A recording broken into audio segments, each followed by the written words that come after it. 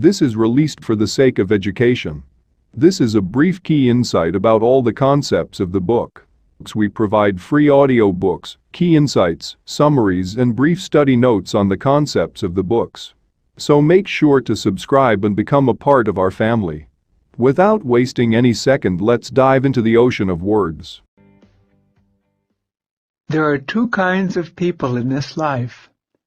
Those who walk into a room and say, "Well, here I am," and those who walk in and say, "Ah, there you are." Introduction.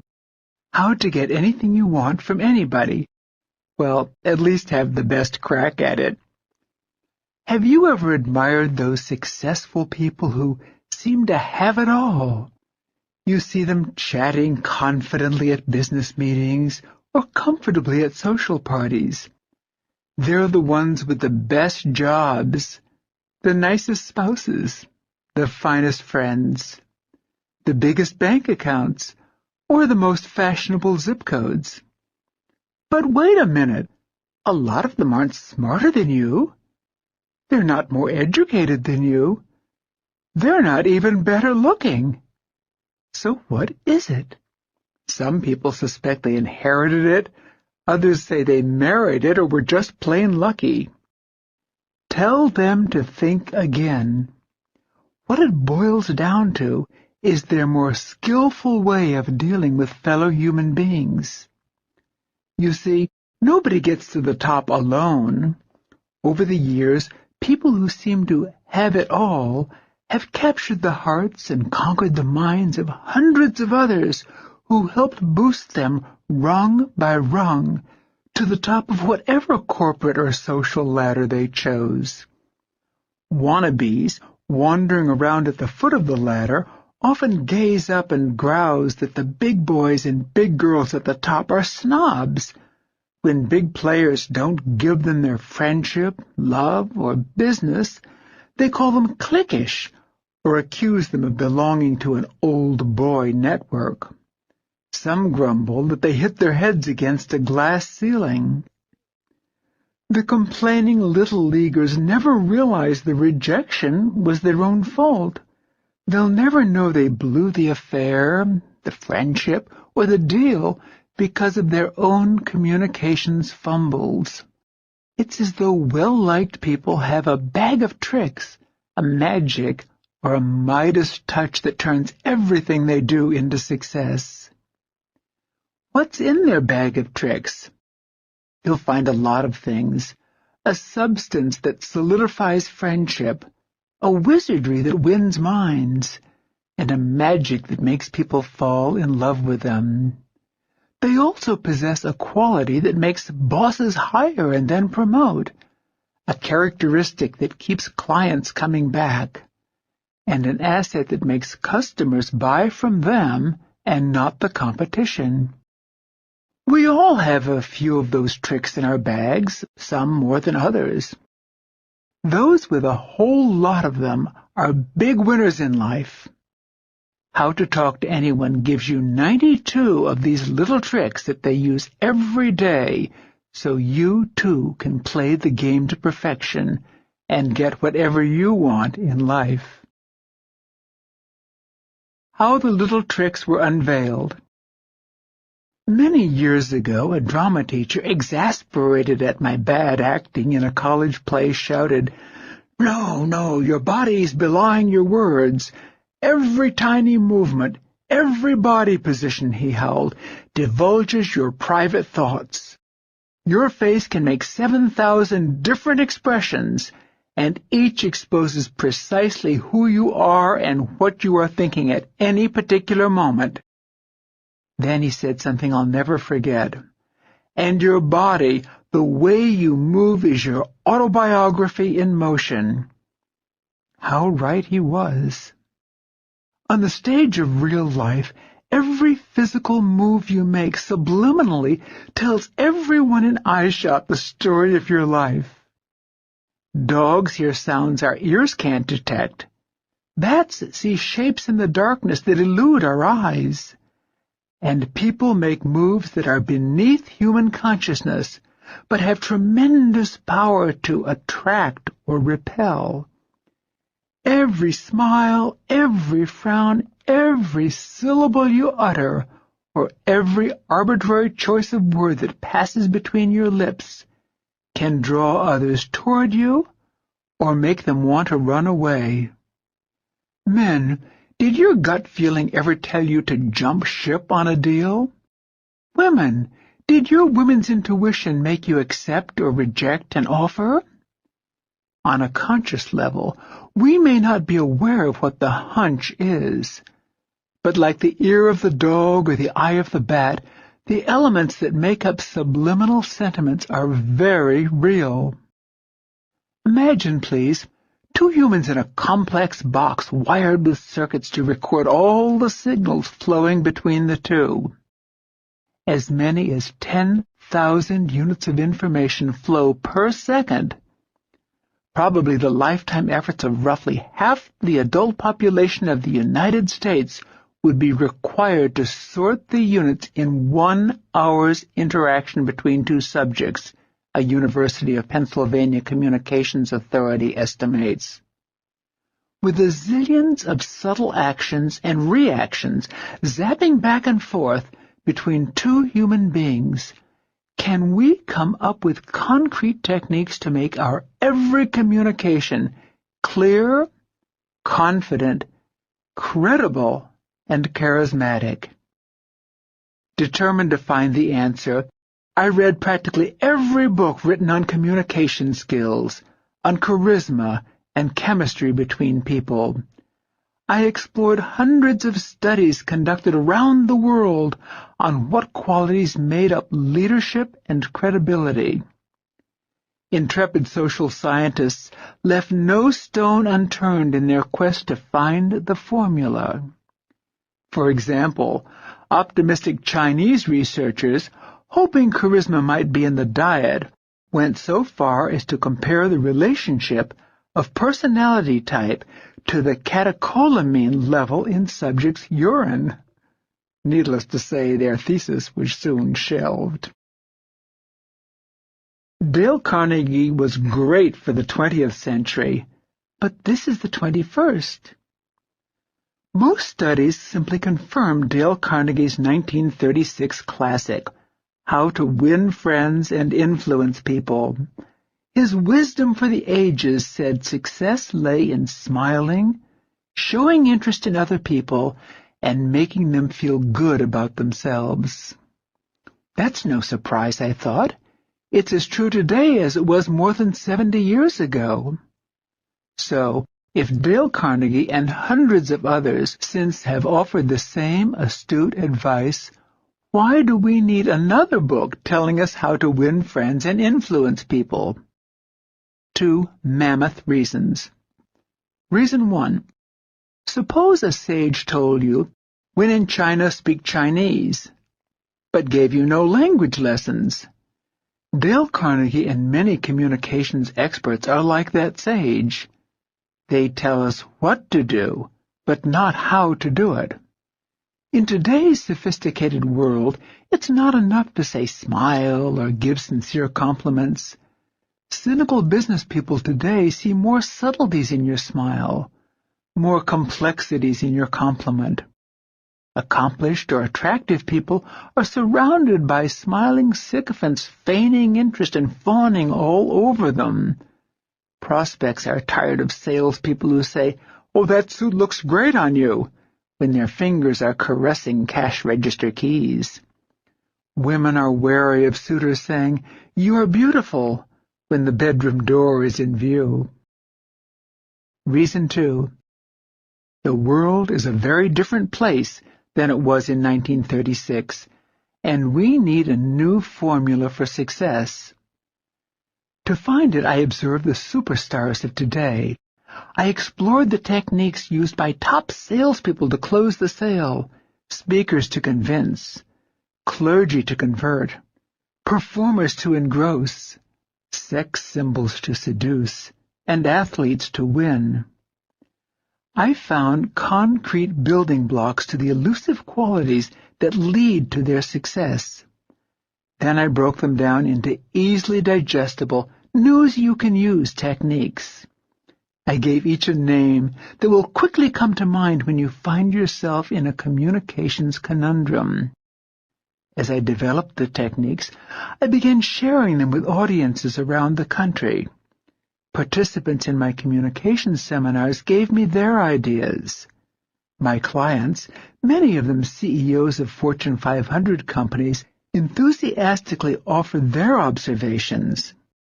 When I was in the presence of the most successful and beloved leaders, I analyzed their body language and their facial expressions. I listened carefully to their casual conversations, their timing, and their choice of words. I watched as they dealt with their families, friends, associates, and adversaries. Every time I detected a little nip of magic in their communicating, I asked them to pluck it out with tweezers and expose it to the bright light of consciousness. We analyzed it together, and then I turned it into an easy-to-do little trick others could duplicate and profit from. My findings and the strokes of some of those very effective folks are in this book. Some are subtle, some are surprising, but all are achievable. When you master them, everyone from new acquaintances to family, friends, and business associates will happily open their hearts, homes, companies, and even wallets to give you whatever they can. There's a bonus. As you sail through life with your new communication skills, you will look back and see some very happy givers smiling in your wake. Part 1. How to intrigue everyone without saying a word. You only have 10 seconds to show you're a somebody. The exact moment that two humans lay eyes on each other has awesome potency. The first sight of you is a brilliant holograph. It burns its way into your new acquaintance's eyes and can stay emblazoned in his or her memory forever. Artists are sometimes able to capture this quicksilver, fleeting emotional response. My friend Robert Grossman is an accomplished caricature artist who draws regularly for Forbes, Newsweek, Sports Illustrated, Rolling Stone, and other popular publications. Bob has a unique gift for capturing not only the physical appearance of his subjects, but for zeroing in on the essence of their personalities. The bodies and souls of hundreds of luminaries radiate from his sketchpad.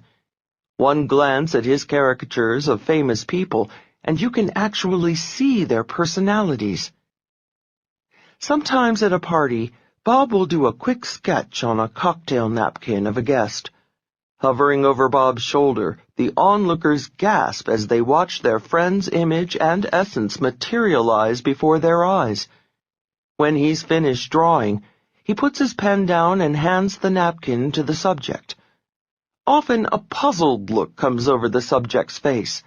He or she usually mumbles some politeness like, "Well, that's great, but it really isn't me." The crowd's convincing crescendo of, "Oh, yes, it is," drowns the subject out and squelches any lingering doubt.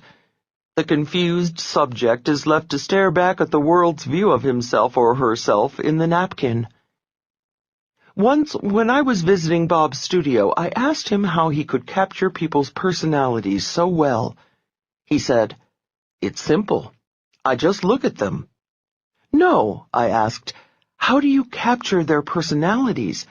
Don't you have to do a lot of research about their lifestyle, their history?"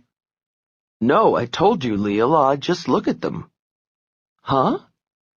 He went on to explain, "Almost every facet of people's personalities is evident from their appearance, their posture, the way they move. For instance," he said, calling me over to a file where he kept his caricatures of political figures. "See," Bob said, pointing to angles on various presidential body parts. "Here's the boyishness of Clinton, showing me his half-smile, the awkwardness of the elder George Bush, pointing to his shoulder angle, the charm of Reagan, noting the ex-president's smiling eyes, the shiftiness of Nixon, pointing to the furtive tilt of his head. Digging a little deeper into his file, he pulled out Franklin Delano Roosevelt, and pointing to the nose high in the air, "Here's the pride of FDR. It's all in the face and the body." First impressions are indelible. Why? Because in our fast-paced information overload world of multiple stimuli bombarding us every second, people's heads are spinning. They must form quick judgments to make sense of the world and get on with what they have to do. So whenever people meet you, they take an instant mental snapshot. That image of you becomes the data they deal with for a very long time. Your body shrieks before your lips can speak. Are their data accurate? Amazingly enough, yes. Even before your lips part and the first syllable escapes, the essence of you has already axed its way into their brains. The way you look and the way you move is more than 80% of someone's first impression of you. Not one word need be spoken. I've lived and worked in countries where I didn't speak the native language. Yet without one understandable syllable spoken between us, the years proved my first impressions were on target. Whenever I met new colleagues, I could tell instantly how friendly they felt toward me, how confident they were, and approximately how much stature they had in the company. I could sense, just from seeing them move, who the heavyweights were and who were the welterweights. I have no extrasensory skill. You'd know too. How? Because before you have had time to process a rational thought, you get a sixth sense about someone. Studies have shown emotional reactions occur even before the brain has had time to register what's causing their reaction. Thus, the moment someone looks at you, he or she experiences a massive hit, the impact of which lays the groundwork for the entire relationship. Bob told me he captures that first hit in creating his caricatures. Deciding to pursue my own agenda for how to talk to anyone, I asked, "Bob, if you wanted to portray somebody really cool, intelligent, strong, charismatic, principled, fascinating, caring, interested in other people." "Easy," Bob interrupted. He knew precisely what I was getting at. "Just give him great posture, a heads-up look, a confident smile, and a direct gaze. It's the ideal image for somebody who's a somebody." How to look like a somebody. My friend Karen is a highly respected professional in the home furnishings business. Her husband is an equally big name in the communications field. They have 2 small sons. Whenever Karen is at a home furnishings industry event, everyone pays deference to her. She's a very important person in that world. Her colleagues at conventions jostle for position just to be seen casually chatting with her and, they hope, be photographed rubbing elbows with her for industry Bibles like Home Furnishings Executive and Furniture World. Yet, Karen complains, when she accompanies her husband to communications functions, she might as well be a nobody. When she takes her kids to school functions, she's just another mom. She once asked me, "Leal, how can I stand out from the crowd so people who don't know me will approach me and at least assume I'm an interesting person?"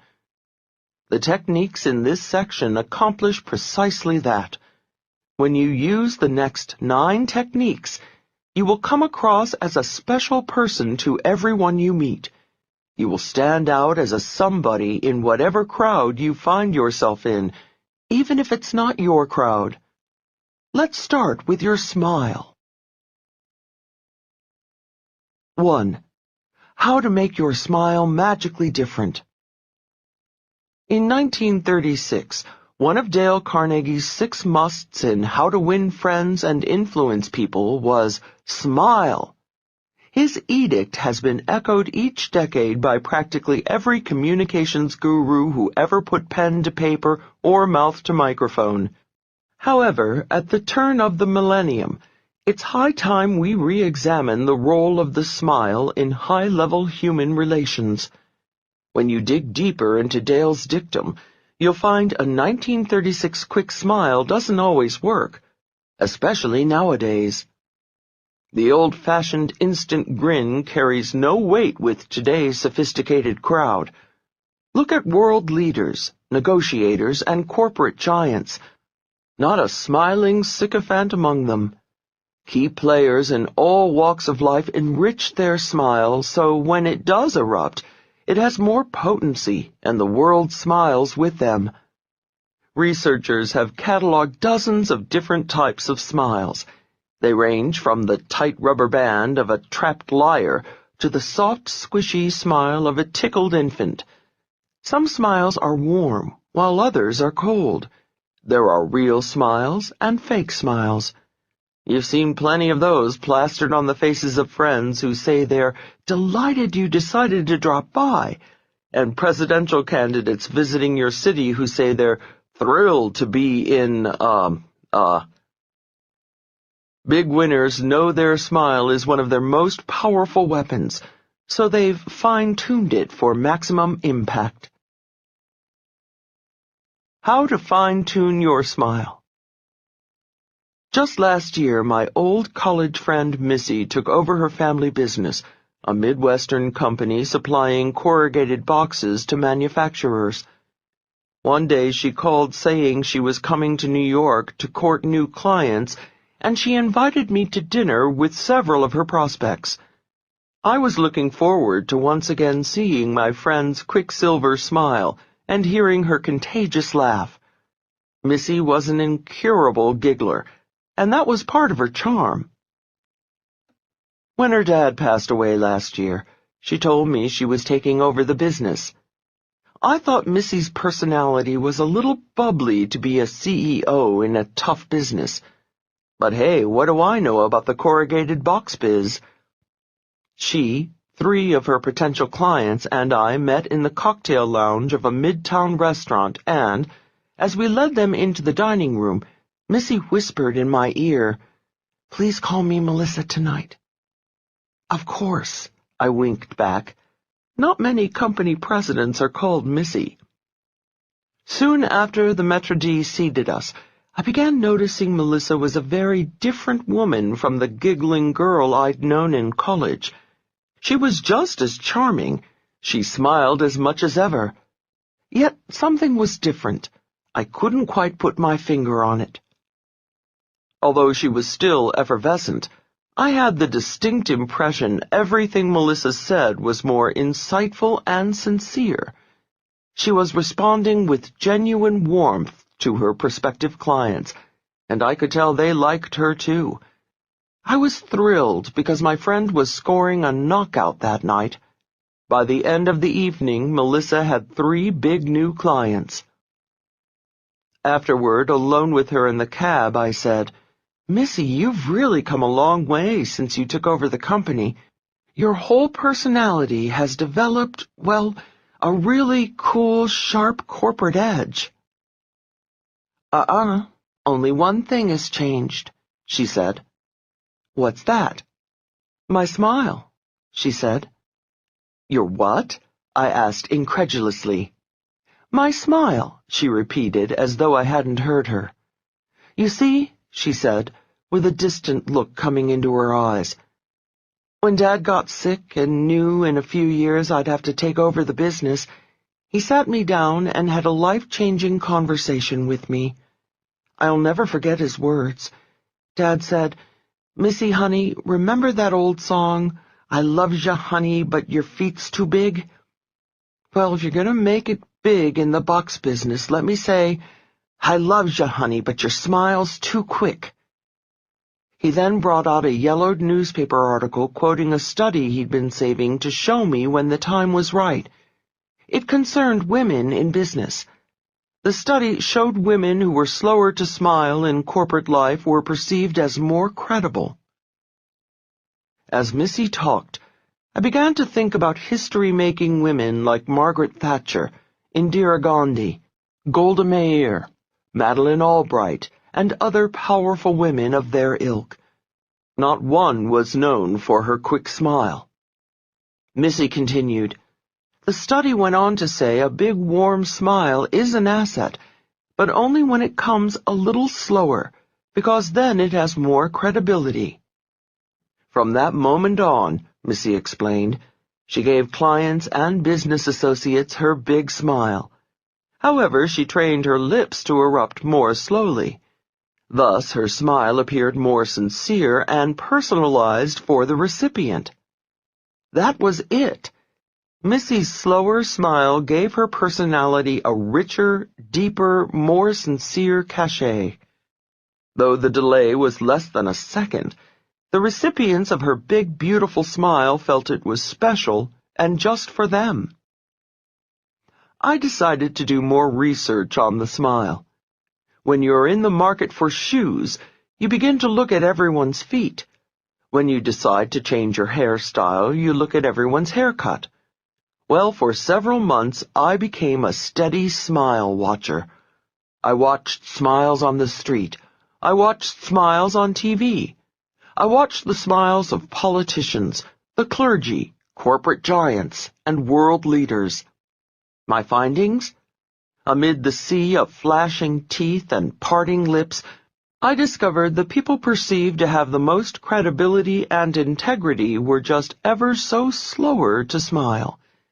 Then, when they did, their smiles seemed to seep into every crevice of their faces and envelop them like a slow flood. Thus, I call the following technique the flooding smile. Technique number 1. The flooding smile. Don't flash an immediate smile when you greet someone, as though anyone who walked into your line of sight would be the beneficiary. Instead, look at the other person's face for a second. Pause. Soak in their persona. Then let a big, warm, responsive smile flood over your face and overflow into your eyes. It will engulf the recipient like a warm wave. The split-second delay convinces people your flooding smile is genuine and only for them. Let us now travel but a few inches north to two of the most powerful communications tools you possess, your eyes. 2. How to strike everyone as intelligent and insightful by using your eyes. It's only a slight exaggeration to say Helen of Troy could launch ships with her eyes, and Davy Crockett could stare down a bear. Your eyes are personal grenades that have the power to detonate people's emotions. Just as martial arts masters register their fists as lethal weapons, you can register your eyes as psychological lethal weapons when you master the following eye contact techniques. Beloved people in the game of life look beyond the conventional wisdom that teaches, keep good eye contact.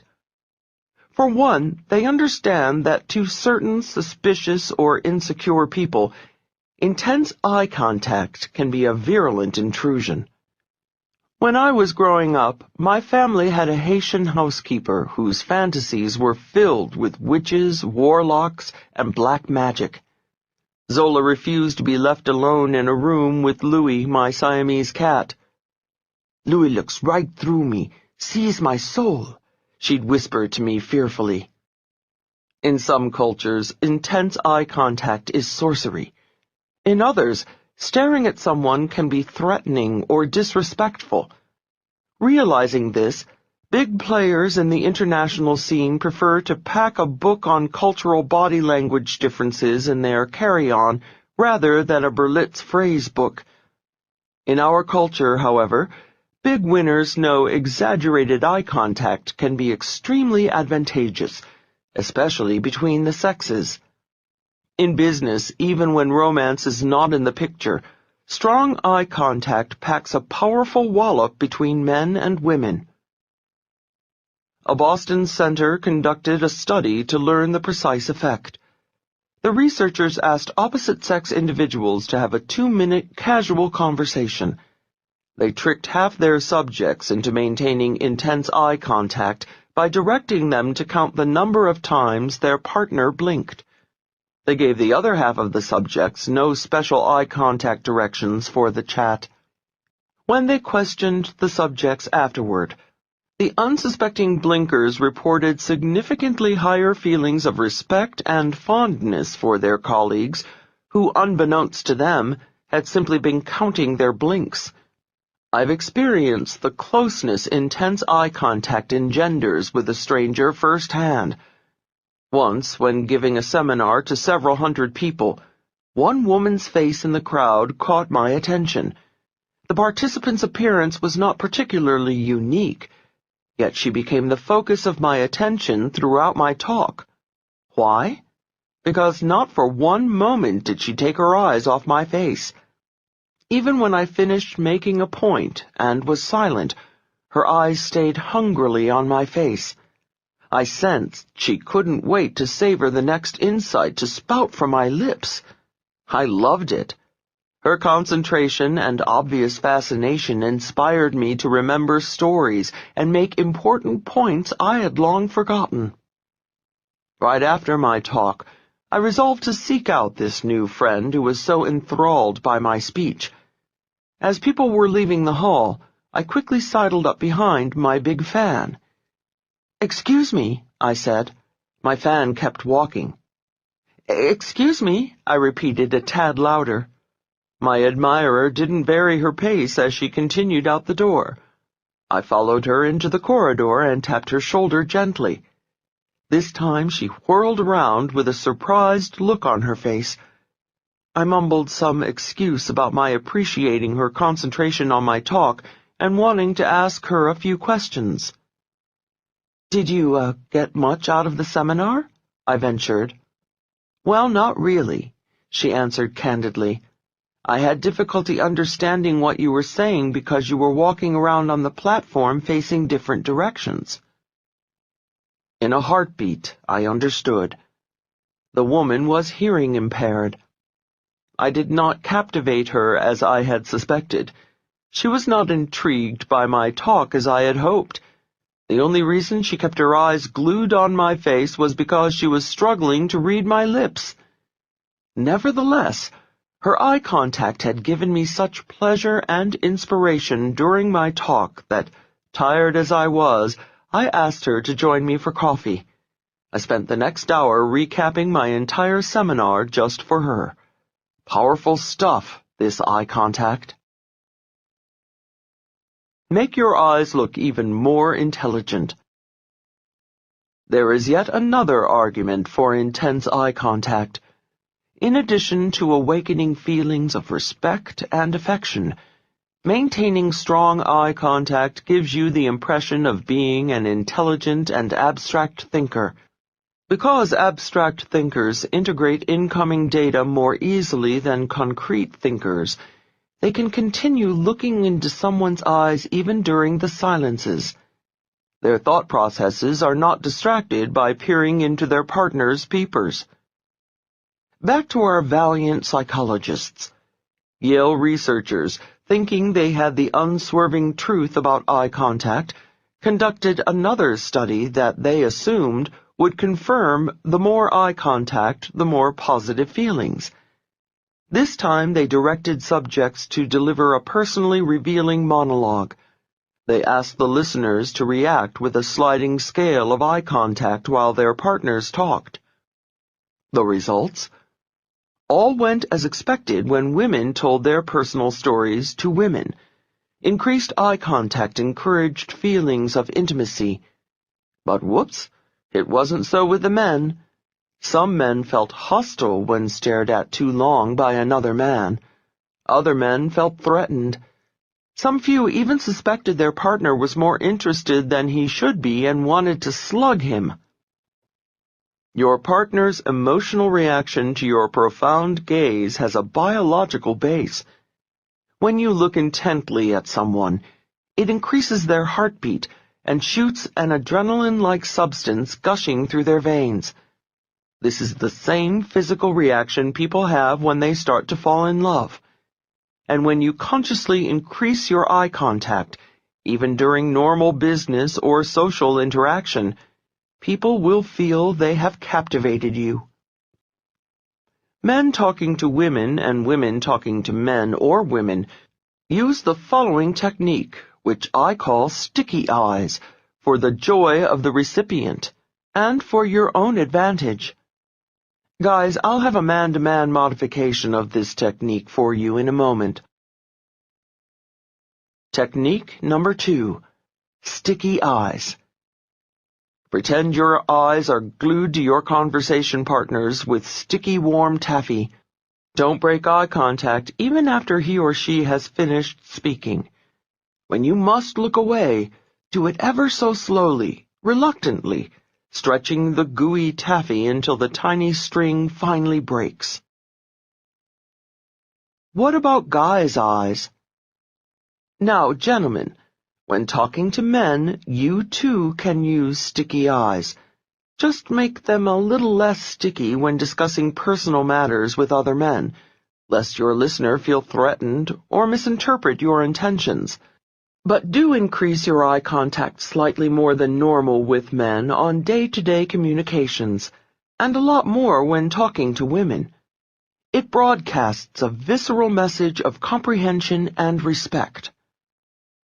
I have a friend, Sammy, a salesman who unwittingly comes across as an arrogant chap.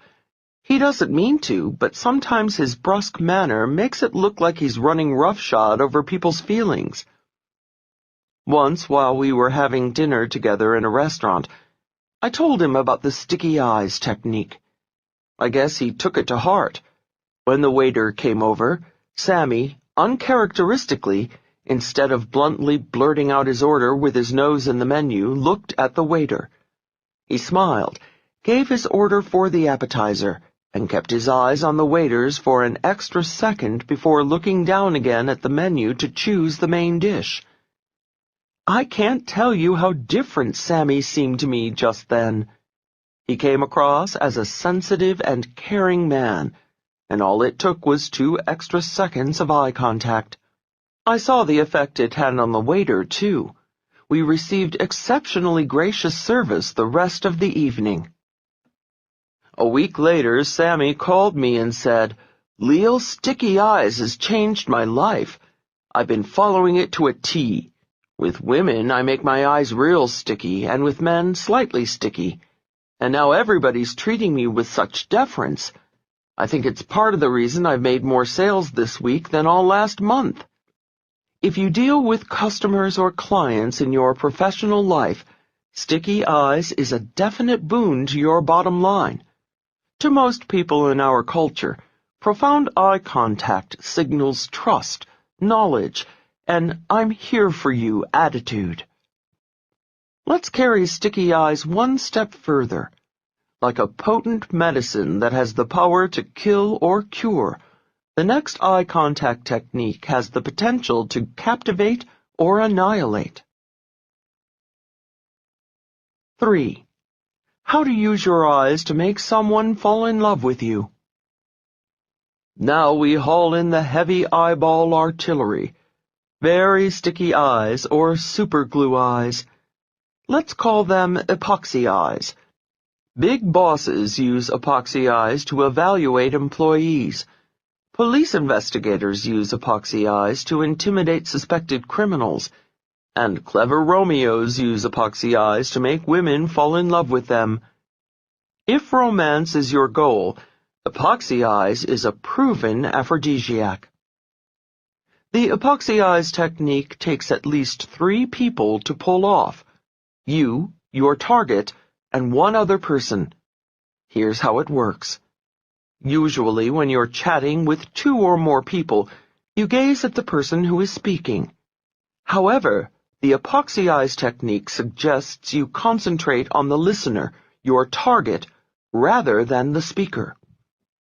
This slightly disorients the target, and he or she silently asks, "Why is this person looking at me instead of the speaker?" Your target senses you are extremely interested in his or her reactions. This can be beneficial in certain business situations when it is appropriate that you judge the listener. Human resources professionals often use epoxy eyes, not as a technique, but because they are sincerely interested in a prospective employee's reaction to certain ideas being presented. Attorneys, bosses, police investigators, psychologists, and others who must examine subjects' reactions also use epoxy eyes for analytical purposes. When you use epoxy eyes, it sends out signals of interest blended with complete confidence in yourself. But because epoxy eyes puts you in a position of evaluating or judging someone else, you must be careful. Don't overdo it, or you could come across as arrogant and brazen. Technique number 3. Epoxy eyes. This brazen technique packs a powerful punch. Watch your target person even when someone else is talking.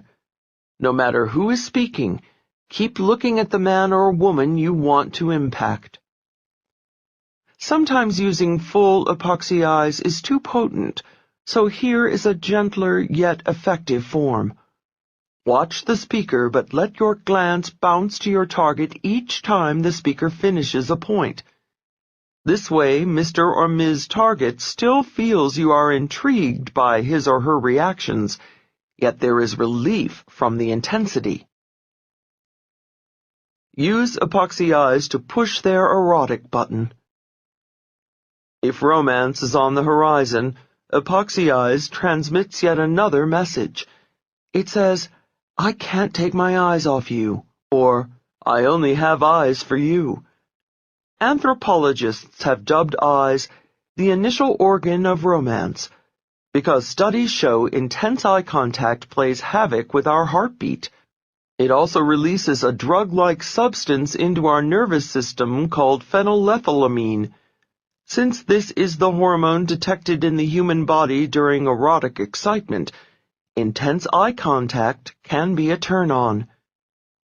Men, epoxy eyes is extremely effective on women, if they find you attractive. The lady interprets her nervous reaction to your untoward gaze as budding infatuation. If she does not like you, however, your epoxy eyes is downright obnoxious. Never use epoxy eyes on strangers in public settings or you could get arrested. 4. How to look like a big winner wherever you go. Do you remember the lyrics to the old Shirley Bassey song? The minute you walked in the joint, I could see you were a man of distinction, a real big spender. Good-looking, so refined. Say, wouldn't you like to know what's going on in my mind? The goal of this first section is not to make you look like a real big spender. Rather, it is to give you the cachet of a real big somebody the moment people lay eyes on you. To that end, we now explore the most important technique to make you look like a very important person. When the doctor smacks your knee with that nasty little hammer, your foot jerks forward. Thus the phrase knee-jerk reaction. Your body has another instinctive reaction. When a big jolt of happiness hits your heart and you feel like a winner, your head jerks up automatically and you throw your shoulders back. A smile frames your lips and softens your eyes. This is the look winners have constantly. They stand with assurance. They move with confidence. They smile softly with pride. No doubt about it. Good posture symbolizes that you are a man or woman who is used to being on top. Obviously, millions of mothers sticking their knuckles between their kids' shoulder blades and trillions of teachers telling students, "Stand up straight," hasn't done the trick. We are a nation of slouchers. We need a technique more stern than teachers and more persuasive than parents to make us stand like a somebody. In one profession, perfect posture, perfect equilibrium, Perfect balance is not only desirable, it's a matter of life and death. One false move, one slump of the shoulders, one hangdog look can mean curtains for the high-wire acrobat. I'll never forget the first time Mama took me to the circus. When 7 men and women raced into the center ring, the crowd rose as though they were all joined at the hips. They cheered with one thunderous voice. Mama pressed her lips against my ear and reverently whispered these were the great Walendas, the only troupe in the world to perform the 7-person pyramid without a net. In an instant, the crowd became hushed. Not a cough or soda slurp was heard in the big top as Carl and Herman Walenda shouted cues in German to their trusting relatives. The family meticulously and majestically ascended into the position of a human pyramid. They then balanced precariously on a thin wire hundreds of feet above the hard dirt, with no net between them and sudden death. The vision was unforgettable. To me, equally unforgettable was the beauty and grace of the 7 Walendas racing into the center of the big top to take their bows. Each perfectly aligned, head high, shoulders back, standing so tall it still didn't seem like their feet were touching the ground. Every muscle in their bodies defined pride, success, and their joy of being alive. Still. Here is a visualization technique to get your body looking like a winner who is in the habit of feeling that pride, success, and joy of being alive. Your posture is your biggest success barometer. Imagine you are a world-renowned acrobat, master of the Iron Jaw act waiting in the wings of the Ringling Brothers and Barnum and Bailey Circus. Soon you will dart into the center ring to captivate the crowd with the precision and balance of your body. Before walking through any door, the door to your office, a party, a meeting, even your kitchen, picture a leather bit hanging by a cable from the frame. It is swinging just an inch higher than your head. As you pass through the door, throw your head back and chomp on the imaginary dental grip that first pulls your cheeks back into a smile and then lifts you up. As you ascend high above the gasping crowd, your body is stretched into perfect alignment. Head high, shoulders back, torso out of hips, feet weightless. At the zenith of the tent, you spin like a graceful top to the amazement and admiration of the crowd craning their necks to watch you. Now you look like a somebody. One day, to test hang by your teeth, I decided to count how many times I walked through a doorway. 60 times, even at home. You calculate. Twice out your front door, twice in, 6 times to the bathroom, 8 times to the kitchen, and through countless doors at your office. It adds up. Visualize anything 60 times a day and it becomes a habit. Habitual good posture is the first mark of a big winner. You are now ready to float into the room to captivate the crowd or close the sale, or maybe just settle for looking like the most important somebody in the room. You now have all the basics Bob the artist needs to portray you as a big winner. Like he said, great posture, a heads-up look, a confident smile, and a direct gaze. The ideal image for somebody who's a somebody. Technique number 4. Hang by your teeth. Visualize a circus iron jaw bit hanging from the frame of every door you walk through. Take a bite, and with it firmly between your teeth, let it swoop you to the peak of the big top. When you hang by your teeth, every muscle is stretched into perfect posture position. Now let's put the whole act into motion. It's time to turn your attention outward to your conversation partner. Use the next 2 techniques to make him or her feel like a million. 5. How to win their heart by responding to their inner infant. Remember the old joke? The comic comes on stage and the first words out of his mouth are, "Well, how do you like me so far?" The audience always cracks up. Why? Because we all silently ask that question. Whenever we meet someone, we know, consciously or subconsciously, how they're reacting to us. Do they look at us? Do they smile? Do they lean toward us? Do they somehow recognize how wonderful and special we are? We like those people. They have good taste. Or do they turn away, obviously unimpressed by our magnificence? The cretins! Two people getting to know each other are like little puppies sniffing each other out. We don't have tails that wag or hair that bristles, but we do have eyes that narrow or widen, and hands that flash knuckles or subconsciously soften in the palms up, I submit position. We have dozens of other involuntary reactions that take place in the first few moments of togetherness.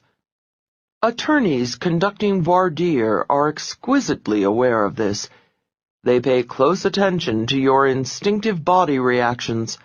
They watch to see how fully you are facing them, and just how far forward or back you're leaning while answering their questions.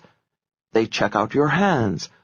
Are they softly open, palms up, signifying acceptance of the ideas they're expressing? Or are you making a slight fist, knuckles out, signaling rejection? They scrutinize your face for the split seconds you break eye contact when discussing relevant subjects, like your feelings on big awards for damages or the death penalty. Sometimes attorneys bring along a legal assistant whose sole job is to sit on the sidelines and take precise note of your every fidget. An interesting aside.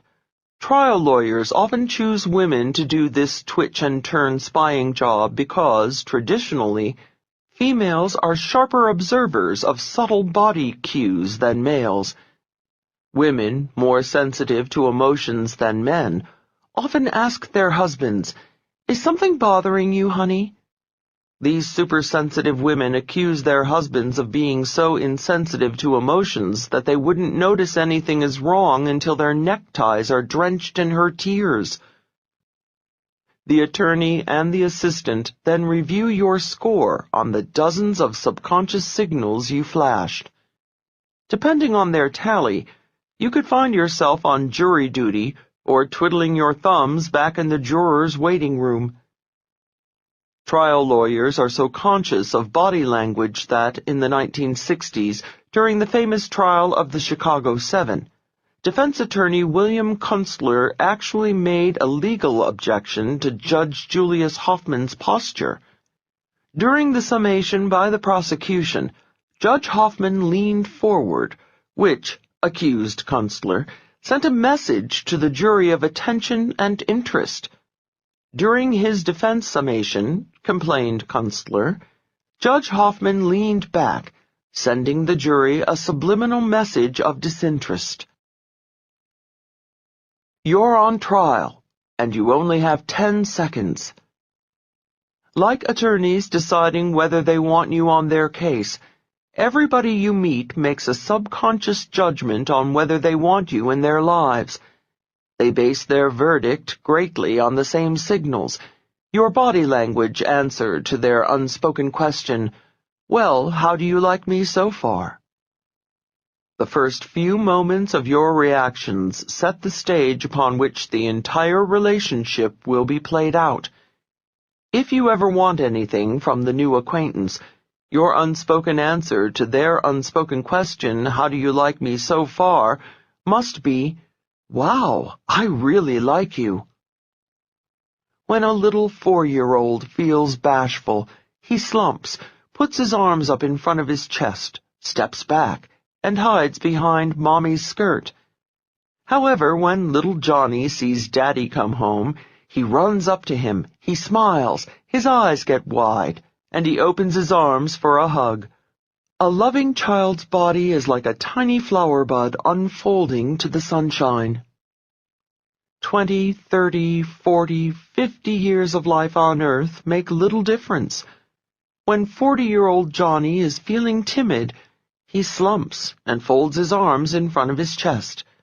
When he wants to reject a salesman or business colleague, he turns away and closes them off with a myriad of body signals.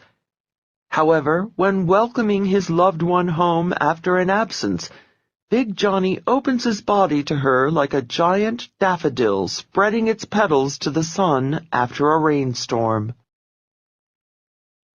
Treat people like big babies. Once I was at a corporate star-studded party with an attractive recently divorced friend of mine. Carla had been a copywriter with one of the leading advertising agencies which, like so many companies then, had downsized. My girlfriend was both out of work and out of a relationship. At this particular party, the pickings for Carla were good, both personally and professionally. Several times as Carla and I stood talking, one good-looking corporate male beast or another would find himself within a few feet of us. More often than not, one of these desirable males would flash his teeth at Carla. She sometimes graced the tentatively courting male with a quick smile over her shoulder, but then she'd turn back to our mundane conversation as though she were hanging on my every word. I knew she was trying not to look anxious, but inside Carla was crying out, "Why doesn't he come speak to us?"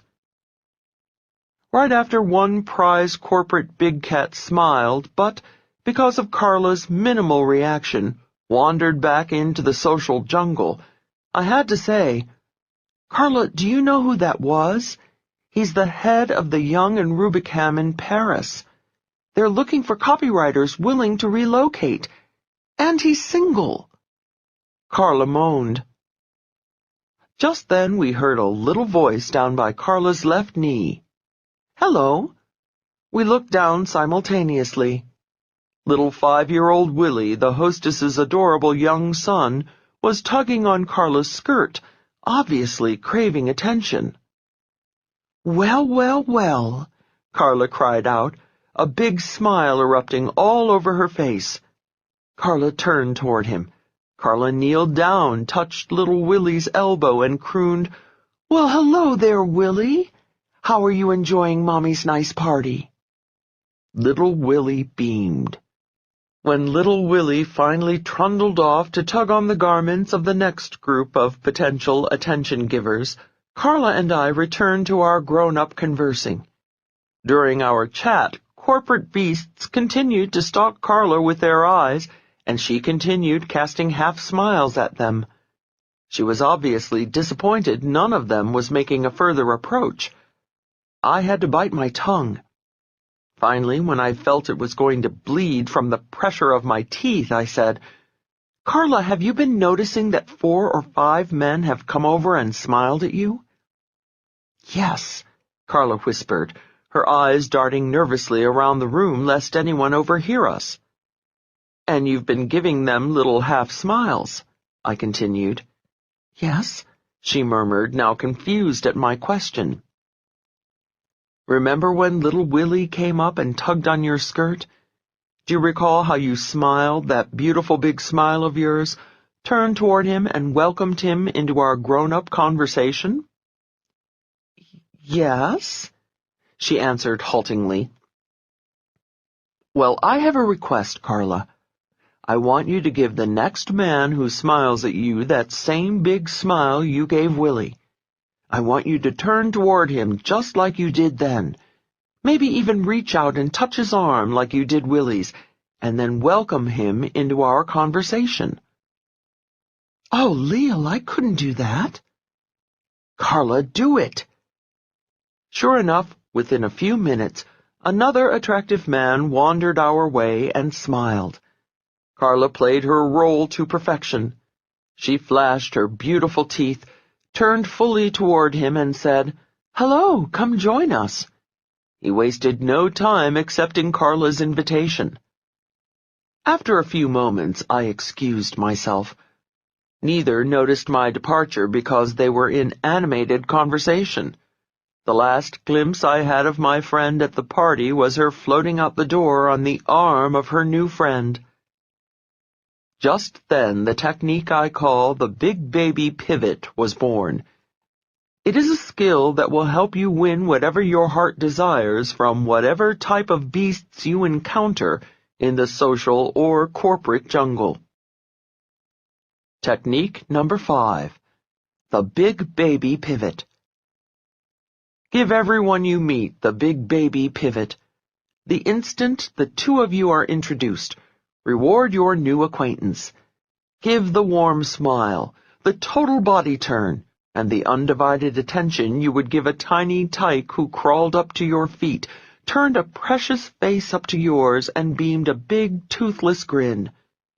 Pivoting 100% toward the new person, shouts, "I think you are very, very special." Remember, buried deep inside everyone is a big baby who is rattling the crib, wailing out for recognition of how very special he or she is. The following technique reinforces the big baby's suspicion that he or she is indeed the center of the universe. 6.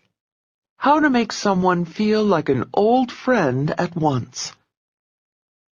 A very wise man with the funny name of Zig once told me, "People don't care how much you know until they know how much you care about them." Zig Ziglar is right. The secret to making people like you is showing how much you like them. Your body is a 24-hour broadcasting station revealing to anyone within eyeshot precisely how you feel at any given moment. Even if your hang-by-your-teeth posture is gaining their respect, your flooding smile and the big baby pivot are making them feel special, and your sticky eyes are capturing their hearts and minds, the rest of your body can reveal any incongruence. Every inch, from the crinkle of your forehead to the position of your feet, must give a command performance if you want to effectively present an "I care about you" attitude. Unfortunately, when meeting someone, our brains are in overdrive. Remember Shakespeare's Julius Caesar? He said of Cassius, "He has a lean and hungry look. He thinks too much. Such men are dangerous." So it is with our brains when conversing with a new acquaintance. Our brains become lean. Some of us are fighting off shyness. Others are frantically sizing up the situation. And hungry. We're deciding what, if anything, we want from this potential relationship. So we think too much instead of responding with candid, unself-conscious friendliness. Such actions are dangerous to impending friendship, love, or commerce. When our bodies are shooting off 10,000 bullets of stimuli every second, a few shots are apt to misfire and reveal shyness or hidden hostility. We need a technique to ensure every shot aims right at the heart of our subject. We need to trick our bodies into reacting perfectly. To find it, let's explore the only time we don't need to worry about any shyness or negativity slipping out through our body language. It's when we feel none. That happens when we're chatting with close friends. When we see someone we love or feel completely comfortable with, we respond warmly from head to toe without a thought. Our lips part happily. We step closer. Our arms reach out. Our eyes become soft and wide. Even our palms turn up and our bodies turn fully toward our dear friend. How to trick your body into doing everything right. Here's a visualization technique that accomplishes all that. It guarantees that everyone you encounter will feel your warmth. I call it, "Hello, old friend." When meeting someone, play a mental trick on yourself. in your mind's eye, see him or her as an old friend, someone you had a wonderful relationship with years ago. But somehow you lost track of your friend. You tried so hard to find your good buddy, but there was no listing in the phone book. No information online. None of your mutual friends had a clue. Suddenly, wow, what a surprise! After all those years, the two of you are reunited. You are so happy. That's where the pretending stops. Obviously, you are not going to try to convince the new person that the two of you are really old friends. You are not going to hug and kiss and say, "Great to see you again," or, "How have you been all these years?" You merely say, "Hello, how do you do? I am pleased to meet you." But inside, it's a very different story. You will amaze yourself. The delight of rediscovery fills your face and buoys up your body language. I sometimes jokingly say, if you were a light, you'd beam on the other person. If you were a dog, you'd be wagging your tail. You make this new person feel very special indeed. Technique number 6. Hello, old friend. When meeting someone, imagine he or she is an old friend, an old customer, an old beloved, or someone else you had great affection for. How sad the vicissitudes of life tore you two asunder. But holy mackerel, now the party, the meeting, the convention, has reunited you with your long-lost old friend. The joyful experience starts a remarkable chain reaction in your body from the subconscious softening of your eyebrows to the positioning of your toes, and everything between. In my seminars, I first have people introduce themselves to another participant before they've learned the hello old friend technique. The group chats as though at a pleasant semi-formal gathering. Later, I ask them to introduce themselves to another stranger, imagining they are old friends. The difference is extraordinary. When they're using hello old friend, the room comes alive. The atmosphere is charged with good feeling. The air sparkles with happier, high-energy people. They are standing closer, laughing more sincerely, and reaching out to one another. I feel like I'm attending a terrific bash that's been going on for hours. Not a word need be spoken. The hello old friend technique even supersedes language. Whenever you're traveling in countries where you don't speak the native tongue, be sure to use it. If you find yourself with a group of people who are all speaking a language unknown to you, just imagine them to be a group of your old friends. Everything is fine except they momentarily forgot how to speak English. In spite of the fact you won't understand a word, your whole body still responds with congeniality and acceptance. I've used the hello old friend technique while traveling in Europe. Sometimes my English-speaking friends who live there tell me their European colleagues say I am the friendliest American they've ever met. Yet we'd never spoken a word between us. A self-fulfilling prophecy. An added benefit to the hello old friend technique is it becomes a self-fulfilling prophecy. When you act as though you like someone, you start to really like them. An Adelphi University study called, appropriately, Believing Another Likes or Dislikes You, Behaviors Making the Beliefs Come True, proved it. Researchers told volunteers to treat unsuspecting subjects as though they like them. When surveyed later, the results showed the volunteers wound up genuinely liking the subjects. The unsuspecting subjects were also surveyed. These respondents expressed much higher respect and affection for the volunteers who pretended they liked them. What it boils down to is love begets love, like begets like, Respect begets respect. Use the hello old friend technique, and you will soon have many new old friends who wind up genuinely liking you. You now have all the basics to come across to everyone you meet as a somebody, a friendly somebody. But your job isn't over yet. In addition to being liked, you want to appear credible, intelligent, and sure of yourself. Each of the next 3 techniques accomplishes one of those goals. 7. How to come across as 100% credible to everyone. My friend Helen is a highly respected headhunter. She makes terrific hires for her clients, and I once asked her the secret of her success. Helen replied, "Probably because I can almost always tell when an applicant is lying." "How can you tell?"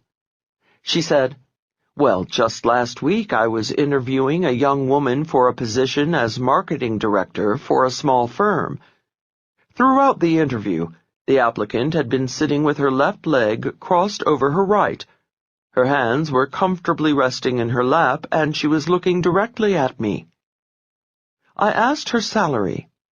Without swerving her eyes from mine, she told me. I asked if she enjoyed her work. Still looking directly at me, she said yes.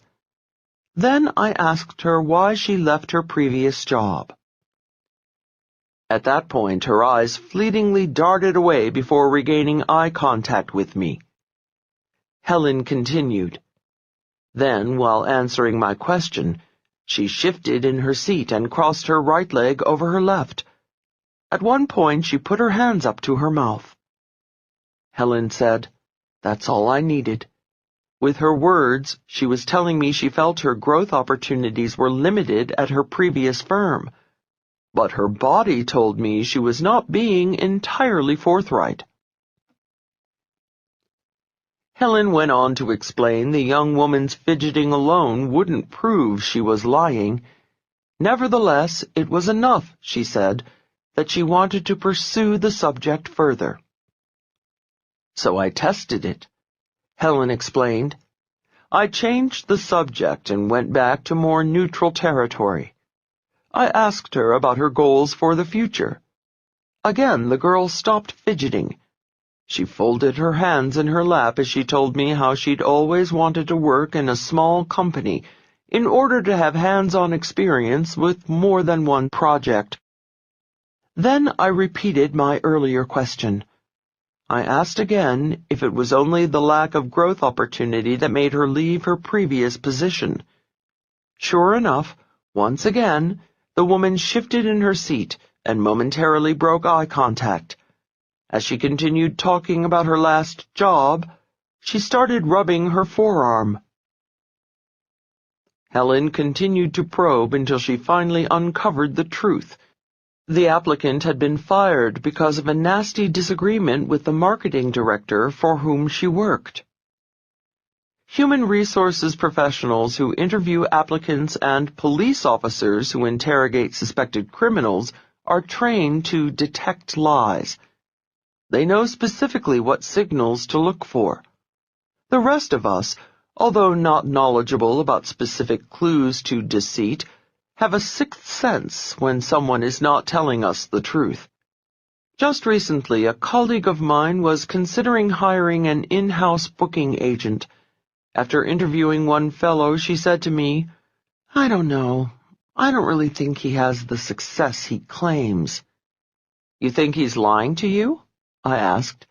"Absolutely. And the funny thing is, I can't tell why. He looked right at me. He answered all my questions directly. There was just something that didn't seem right." Employers often feel this way. They have a gut feeling about someone, but they can't put their finger on it. Because of that, many large companies turn to the polygraph or lie detector, a mechanical apparatus designed to detect if someone is lying. Banks, drugstores, and grocery stores rely heavily on it for pre-employment screening.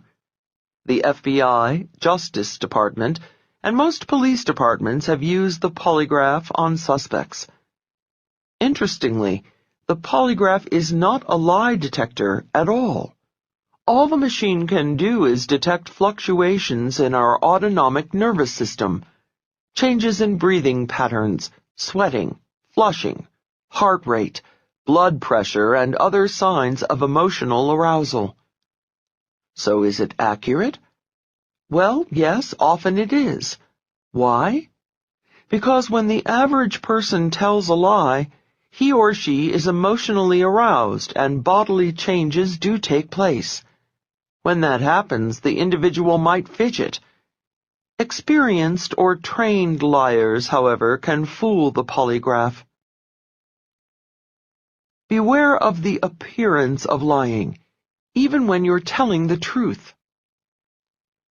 Problems arise for us when we are not lying but are feeling emotional or intimidated by the person with whom we are talking.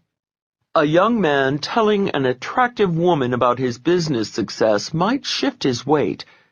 A woman talking about her company's track record to an important client could rub her neck. More problems arise out of the atmosphere. A businessman who doesn't feel nervous at all could loosen his collar because the room is hot. A politician giving a speech outdoors could blink excessively because the air is dusty. Even though erroneous, these fidgety movements give the listeners the sense something just isn't right, or a gut feeling that the speaker is lying. Professional communicators, alert to this hazard, consciously squelch any signs anyone could mistake for shiftiness.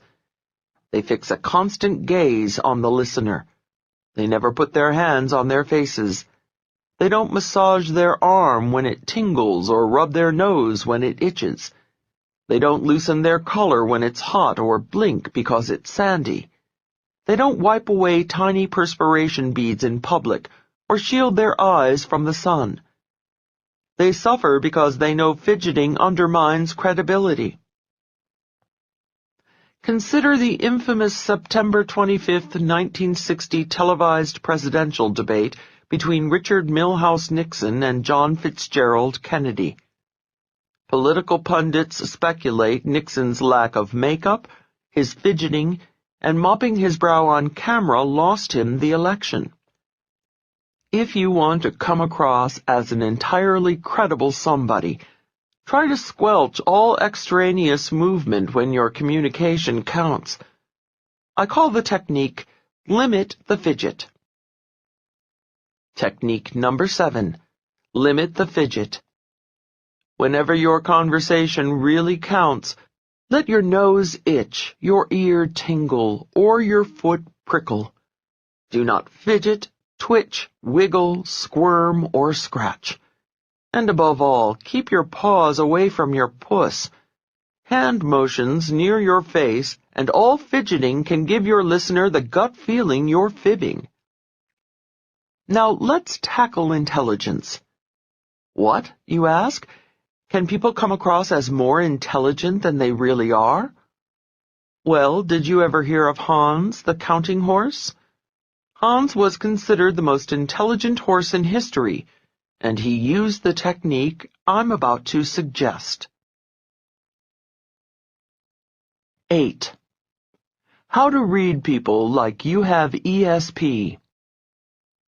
Hans, a very clever horse, inspires this next technique.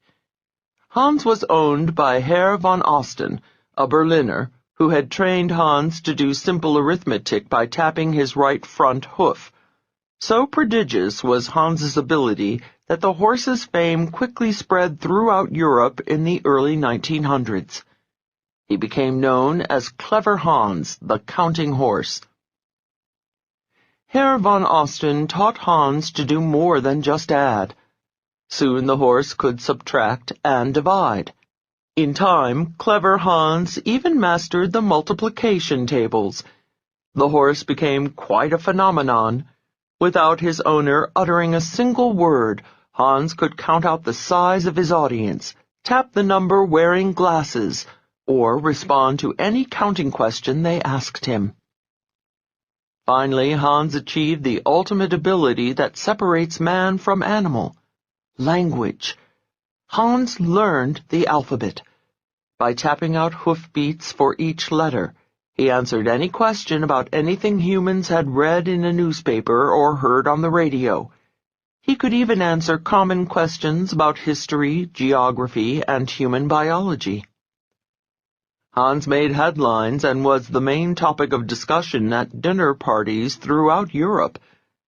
The human horse quickly attracted the attention of scientists, psychology professors, veterinarians, even cavalry officers. Naturally, they were skeptical, so they established an official commission to decide whether the horse was a case of clever trickery or equine genius. Whatever their suspicions, it was obvious to all Hans was a very smart horse. Compared to other horses, Hans was a somebody. Cut to today.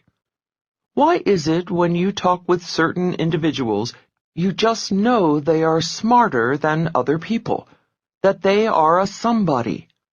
Often they're not discussing highfalutin subjects or using $2 words.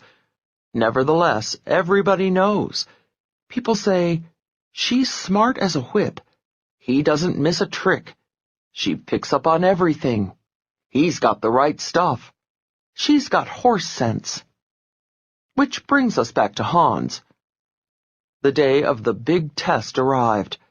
Everyone was convinced it must be a trick orchestrated by Herr von Osten, Hans's owner.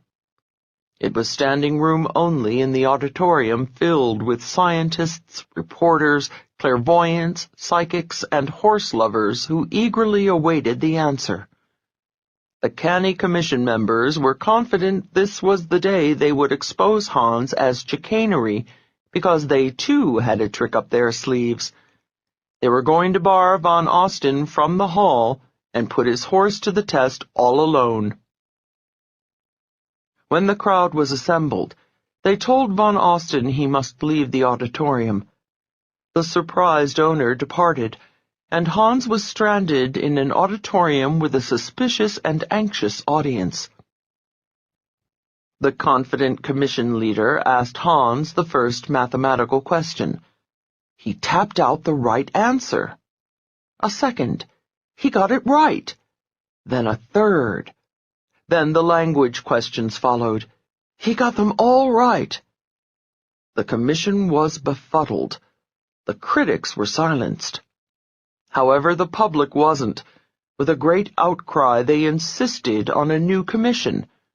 The world waited while, once again, the authorities gathered scientists, professors, veterinarians, cavalry officers, and reporters from around the world. Only after this second commission put Hans to the test did the truth about the clever horse come out. Commission number 2 started the enquiry perfunctorily with a simple addition problem. This time, however, instead of asking the question out loud for all to hear, one researcher whispered a number in Hans's ear, and a second researcher whispered another. Everyone expected Hans to quickly tap out the sum. But Hans remained dumb. Aha! The researchers revealed the truth to the waiting world. Can you guess what that was? Here's a hint. When the audience or researcher knew the answer, Hans did too. Now can you guess? People gave off very subtle body language signals the moment Hans's hoof gave the right number of taps. When Hans started tapping the answer to a question, the audience would show subtle signs of tension. Then, when Hans reached the right number, they responded by an expulsion of breath or a slight relaxation of muscles. Von Osten had trained Hans to stop tapping at that point and therefore appear to give the right answer. Hans was using the technique I call Hans's horse sense. He watched his audience's reactions very carefully and planned his responses accordingly. If a horse can do it, so can you. Have you ever been watching TV when the phone rings? Someone asks you to hit the mute button on the television so they can talk. Because there's no sound now, you watch the TV action more carefully. You see performers smiling, scowling, smirking, squinting, and scores of other expressions. You don't miss a bit of the story because just from their expressions you can tell what they're thinking. Hans's horse sense is just that. Watching people, seeing how they're reacting, and then making your moves accordingly. Even while you're talking, keep your eyes on your listeners and watch how they're responding to what you're saying. Don't miss a trick. Are they smiling? Are they nodding? Are their palms up? They like what they're hearing. Are they frowning? Are they looking away? Are their knuckles clenched? Maybe they don't. Are they rubbing their necks? Are they stepping back? Are their feet pointing toward the door? Maybe they want to get away. You don't need a complete course in body language here. Already your life's experience has given you a good grounding in that. Most people know if their conversation partners step back or look away, they're not interested in what you're saying. When they think you're a pain in the neck, they rub theirs. When they feel superior to you, they steeple their hands. We'll explore more body language specifics in technique number 77, eyeball selling. For the moment, all you need to do is tune to the silent channel being broadcast by the speaker. Technique number 8, Hans's horse sense. Make it a habit to get on a dual track while talking. Express yourself, but keep a keen eye on how your listener is reacting to what you're saying. Then plan your moves accordingly. If a horse can do it, so can a human. People will say you pick up on everything. You never miss a trick. You've got horse sense. You now have 8 techniques to help you come across as a confident, credible, and charismatic person who makes everyone he or she comes in contact with feel like a million. Let's explore one last technique in this section to put it all together and make sure you don't miss a beat. 9. How to make sure you don't miss a single beat. You've seen professional skiing on television? The athlete at the top of the piste, every muscle primed and poised, waiting for the gun to propel him to ultimate victory. Look deeply into his eyes and you'll see he is having an out-of-body experience. In his mind's eye, the skier is swooshing down the slope, zapping back and forth between the poles, and sliding across the finish line in faster time than the world thought possible. The athlete is visualizing. All athletes do it. Divers, runners, jumpers, javelin throwers, lugers, swimmers, skaters, acrobats. They visualize their magic before performing it. They see their own bodies bending, twisting, flipping, or flying through the air. They hear the sound of the wind, the splash in the water, the whir of the javelin, the thud of its landing. They smell the grass, the cement, the pool, the dust.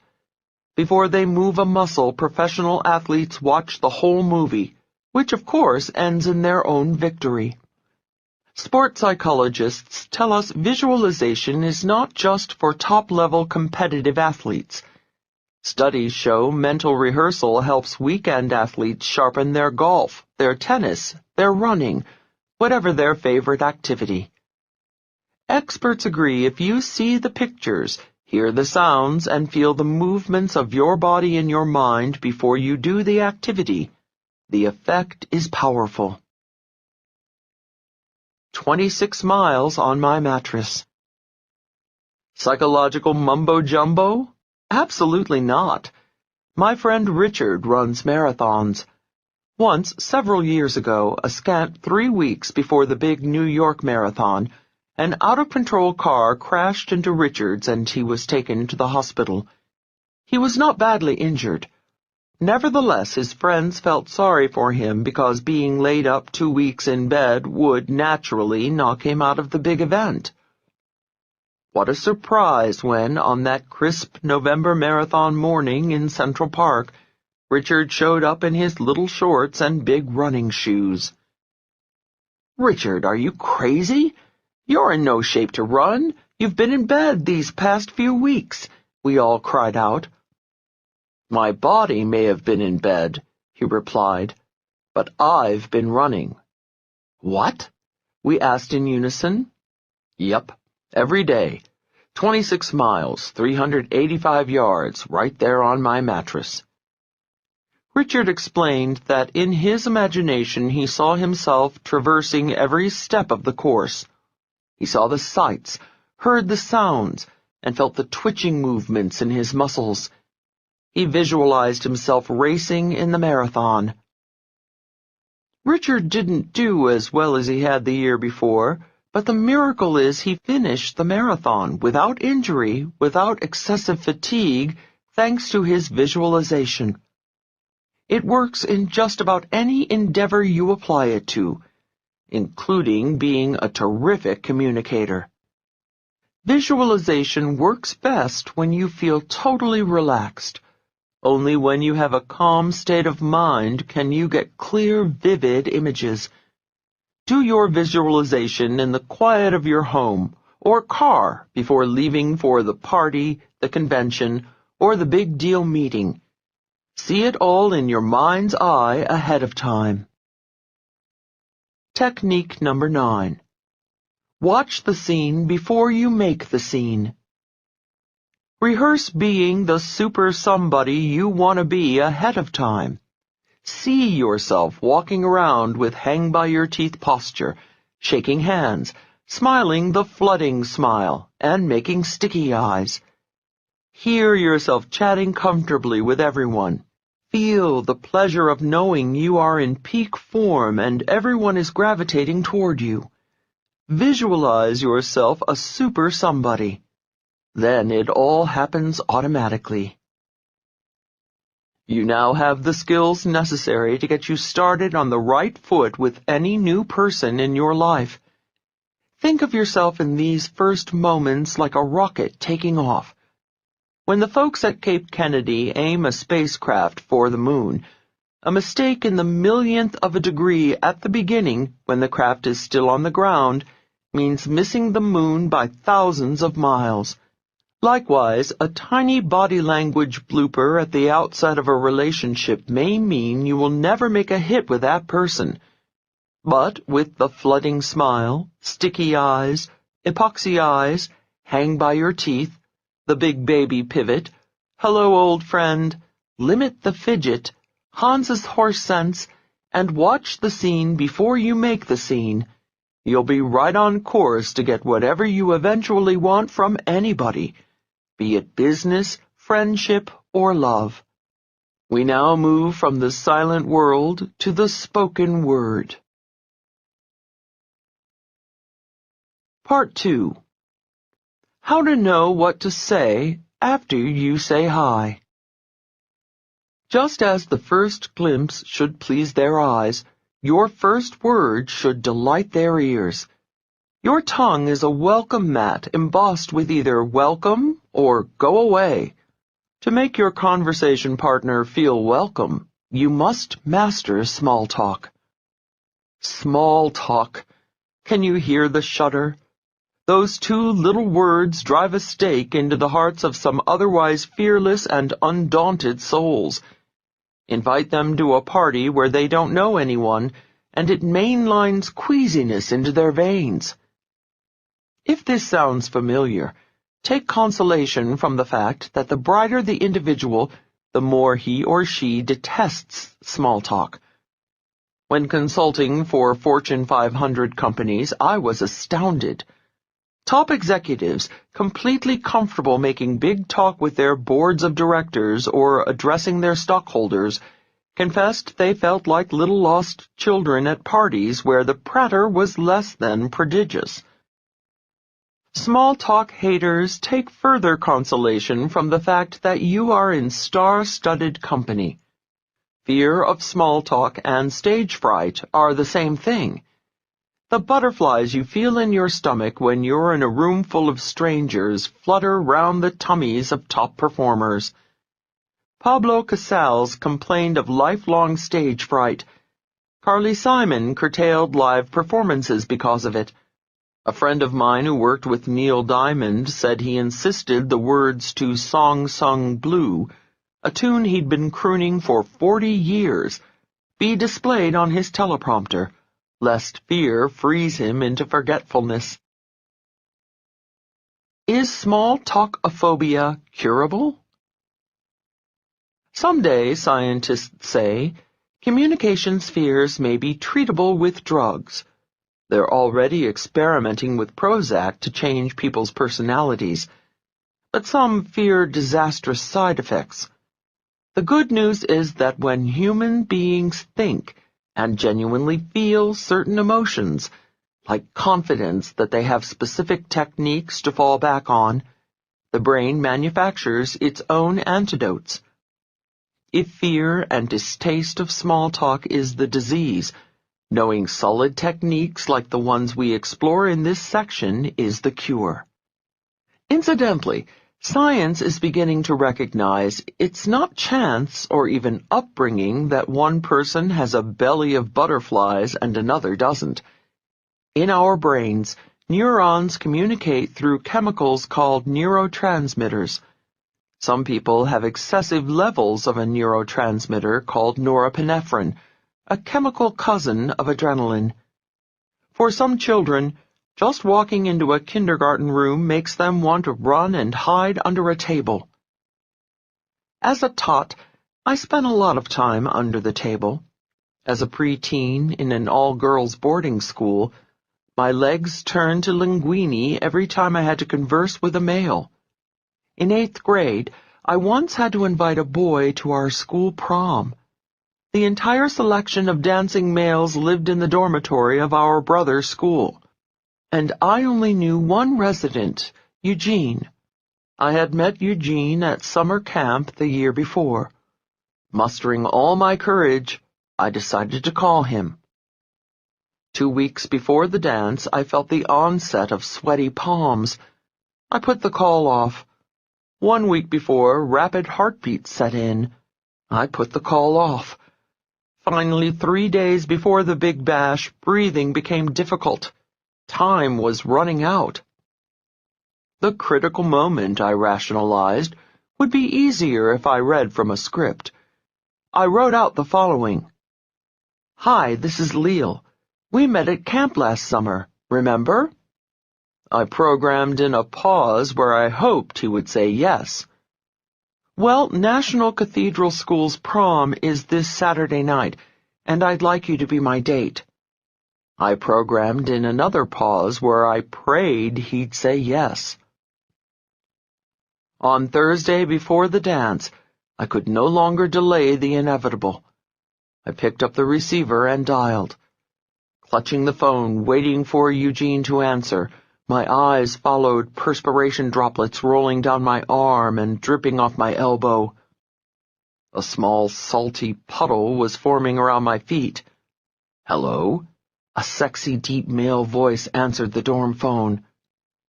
In faster-than-a-speeding-bullet voice, like a nervous novice telemarketer, I shot out, Hi, this is Leal. We met at camp last summer, remember?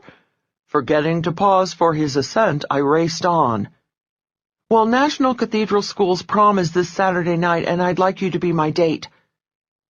To my relief and delight, I heard a big, cheerful, Oh, that's great, I'd love to. I exhaled my first normal breath all day. He continued, I'll pick you up at the girls' dorm at 7:30. I'll have a pink carnation for you. Will that go with your dress? And my name is Donnie. Donnie? Donnie? Who said anything about Donnie? Well, Donnie turned out to be the best date I had that decade. Donnie had buck teeth, a head full of tousled red hair, and communication skills that immediately put me at ease. On Saturday night, Donnie greeted me at the door, carnation in hand and grin on face. He joked self-deprecatingly about how he was dying to go to the prom, so, knowing it was a case of mistaken identity, he accepted anyway. He told me he was thrilled when the girl with the lovely voice called, and he took full responsibility for tricking me into an invitation. Donnie made me comfortable and confident as we chatted. First, we made small talk, and then he gradually led me into subjects I was interested in. I flipped over Donnie, and he became my very first boyfriend. Donnie instinctively had the small talk skills that we are now going to fashion into techniques to help you glide through small talk like a hot knife through butter. When you master them, you will be able, like Donnie, to melt the heart of everyone you touch. The goal of How to Talk to Anyone is not, of course, to make you a small talk whiz and stop there. The aim is to make you a dynamic conversationalist and forceful communicator. However, small talk is the first crucial step toward that goal. 10. How to start great small talk. You've been there. You're introduced to someone at a party or business meeting. You shake hands, your eyes meet, and suddenly your entire body of knowledge dries up and thought processes come to a screeching halt. You fish for a topic to fill the awkward silence. Failing, your new contact slips away in the direction of the cheese tray. We want the first words falling from our lips to be sparkling, witty, and insightful. We want our listeners to immediately recognize how riveting we are. I was once at a gathering where everybody was sparkling, witty, insightful, and riveting. It drove me berserk because most of these same everybodies felt they had to prove it in their first 10 words or less. Several years ago, the Mensa organization, a social group of extremely bright individuals who score in the country's top 2% in intelligence, invited me to be a keynote speaker at their annual convention. Their cocktail party was in full swing in the lobby of the hotel as I arrived. After checking in, I hauled my bags through the horde of happy-hour Mensons to the elevator. The doors separated, and I stepped into an elevator packed with partygoers. As we began the journey up to our respective floors, the elevator gave several sleepy jerks. I remarked, in response to the elevator's sluggishness. The elevator seems a little flaky. Suddenly, each elevator occupant, feeling compelled to exhibit his or her 132-plus IQ, pounced forth with a thunderous explanation. "It's obviously got poor rail guide alignment," announced one. "The relay contact is not made up," declared another. Suddenly I felt like a grasshopper trapped in a stereo speaker. I couldn't wait to escape the attack of the mental giants. Afterward, in the solitude of my room, I thought back and reflected that the Menson's answers were indeed interesting. Why then did I have an adverse reaction? I realized it was too much, too soon. I was tired. Their high energy and intensity jarred my sluggish state. You see, small talk is not about facts or words. It's about music, about melody. Small talk is about putting people at ease. It's about making comforting noises together like cats purring, children humming, or groups chanting. You must first match your listener's mood. Like repeating the note on the music teacher's harmonica, top communicators pick up on their listener's tone of voice and duplicate it. Instead of jumping in with such intensity, the Mensons could have momentarily matched my lethargic mood by saying, "Yes, it is slow, isn't it?" Had they then prefaced their information with, "Have you ever been curious why an elevator is slow?" I would have responded with a sincere, "Yes, I have." After a moment of equalized energy levels, I would have welcomed their explanations about the railguard alignment or whatever the heck it was, and friendships might have started. I'm sure you've suffered the aggression of a mood mismatch. Have you ever been relaxing when some overexcited, hot-breathed colleague starts pounding you with questions? Or the reverse. You're late, rushing to a meeting, when an associate stops you and starts lazily narrating a long, languorous story. No matter how interesting the tale, you don't want to hear it now. The first step in starting a conversation without strangling it is to match your listener's mood, if only for a sentence or two. When it comes to small talk, think music, not words. Is your listener adagio or allegro? Match that pace. I call it make a mood match. Matching their mood can make or break the sale. Matching customers' moods is crucial for salespeople. Some years ago, I decided to throw a surprise party for my best friend Stella. It was going to be a triple whammy party because she was celebrating 3 events. 1, it was Stella's birthday. 2, she was newly engaged. And 3, Stella had just landed her dream job. She had been my buddy since grade school, and I was floating on air over her birthday engagement congratulations bash. I had heard one of the best French restaurants in town had an attractive back room for parties. About 5 p.m. one afternoon, I wafted happily into the restaurant and found the seated maître d' languidly looking over his reservation book. I began excitedly babbling about Stella's triple whammy celebration, and asked to see that fabulous back room I'd heard so much about. Without a smile or moving a muscle, he said, "The room is in the back. You can go see it if you like." Crash! What a party pooper! His morose mood kicked all the party spirit out of me, and I no longer wanted to rent his stupid space. Before I even looked at the room, he lost the rental. I left his restaurant vowing to find a place where the management would at least appear to share the joy of the happy occasion. Every mother knows this instinctively. To quiet a whimpering infant, Mama doesn't just shake her finger and shout, "Quiet down!" No, Mama picks baby up.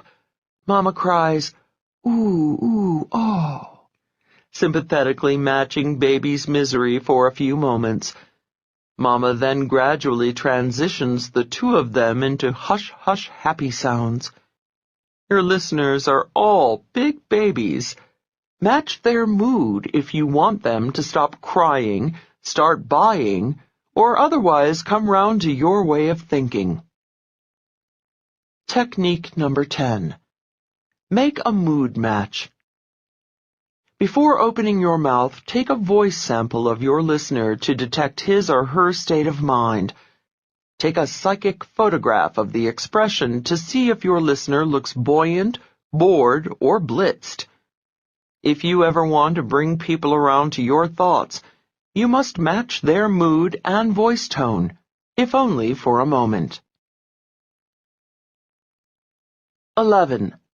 How to sound like you've got a super personality, no matter what you're saying. Once, while at a party, I spotted a fellow surrounded by a fan club of avid listeners. The chap was smiling, gesticulating, and obviously enthralling his audience. I went over to hearken to this fascinating speaker.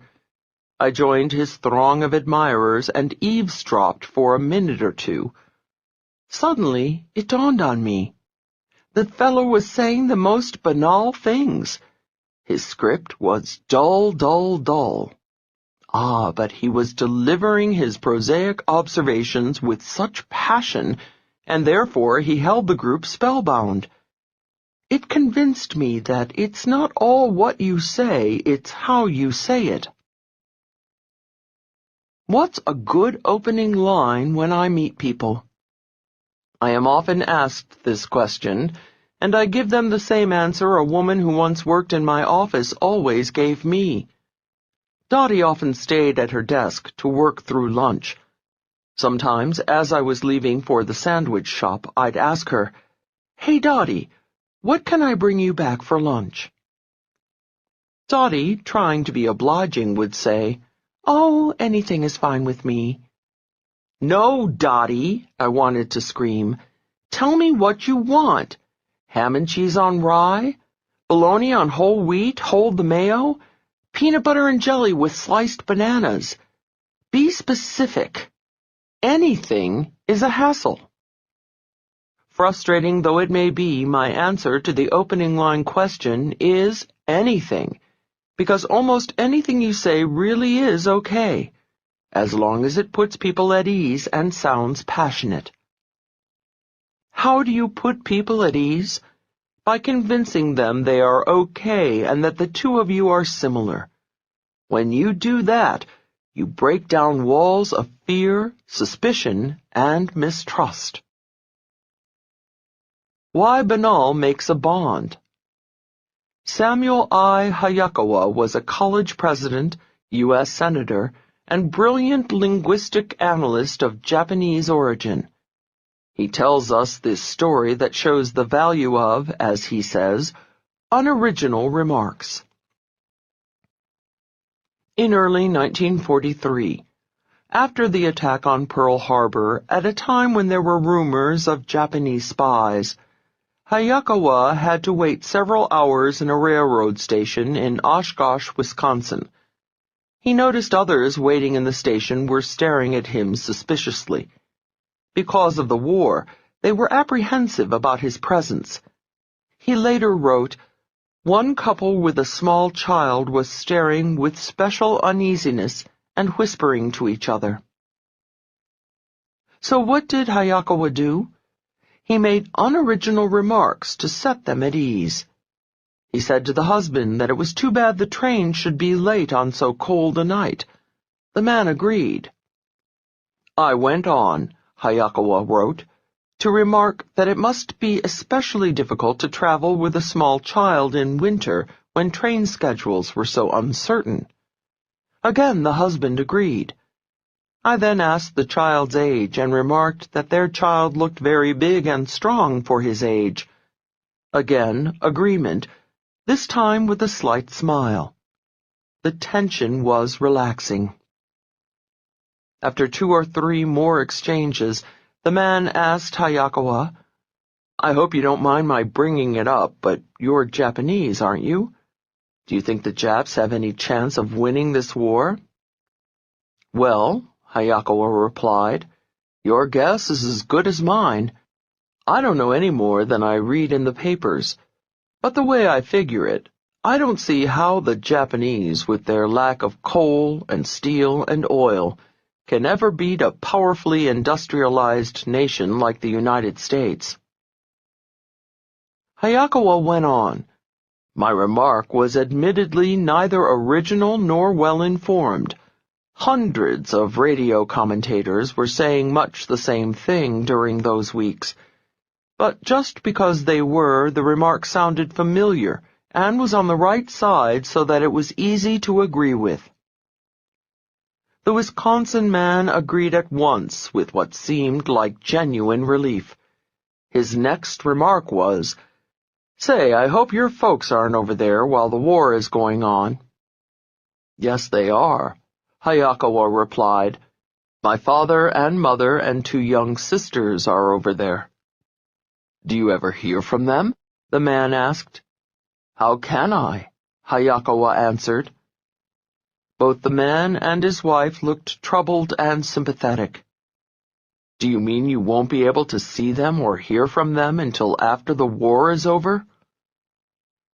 There was more to the conversation, but the result was within 10 minutes they had invited Hayakawa, whom they initially may have suspected was a Japanese spy, to visit them sometime in their city and have dinner in their home. And all because of this brilliant scholar's admittedly common and unoriginal small talk. Top communicators know the most soothing and appropriate first word should be, like Senator Hayakawa's, unoriginal, even banal. But not indifferent. Hayakawa delivered his sentiments with sincerity and passion. Ascent from banality. It is not necessary, of course, to stay with mundane remarks. If you find your company displays cleverness or wit, you match that. The conversation then escalates naturally, compatibly. Don't rush it, or like the Mensons, you seem like you're showing off. The bottom line on your first words is to have the courage of your own triteness. Because remember, people tune in to your tone more than your text. Technique number 11. Prosaic with passion. Worried about your first words? Fear not, because 80% of your listener's impression has nothing to do with your words anyway. Almost anything you say at first is fine. No matter how prosaic the text, an empathetic mood, a positive demeanor, and passionate delivery make you sound exciting. Anything except liverwurst. Back to Dottie, waiting for her sandwich at her desk. Sometimes as I walked out the door, scratching my head, wondering what to bring her, she'd call after me, "Anything except liverwurst, that is." "Thanks, Dottie. That's a little bit of help." Here's my anything except liverwurst on small talk. Anything you say is fine as long as it is not complaining, rude, or unpleasant. If the first words out of your mouth are a complaint, blam, people label you a complainer. Why? Because that complaint is your new acquaintance's 100% sampling of you so far. You could be the happiest Pollyanna ever, but how will they know? If your first comment is a complaint, you're a griper. If your first words are rude, you're a creep. If your first words are unpleasant, you're a stinker. Open and shut. Other than these downers, anything goes. Ask them where they're from, how they know the host of the party, where they bought the lovely suit they're wearing, or hundreds of et ceteras. The trick is to ask your prosaic question with passion to get the other person talking.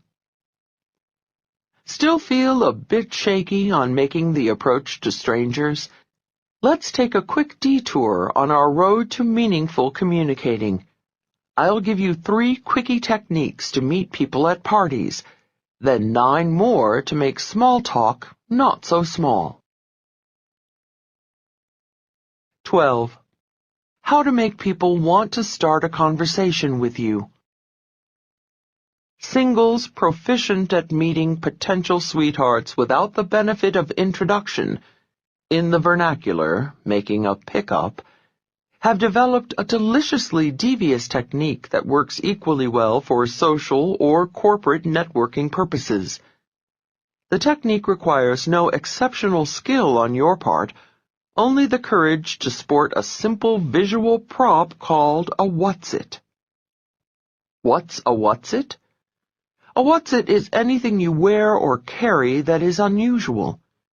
A unique pin, an interesting purse, a strange tie, or an amusing hat. A what's-it is any object that draws people's attention and inspires them to approach you and ask, what's that? Your what's-it can be as subtle or overt as your personality and the occasion permit. I wear around my neck an outmoded pair of glasses that resembles a double monocle. Often the curious have approached me at a gathering and asked, "What's it?" I explain it's a lorgnette, left to me by my grandmother, which, of course, paves the way to discuss hatred of glasses, aging eyes, love or loss of grandmothers, adoration of antique jewelry, anywhere the inquisitor wants to take it. Perhaps unknowingly, You have fallen prey to this soon-to-be legendary technique. At a gathering, have you ever noticed someone you would like to talk to? Then you've racked your brain to conjure an excuse to make the approach. What a bounty it was to discover that he or she was wearing some weird, wild, or wonderful something you could comment on. The What's It Way to Love.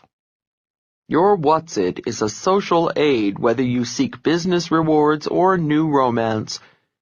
My friend Alexander carries Greek worry beads with him wherever he goes. He's not worried. He knows any woman who wants to talk to him will come up and say, "What's that?" Think about it, gentlemen. Suppose you're at a party. An attractive woman spots you across the room.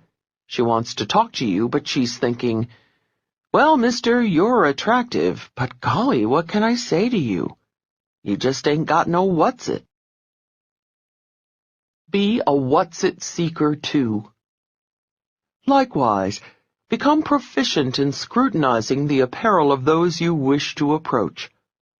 Why not express interest in the handkerchief in the tycoon's vest pocket, the brooch on the bosom of the rich divorcee, or the school ring on the finger of the CEO whose company you want to work for? The big spender, who you suspect might buy 100 of your widgets, has a tiny golf club lapel pin. Say, "Excuse me, I couldn't help but notice your attractive lapel pin. Are you a golfer?" "Me too. What courses have you played?" Your business cards and your What's It are crucial socializing artifacts. Whether you are riding in the elevator, climbing the doorstep, or traversing the path to the party, make sure your What's It is hanging out for all to see. Technique number 12. Always wear a What's It. Whenever you go to a gathering, wear or carry something unusual to give people who find you the delightful stranger across the crowded room an excuse to approach. "Excuse me, I couldn't help but notice your—" What is that? The next quickie technique was originated by doggedly determined politicians who don't let one partygoer escape if they think he or she could be helpful to their campaigns. I call it the Who's That technique. 13. How to meet the people you want to meet. Say you have scrutinized the body of the important business contact you want to meet. You've searched in vain from the tip of his cowlick to the toes of his boots. He's not sporting a single What's It. If you strike out on finding something to comment on, resort to the Who's That technique. Like a persistent politician, go to the party giver and say, "That man or woman over there looks interesting. Who is he or she?" Then ask for an introduction. Don't be hesitant. The party giver will be pleased you find one of the guests interesting.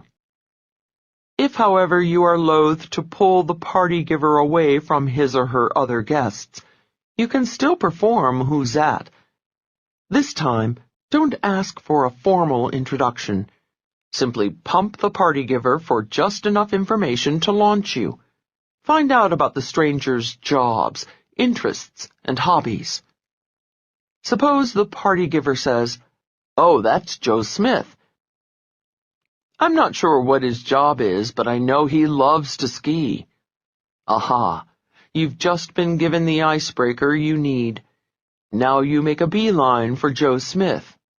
"Hi, you're Joe Smith, aren't you? Susan was just telling me what a great skier you are. Where do you ski?" You get the idea. Technique number 13. Who's That? Who's That is the most effective, least used by non-politicians meeting people device ever contrived. Simply ask the party giver to make the introduction, or pump for a few facts that you can immediately turn into icebreakers. Now the third in our little trio of meeting who you want tricks. 14. How to break into a tight crowd. The woman you've decided you must meet is wearing no what's-it? Can't find the host for the who's that technique? To make matters worse, she's deep in conversation with a group of her friends. Seems quite hopeless that you will maneuver a meeting, doesn't it? You can't just say, "Excuse me, I just thought I'd eavesdrop in and say hello." No obstacle blocks the resolute politician who always has a trick or 10 up his or her sleeve. A politico would resort to the eavesdrop-in technique. Eavesdropping, of course, conjures images of clandestine activities, wiretapping, Watergate break-ins, or spies skulking around in the murky shadows. Eavesdropping has historical precedent with politicians, so in a pinch, it naturally comes to mind. At parties, stand near the group of people you wish to infiltrate. Then wait for a word or two you can use as a wedge to break into the group. "Excuse me, I couldn't help overhearing that you..." and then whatever is relevant here. For example, "I couldn't help overhearing your discussion of Bermuda. I'm going there next month for the first time. Any suggestions?" Now you are in the circle and can direct your comments to your intended. Technique number 14. Eavesdrop in. No what's-it? No host for who's that? No problem. Just sidle up behind the swarm of folks you want to infiltrate and open your ears. Wait for any flimsy excuse and jump in with, "Excuse me, I couldn't help but overhear." Will they be taken aback? Momentarily. Will they get over it? Momentarily. Will you be in the conversation? Absolutely. Let us now hop back on the train that first explored Small-Talk City and travel to the land of meaningful communicating. 15. How to make "Where are you from?" sound exciting.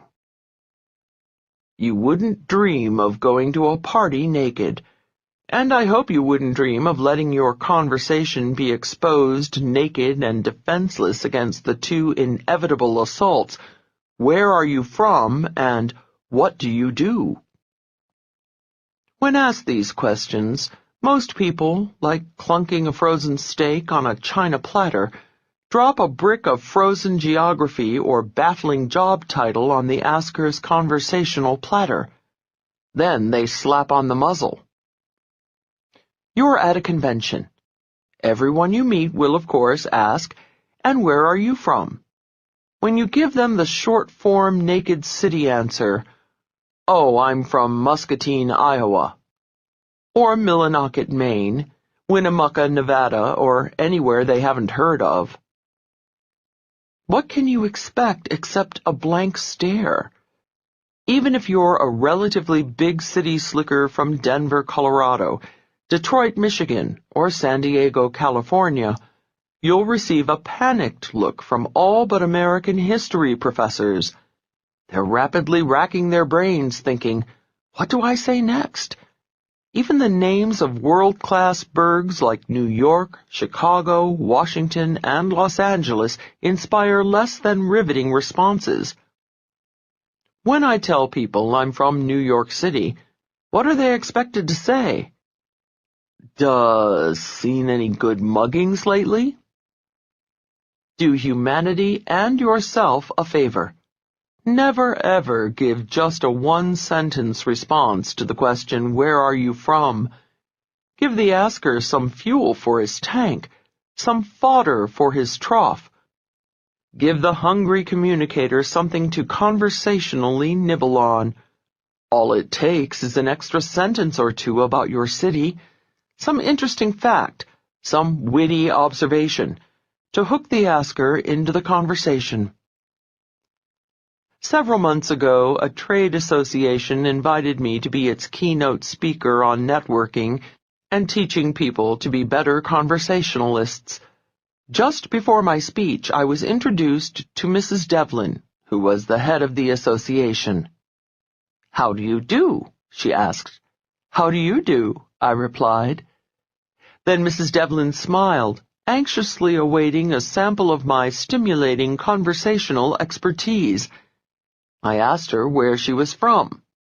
She plunked a frozen Columbus, Ohio, and a big expectant grin on my platter. I had to quickly thaw her answer into digestible conversation. My mind thrashed into action. Leal's thought pattern. Gulp. Columbus, Ohio. I've never been there. Criminy, what do I know about Columbus? I know a fellow named Jeff, a successful speaker who lives there. But Columbus is too big to ask if she knows him. And besides, only kids play the do-you-know-so-and-so game. My panicked, silent search continued. I think it's named after Christopher Columbus, but I'm not sure, so I better keep my mouth shut on that one. 4 or 5 other possibilities raced through my mind, but I rejected them all as too obvious, too adolescent, or too off the wall. I realized by now that seconds had passed, and Mrs. Devlin was still standing there with a slowly dissipating smile on her face. She was waiting for me, the expert, who within the hour was expected to teach her trade association lessons on scintillating conversation, to spew forth words of wit or wisdom. "Oh, Columbus, gee," I mumbled in desperation, watching her face fall into the worried expression of a patient being asked by the surgeon, knife poised in hand, "Where's your appendix?" I never came up with stimulating conversation on Columbus, but just then, under the knife, I created the following technique for posterity. I call it Never the Naked City. Technique number 15. Never the Naked City. Whenever someone asks you the inevitable, "And where are you from?" never ever unfairly challenge their powers of imagination with a one-word answer. Learn some engaging facts about your hometown that conversational partners can comment on. Then, when they say something clever in response to your bait, they think you're a great conversationalist.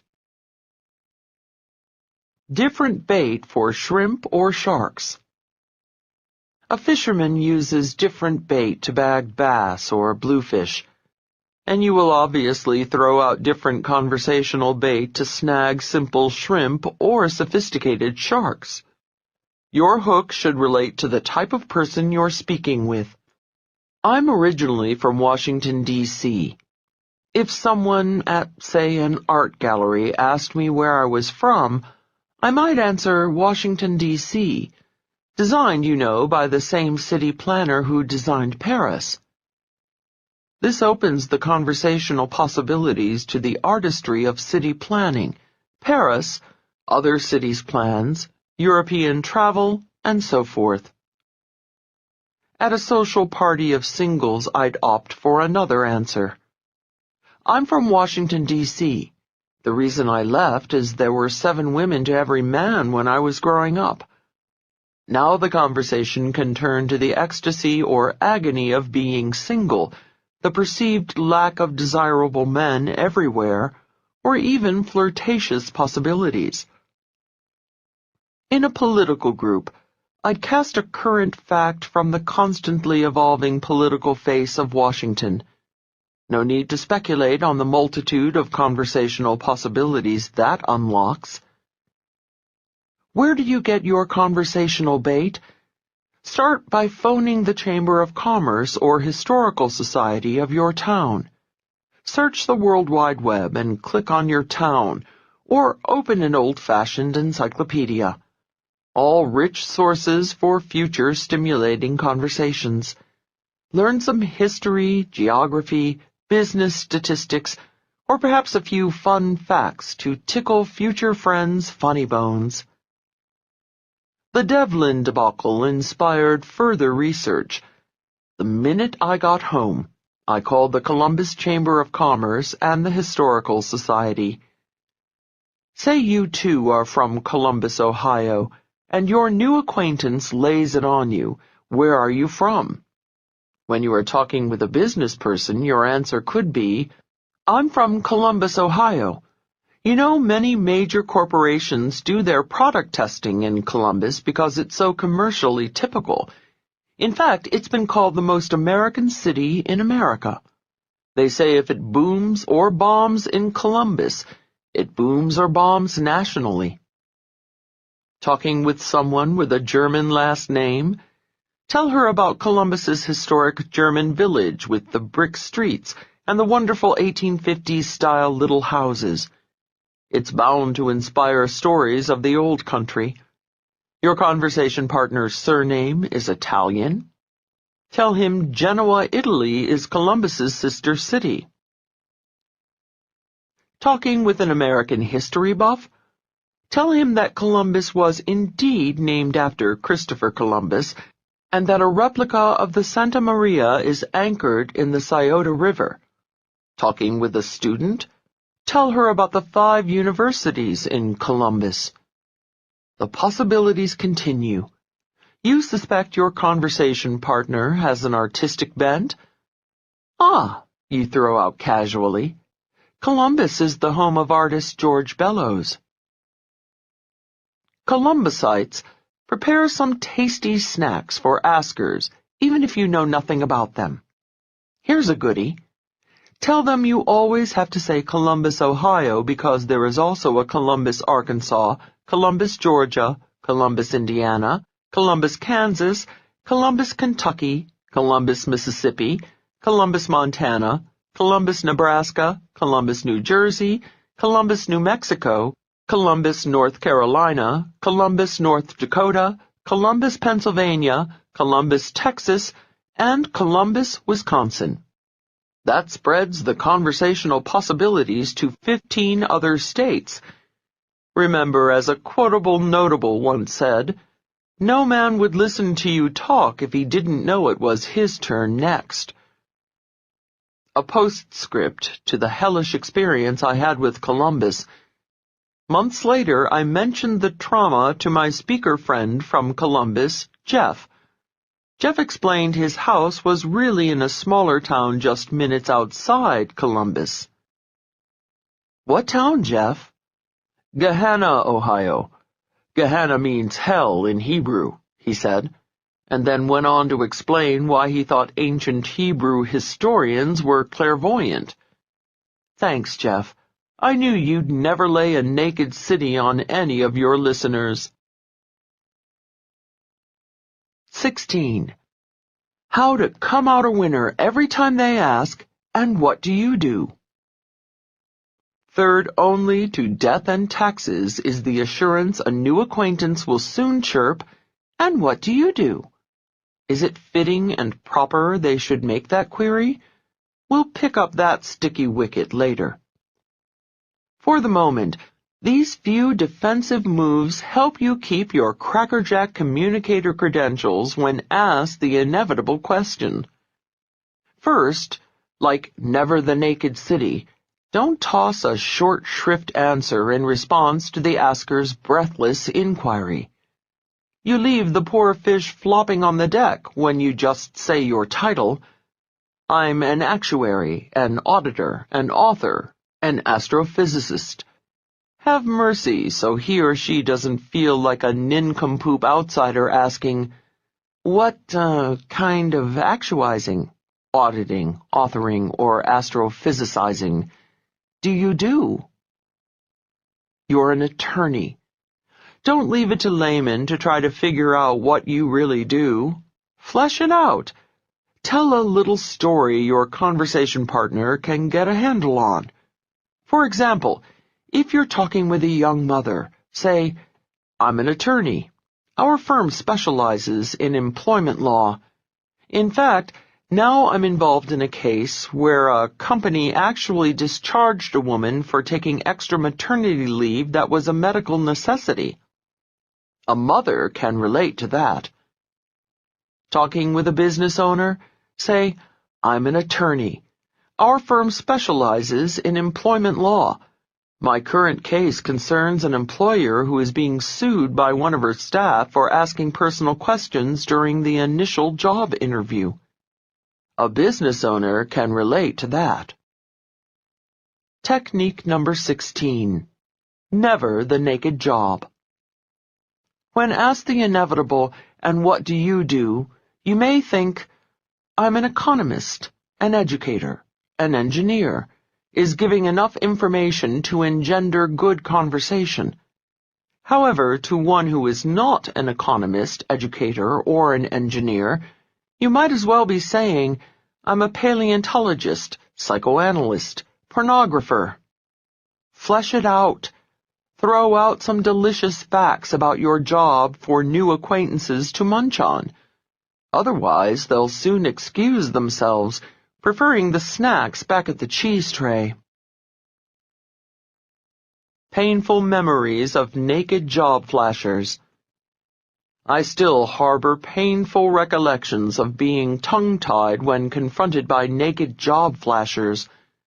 Like the time a fellow at a dinner party told me, "I'm a nuclear scientist." My weak, "Oh, that must be fascinating," reduced me to a mental molecule in his eyes. The chap on my other side announced, "I'm in industrial abrasives," and then paused, waiting for me to be impressed. My, "Well, golly, you must have to be a shrewd judge of character to be in industrial abrasives," didn't fly either.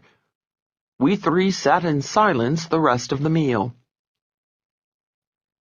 Just last month, a new acquaintance bragged, "I'm planning to teach Tibetan Buddhism at Truckee Meadows Community College," and then clammed up. I knew less about Truckee Meadows than I did about Tibetan Buddhism. Whenever people ask you what you do, give them some mouth-to-ear resuscitation so they can catch their breath and say something. 17. How to introduce people like the hostess with the mostest. It is important to help newly-mets through their first nervous moments. "Susan, I'd like you to meet John Smith. John, this is Susan Jones." Duh, what do you expect John and Susan to say? "Smith? That's Smith, isn't it?" Golly, Susan, well now that's an interesting name." Nice try, forget it. Don't blame John or Susan for being less than scintillating. The fault lies with the person who introduced the two the way most people introduce their friends to each other, with naked names. They cast out a line with no bait for people to sink their teeth into. Big winners may not talk a lot, but conversation never dies unwillingly in their midst. They make sure of it with techniques like never the naked introduction. When they introduce people, they buy an insurance policy on the conversation with a few simple add-ons. "Susan, I'd like you to meet John. John has a wonderful boat we took a trip on last summer. John, this is Susan Smith. Susan is editor-in-chief of Shoestring Gourmet magazine." Padding the introduction gives Susan the opportunity to ask what kind of boat John has or where the group went. It gives John an opening to discuss his love of writing, or of cooking, or of food. The conversation can then naturally expand to travel in general, life on boats, past vacations, favorite recipes, restaurants, budgets, diets, magazines, editorial policy, to infinity. If you're not comfortable mentioning someone's job during the introduction, mention their hobby or even a talent. The other day at a gathering, the hostess introduced a man named Gilbert. She said, "Leal, I'd like you to meet Gilbert. Gilbert's gift is sculpting. He makes beautiful wax carvings." I remember thinking, gift. Now that's a lovely way to introduce someone and induce conversation. Technique number 17. Never the naked introduction. When introducing people, don't throw out an unbaited hook and stand there grinning like a big clam, leaving the newlymets to flutter their fins and fish for a topic. Bait the conversational hook to get them in the swim of things. Then you're free to stay or float on to the next networking opportunity. Armed with these 2 personality enhancers, 3 conversation igniters, and 3 small extenders, it is time to take a step up the communications ladder. Let us now rise from small talk and seek the path to more meaningful dialogue. The next technique is guaranteed to make the exchange engrossing for your conversation partner. 18. How to resuscitate a dying conversation.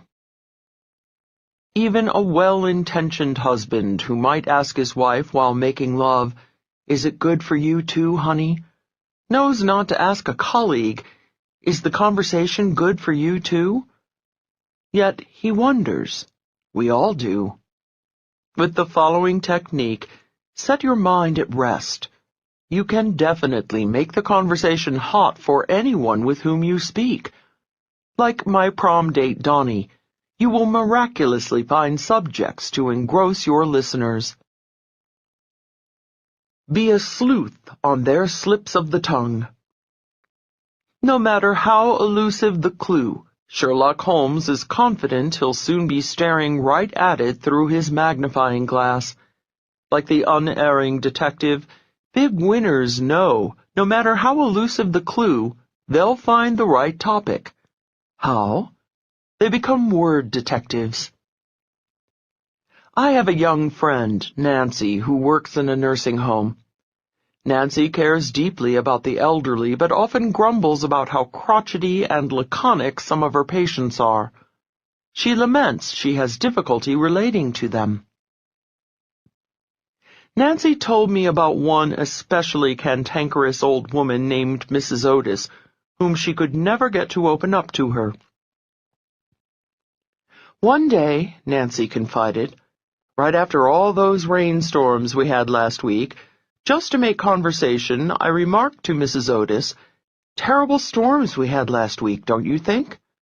"Well," Nancy continued, Mrs. Otis practically jumped down my throat. She said in a snippy voice, "It's been good for the plants." I asked Nancy how she responded to that. "What could I say?" Nancy answered. "The woman was obviously cutting me off." "Did you ever think to ask Mrs. Otis if she liked plants?" "Plants?"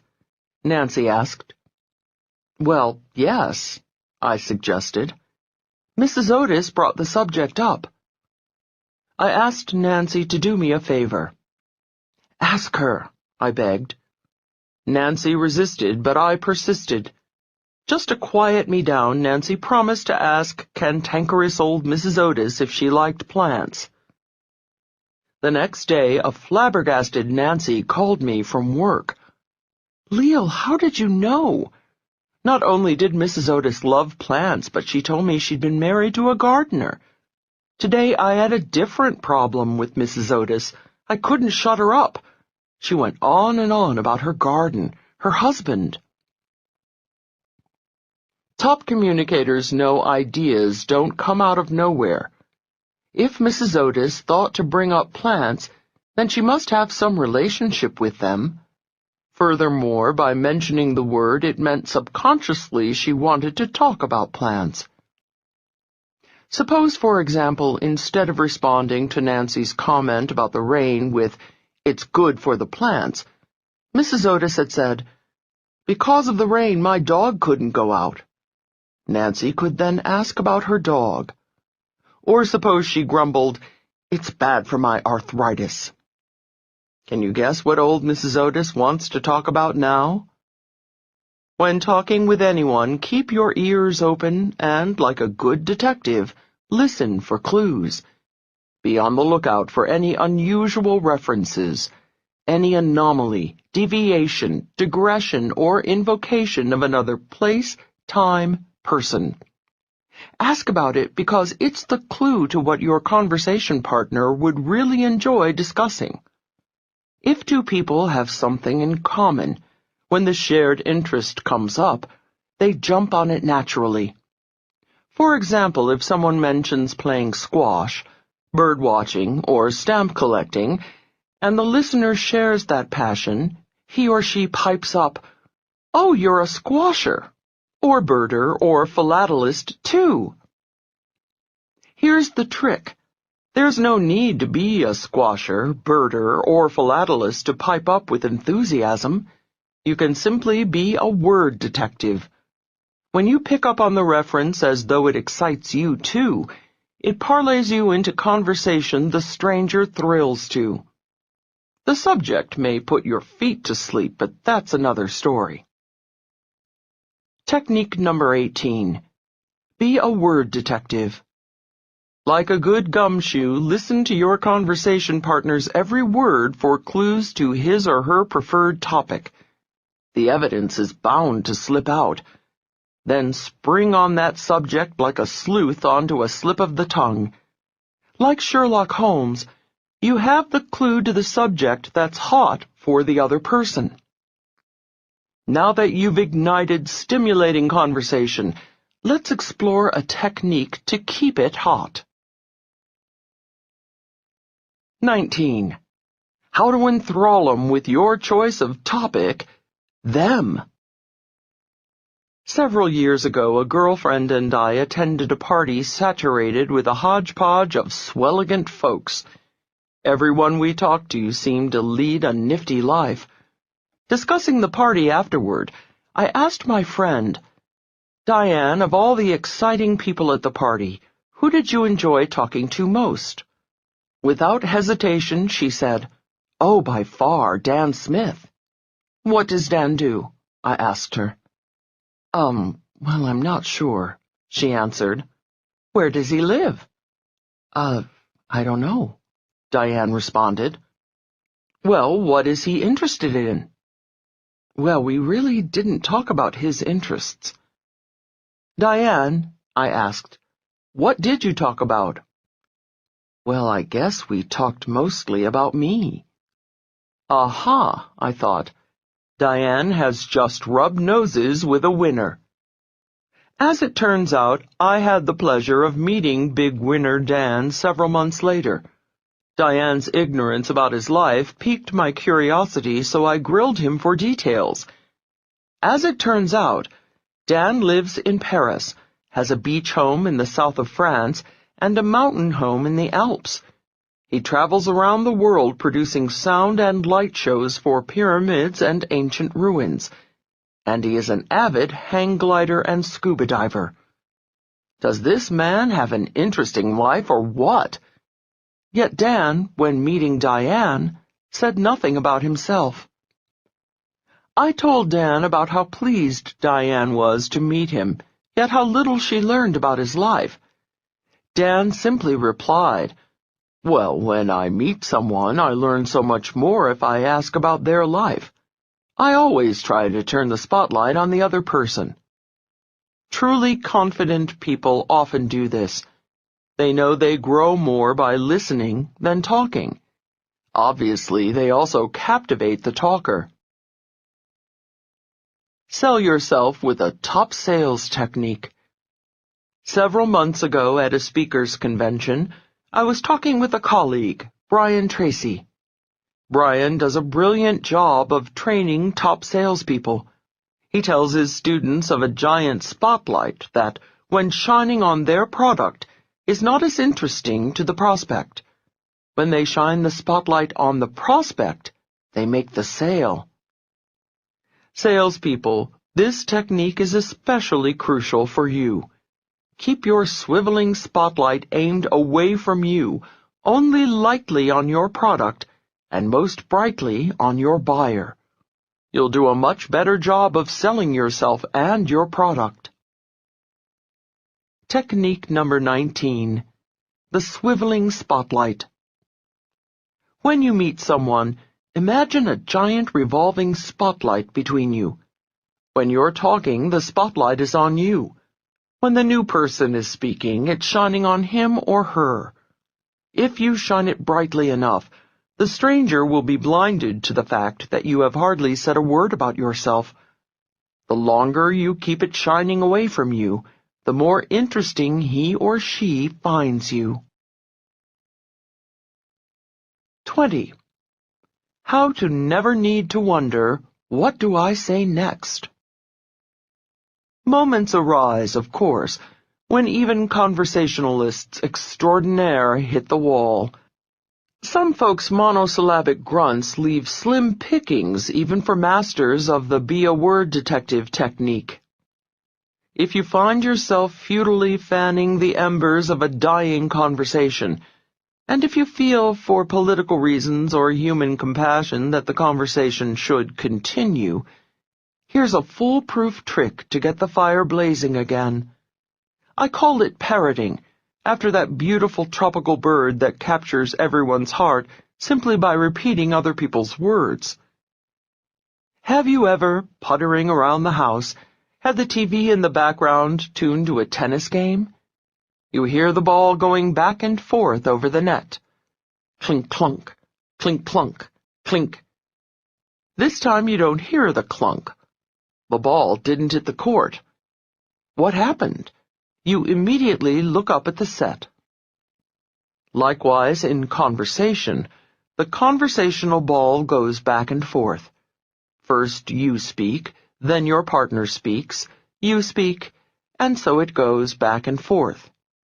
Each time through a series of nods and comforting grunts like, mm-hmm, or, you let your conversation partner know the ball has landed in your court. It's your I got it signal. Such is the rhythm of conversation. What do I say next? Back to that frightfully familiar moment when it is your turn to speak but your mind goes blank. Don't panic. Instead of signaling verbally or non-verbally that you got it, simply repeat, or parrot, the last 2 or 3 words your companion said, in a sympathetic, questioning tone. That throws the conversational ball right back in your partner's court. My friend Phil sometimes picks me up at the airport. Usually I am so exhausted that I rudely fall asleep in the passenger seat, relegating Phil to nothing more than a chauffeur. After one especially exhausting trip some years ago, I flung my bags in his trunk and flopped onto the front seat. As I was dozing off, he mentioned he'd gone to the theater the night before. Usually, I would have just grunted and wafted into unconsciousness. However, on this particular trip, I had learned the parroting technique and was eager to try it. "Theater?" I parroted quizzically. "Yes, it was a great show," he replied, fully expecting it to be the last word on the subject before I fell into my usual sleepy stupor. "Great show?" I parroted. Pleasantly surprised by my interest, he said, "Yes, it's a new show by Stephen Sondheim called Sweeney Todd." "Sweeney Todd?" I again parroted. Now Phil was getting fired up. "Yeah, great music and an unbelievably bizarre story." "Bizarre story?" I parroted. Well, that's all Phil needed. For the next half an hour, Phil told me the show's story about a London barber who went around murdering people. I half dozed, but soon decided his tale of Sweeney Todd's cutting off people's heads was disturbing my sleepy reverie. So I simply backed up and parroted one of his previous phrases to get him on another track. "You said it had great music?" That did the trick.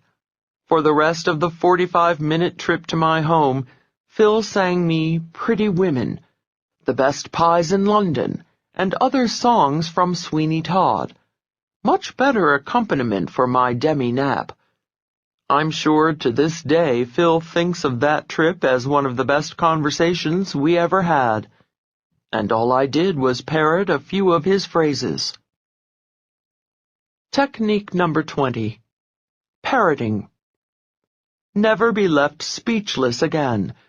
Like a parrot, simply repeat the last few words your conversation partner says. That puts the ball right back in his or her court, and then all you need to do is listen. Salespeople, why go on a wild goose chase for a customer's real objections when it's so easy to shake them out of the trees with parroting? Parroting your way to profits. Parroting is also a can opener to pry open people's real feelings. Star salespeople use it to get to their prospects' emotional objections, which they often don't even articulate to themselves. A friend of mine, Paul, a used car salesman, told me he credits a recent sale of a Lamborghini to parroting. Paul was walking around the lot with a prospect and his wife, who had expressed interest in a sensible car. He was showing them every sensible Chevy and Ford on the lot. As they were looking at one very sensible family car, Paul asked the husband what he thought of it. "Well," he mused, "I'm not sure this car is right for me." Instead of moving on to the next sensible car, Paul parroted, "Right for you?" Paul's questioning inflection signaled the prospect that he needed to say more. "Well, yeah," the prospect mumbled. "I'm not sure it fits my personality." "Fits your personality?" Paul again parroted. "You know, maybe I need something a little more sporty." "A little more sporty?" Paul parroted. "Well, those cars over there look a little more sporty." Aha! Paul's parrot had ferreted out which cars to show the customer. As they walked over toward a Lamborghini on the lot, Paul saw the prospect's eyes light up. An hour later, Paul had pocketed a fat commission. Want to take a rest from talking to save your throat? This next technique gets your conversation partner off and running, so all you have to do is listen, or even sneak off unnoticed as he or she chats congenially away. 21. How to get 'em happily chatting, so you can slip away if you want to. Every father smiles when his little tyke beseeches him at bedtime, "Daddy, Daddy, tell me the story again of the 3 little pigs," or the dancing princesses, or how you and Mommy met. Daddy knows Junior enjoyed the story so much the first time he wants to hear it again and again. Junior inspires the following technique called Encore, which serves 2 purposes. Encore makes a colleague feel like a happy dad, and it's a great way to give dying conversation a heart transplant. I once worked on a ship that had Italian officers and mostly American passengers. Each week, the deck officers were required to attend the captain's cocktail party. After the captain's address in charmingly broken English, the officers invariably clumped together, yakking it up in Italian. Needless to say, most of the passengers' grasp of Italian ended at macaroni, spaghetti, salami, and pizza. As cruise director, it fell on my shoulders to get the officers to mingle with the passengers. My not-so-subtle tactic was to grab one of the officer's arms and literally drag him over to a smiling throng of expectant passengers. I would then introduce the officer and pray that either the cat would release his tongue or a passenger would come up with a more original question than, "Gee, if all you officers are here, who is driving the boat?" Never happened. I dreaded the weekly captain's cocktail party.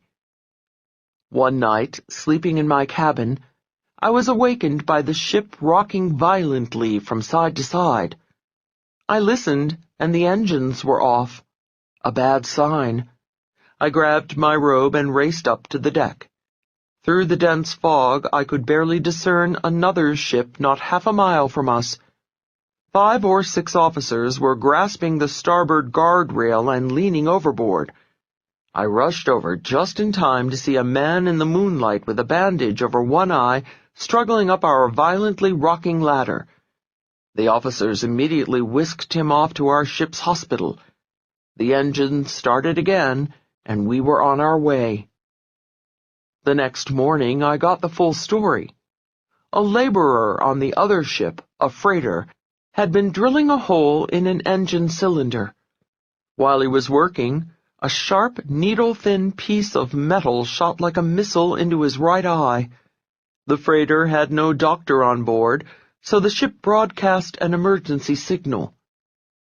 International sea laws dictate that any ship hearing a distress signal must respond. Our ship came to the rescue, and the seaman, clutching his bleeding eye, was lowered into a lifeboat that brought him to our ship. Dr. Rossi, our ship's doctor, was successfully able to remove the needle from the workman's eye, thus saving his eyesight. Tell him about the time you... Cut to the next captain's cocktail party. Once again I was faced with the familiar challenge of getting officers to mingle and make small talk with the passengers. I made my weekly trek to the laconic officers' throng to drag one or two away and, this time, my hand fell on the arm of the ship's doctor. I hauled him over to the nearest group of grinning passengers and introduced him. I then said, "Just last week, Dr. Rossi saved the eyesight of a seaman on another ship after a dramatic midnight rescue. Dr. Rossi, I'm sure these folks would love to hear about it." It was like a magic wand. To my amazement, it was as though Dr. Rossi was blessed instantly with the tongues of angels. His previously monosyllabic broken English became thickly accented eloquence. He recounted the entire story for the growing group of passengers gathering around him. I left the throng that Dr. Rossi enraptured to pull another officer over to an awaiting audience. I grabbed the captain's stripe-covered arm, dragged him over to another pack of smiling passengers, and said, "Captain Caffiero, why don't you tell these folks about the dramatic midnight rescue you made last week?" The cat released Caffiero's tongue, and he was off and running. Back to the throng to get the first officer for the next group. By now I knew I had a winner. "Senor Salvago, why don't you tell these folks how you awakened the captain at midnight last week for the dramatic midnight rescue?" By then it was time to go back to extract the ship's doctor from the first bevy and take him to his next pack of passengers. It worked even better the second time. He happily commenced his encore for the second audience. As he chatted away, I raced back to the captain to pull him away for a second telling with another throng. I felt like the circus juggler who keeps all the plates spinning on sticks. Just as I got one conversation spinning, I had to race back to the first speaker to give him a whirl at another audience. The captain's cocktail parties were a breeze for me for the rest of the season. The three officers loved telling the same story of their heroism to new people every cruise. The only problem was I noticed the stories getting longer and more elaborate each time. I had to adjust my timing in getting them to do a repeat performance for the next audience. Play it again, Sam. Encore is what appreciative audiences chant when they want another song from the singer, another dance from the dancer, another poem from the poet, and in my case, another storytelling from the officers. Encore is the technique you can use to request a repeat story from a prospect, potential employer, or valued acquaintance. While the two of you are chatting with a group of people, simply turn to him and say, "John, I bet everyone would love to hear about the time you caught that 30-pound striped bass." Or, "Susan, tell everyone that story you just told me of how you rescued the kitten from the tree." He or she will, of course, demur. Insist. Your conversation partner is secretly loving it. The subtext of your request is, "That story of yours was so terrific, I want my other friends to hear it." After all, only crowd pleasers are asked to do an encore. Technique number 21. Encore. The sweetest sound a performer can hear welling up out of the applause is encore, encore. Let's hear it again. The sweetest sound your conversation partner can hear from your lips when you're talking with a group of people is, "Tell them about the time you..." Whenever you're at a meeting or party with someone important to you, think of some stories he or she told you. Choose an appropriate one from their repertoire that the crowd will enjoy. Then shine the spotlight by requesting a repeat performance. The added benefit of this technique is that once you've got them up and running with their conversation, you can sneak off and find more interesting company. One word of warning. Make sure the story you request is one in which the teller shines. No one wants to retell the time they lost the sale, cracked up the car, or broke up the bar and spent the night in jail. Make sure your requested encore is a positive story where they come out the big winner, not the buffoon. The full beauty of this technique will hit you like a happy thunderbolt the first time you use it with someone who is telling a long and wearisome tale. You simply tiptoe away and let the bore spin the story on and on with your friend. Of course, your friend may never speak to you again, but that's not germane to this chapter. The next technique deals with sharing some positive stories of your life. 22. How to come across as a positive person. Often people think when they meet someone they like, they should share a secret, reveal an intimacy, or make a confession of sorts to show they are human too. Airing your youthful battle with bedwetting, teeth-grinding, or thumb-sucking, or your present struggle with gout or a goiter, supposedly endears you to the masses. Well, sometimes it does. One study showed that if someone is above you in stature, their revealing a foible brings them closer to you. The holes in the bottom of presidential candidate Adlai Stevenson's shoes charmed a nation, as did George H.W. Bush's shocking admission that he couldn't stomach broccoli. If you're on sure footing, say a superstar who wants to become friends with a fan, go ahead and tell your devotees about the time you were out of work and penniless. But if you're not a superstar, better play it safe and keep the skeletons in the closet until later.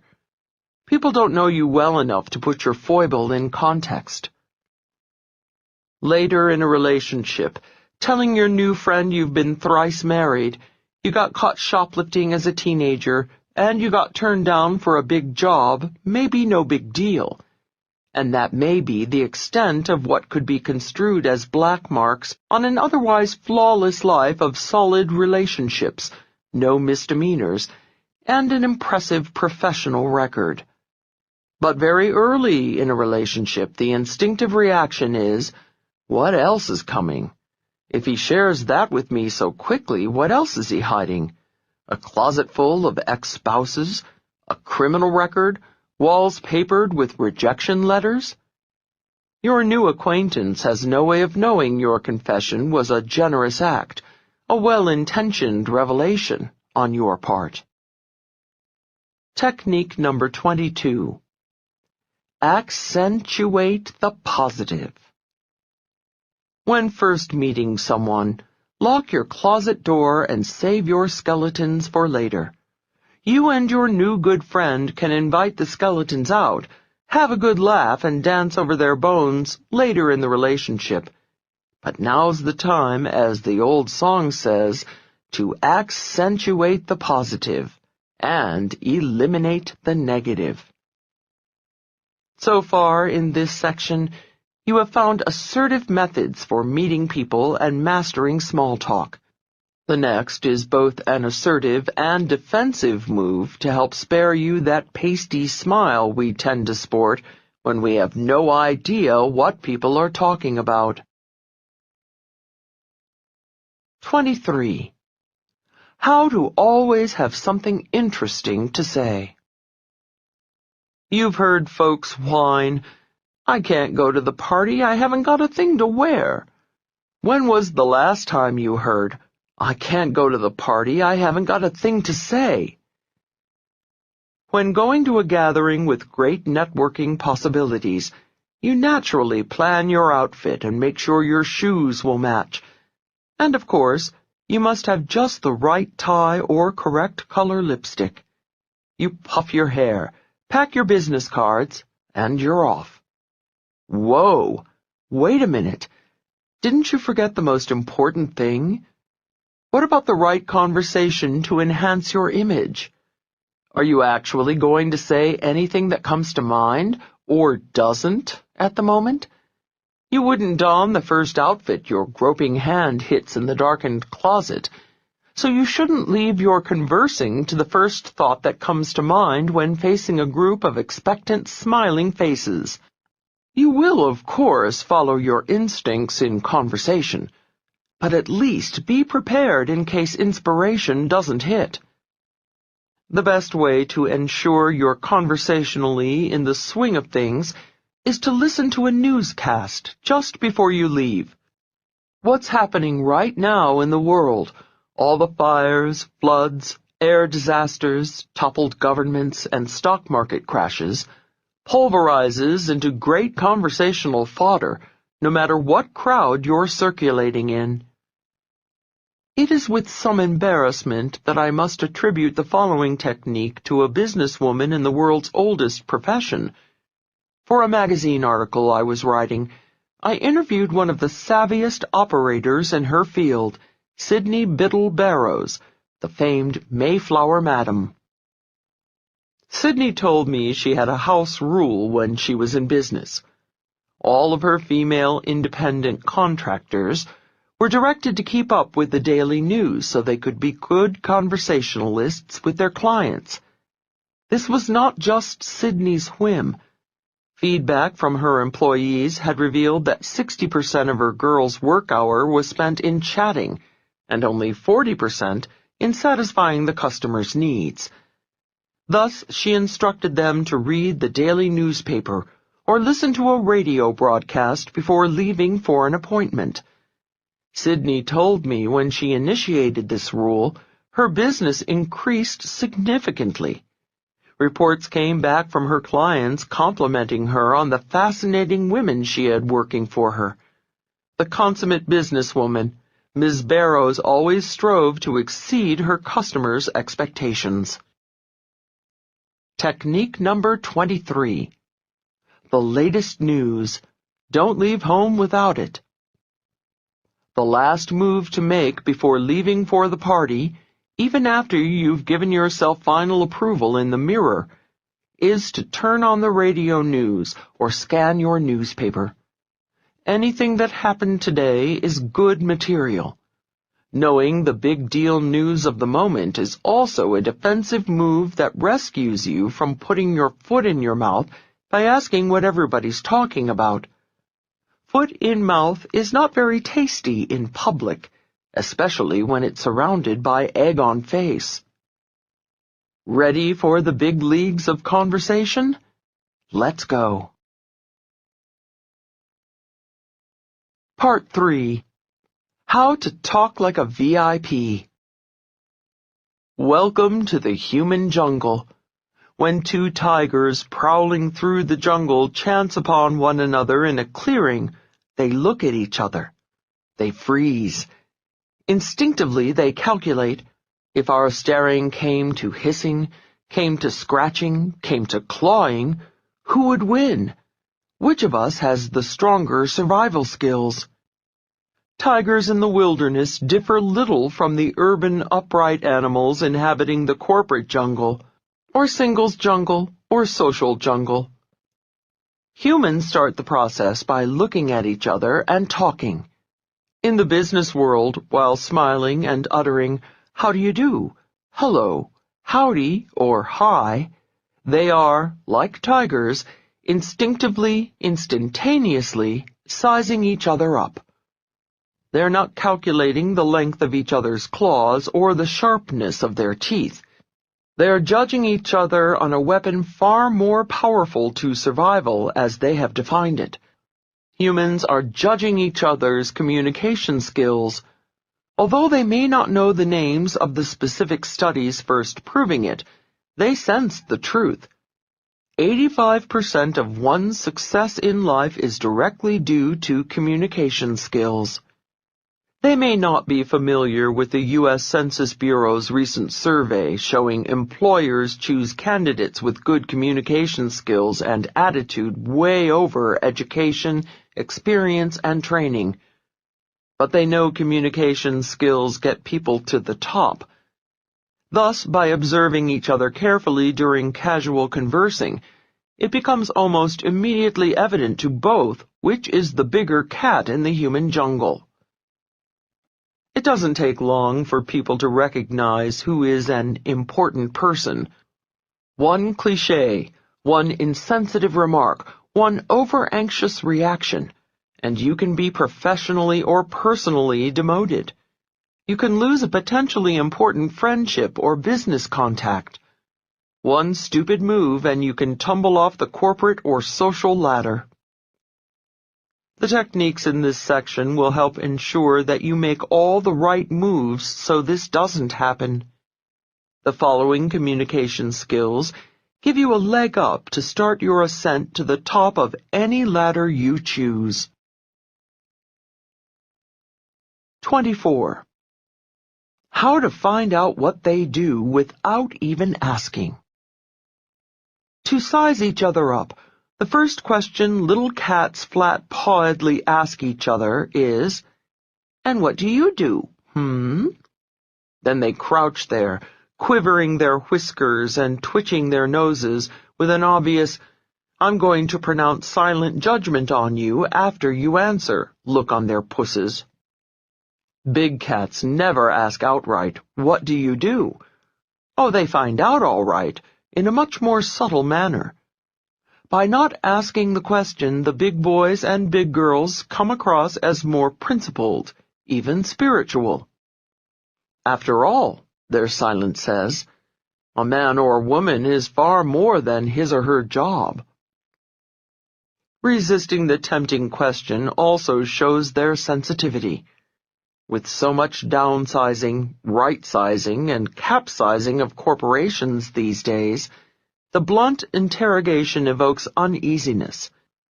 The job question is not just unpleasant for those who are between engagements. I have several gainfully employed friends who hate being asked, "And what do you do?" One of these folks cuts cadavers for autopsies. The other is an IRS collection agent. Additionally, millions of talented and accomplished women have chosen to devote themselves to motherhood.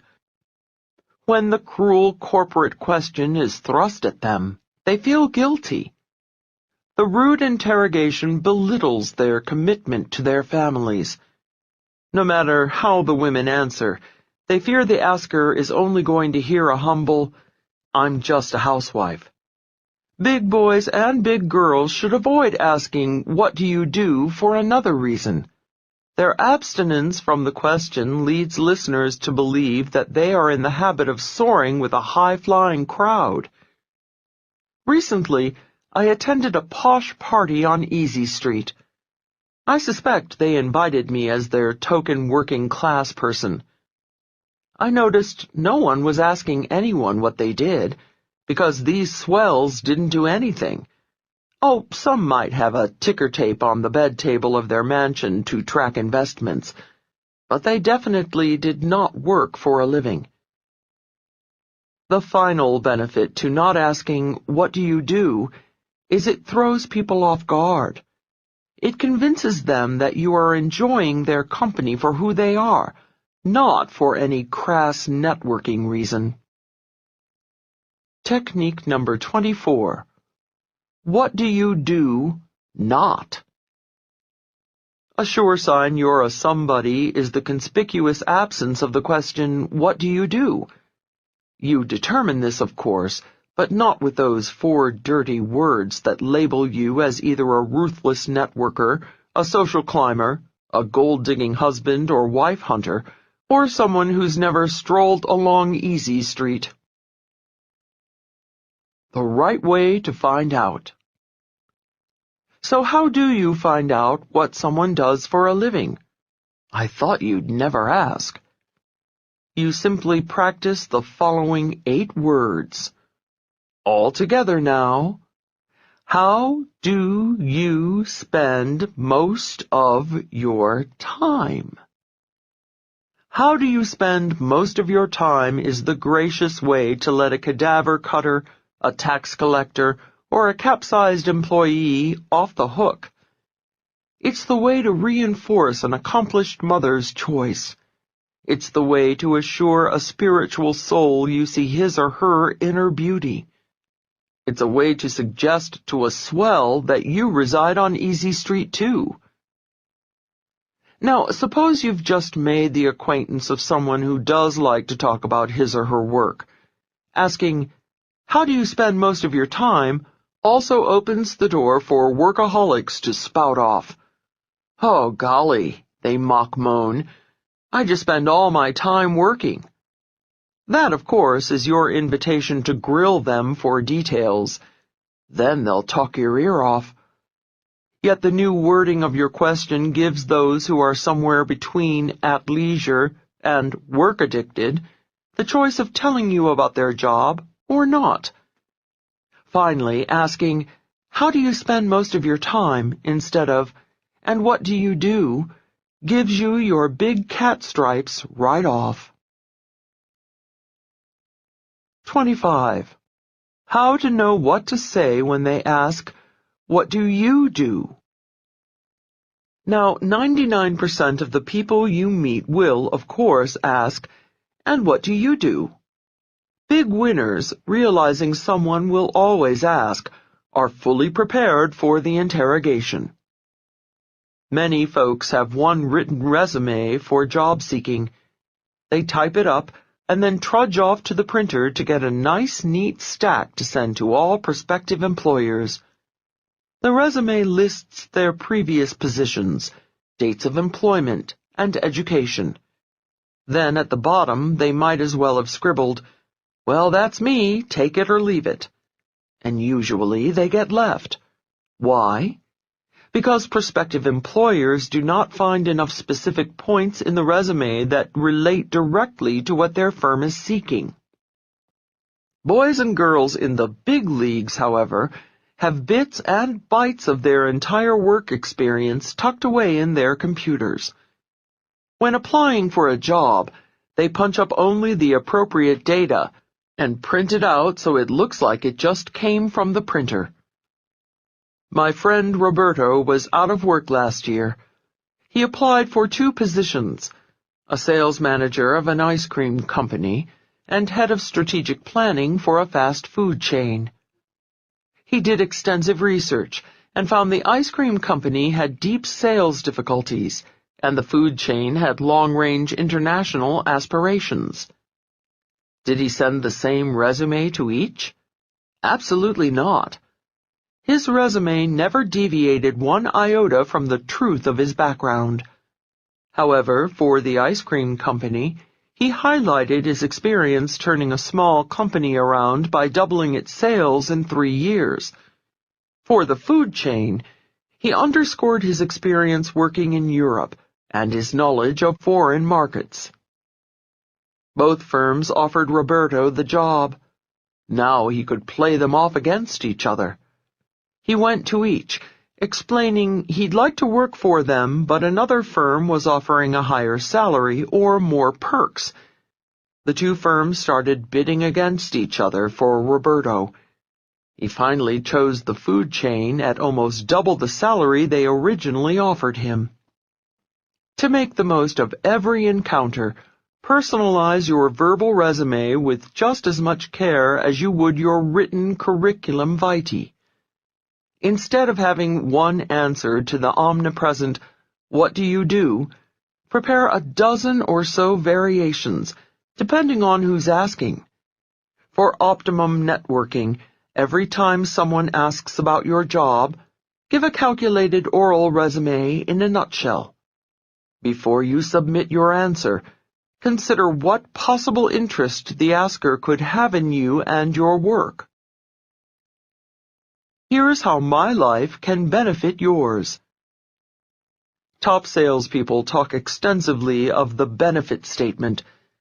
They know when talking with a potential client, they should open their conversation with a benefit statement. When my colleague Brian makes cold calls, instead of saying, "Hello, my name is Brian Tracy. I'm a sales trainer," he says, "Hello, my name is Brian Tracy from the Institute for Executive Development. Would you be interested in a proven method that can increase your sales from 20 to 30% over the next 12 months? That is his benefit statement. He highlights the specific benefits of what he has to offer to his prospect. My hairdresser, Gloria, I discovered, gives a terrific benefit statement to everyone she meets. That's probably why she has so many clients. In fact, that's how she got me as a client. When I met Gloria at a convention, she told me she was a hairdresser who specialized in flexible hairstyles for the businesswoman. She casually mentioned she has many clients who choose a conservative hairstyle for work that they can instantly convert to a feminine style for social situations. "Hey, that's me," I said to myself, fingering my stringy little ponytail. I asked for her card, and Gloria became my hairdresser.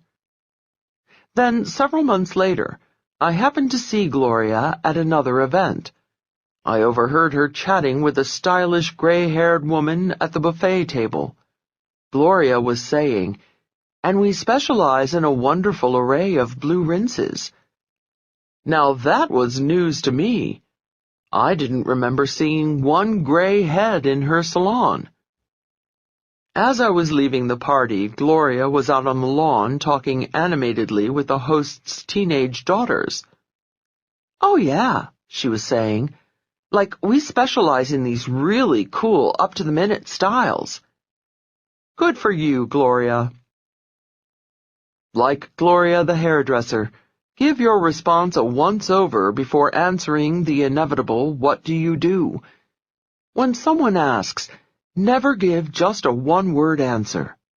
That's for forms. If business networking is on your mind, ask yourself, how could my professional experience benefit this person's life? For example, here are some descriptions various people might put on their tax return. Real estate agent, financial planner, martial arts instructor, cosmetic surgeon, hairdresser. Any practitioner of the above profession should reflect on the benefit his or her job has to humankind. Every job has some benefit, or you wouldn't get paid to do it. The advice to these folks is, don't say real estate agent. Say, I help people moving into our area find the right home. Don't say financial planner. Say, I help people plan their financial future. Don't say martial arts instructor. Say, I help people defend themselves by teaching martial arts. Don't say cosmetic surgeon. Say, I reconstruct people's faces after disfiguring accidents. Or if you're talking with a woman of a certain age, as the French so gracefully say, tell her, I help people to look as young as they feel through cosmetic surgery. Don't say hairdresser. Say, I help a woman find the right hairstyle for her particular face. Go, Gloria. Putting the benefit statement in your verbal nutshell resume brings your job to life and makes it memorable. Even if your new acquaintance can't use your services, The next time he or she meets someone moving into the area, wanting to plan their financial future, thinking of self-defense, considering cosmetic surgery, or needing a new hairstyle, who comes to mind?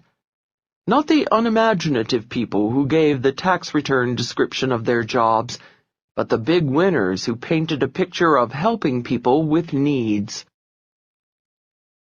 A nutshell resume for your private life. The nutshell resume works in non-business situations too. Since the new acquaintances will always ask you about yourself, prepare a few exciting stock answers. When meeting a potential friend or loved one, make your life sound like you will be a fun person to know. As a young girl, I wrote novels in my mind about my life.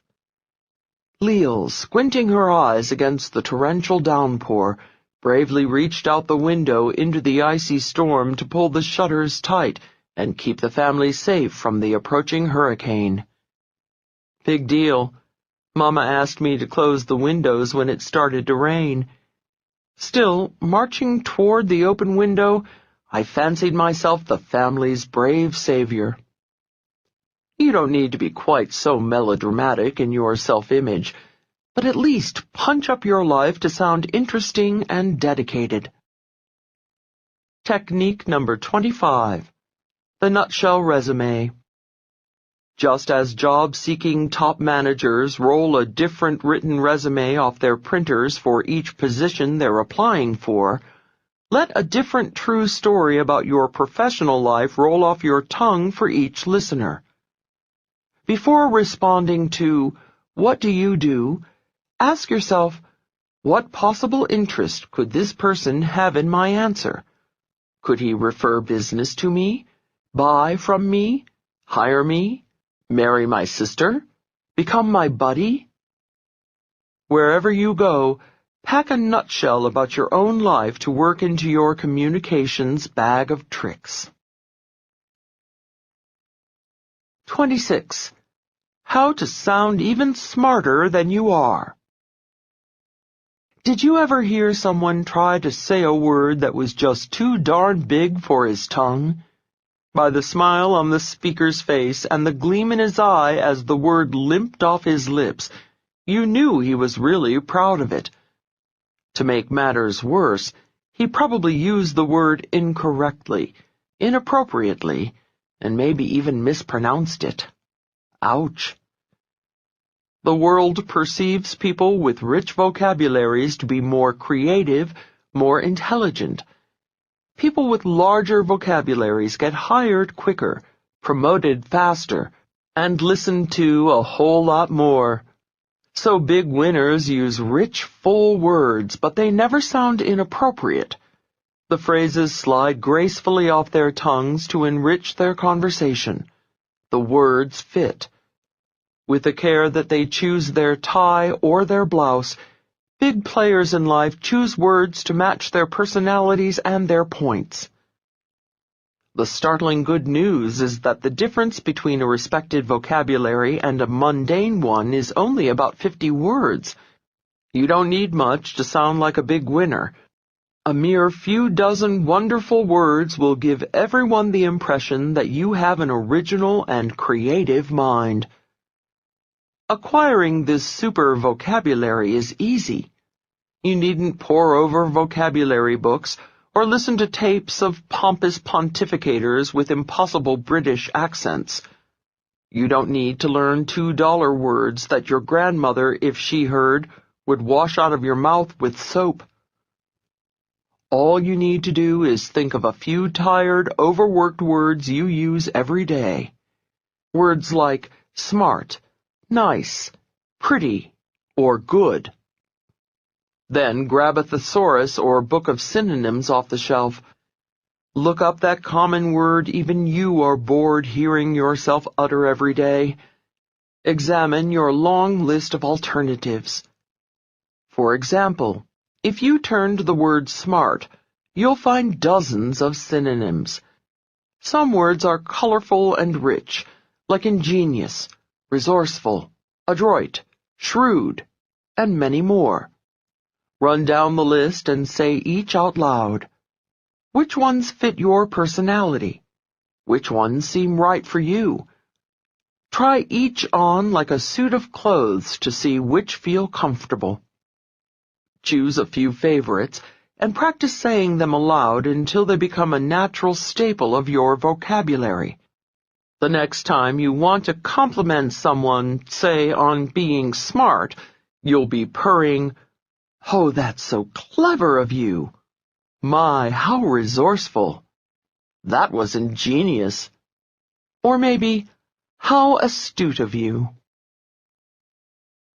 And now, for men only. Gentlemen, we women spend a lot of time in front of the mirror, as if you didn't know. When I was in college, it used to take me a full 15 minutes to fix myself up for a date.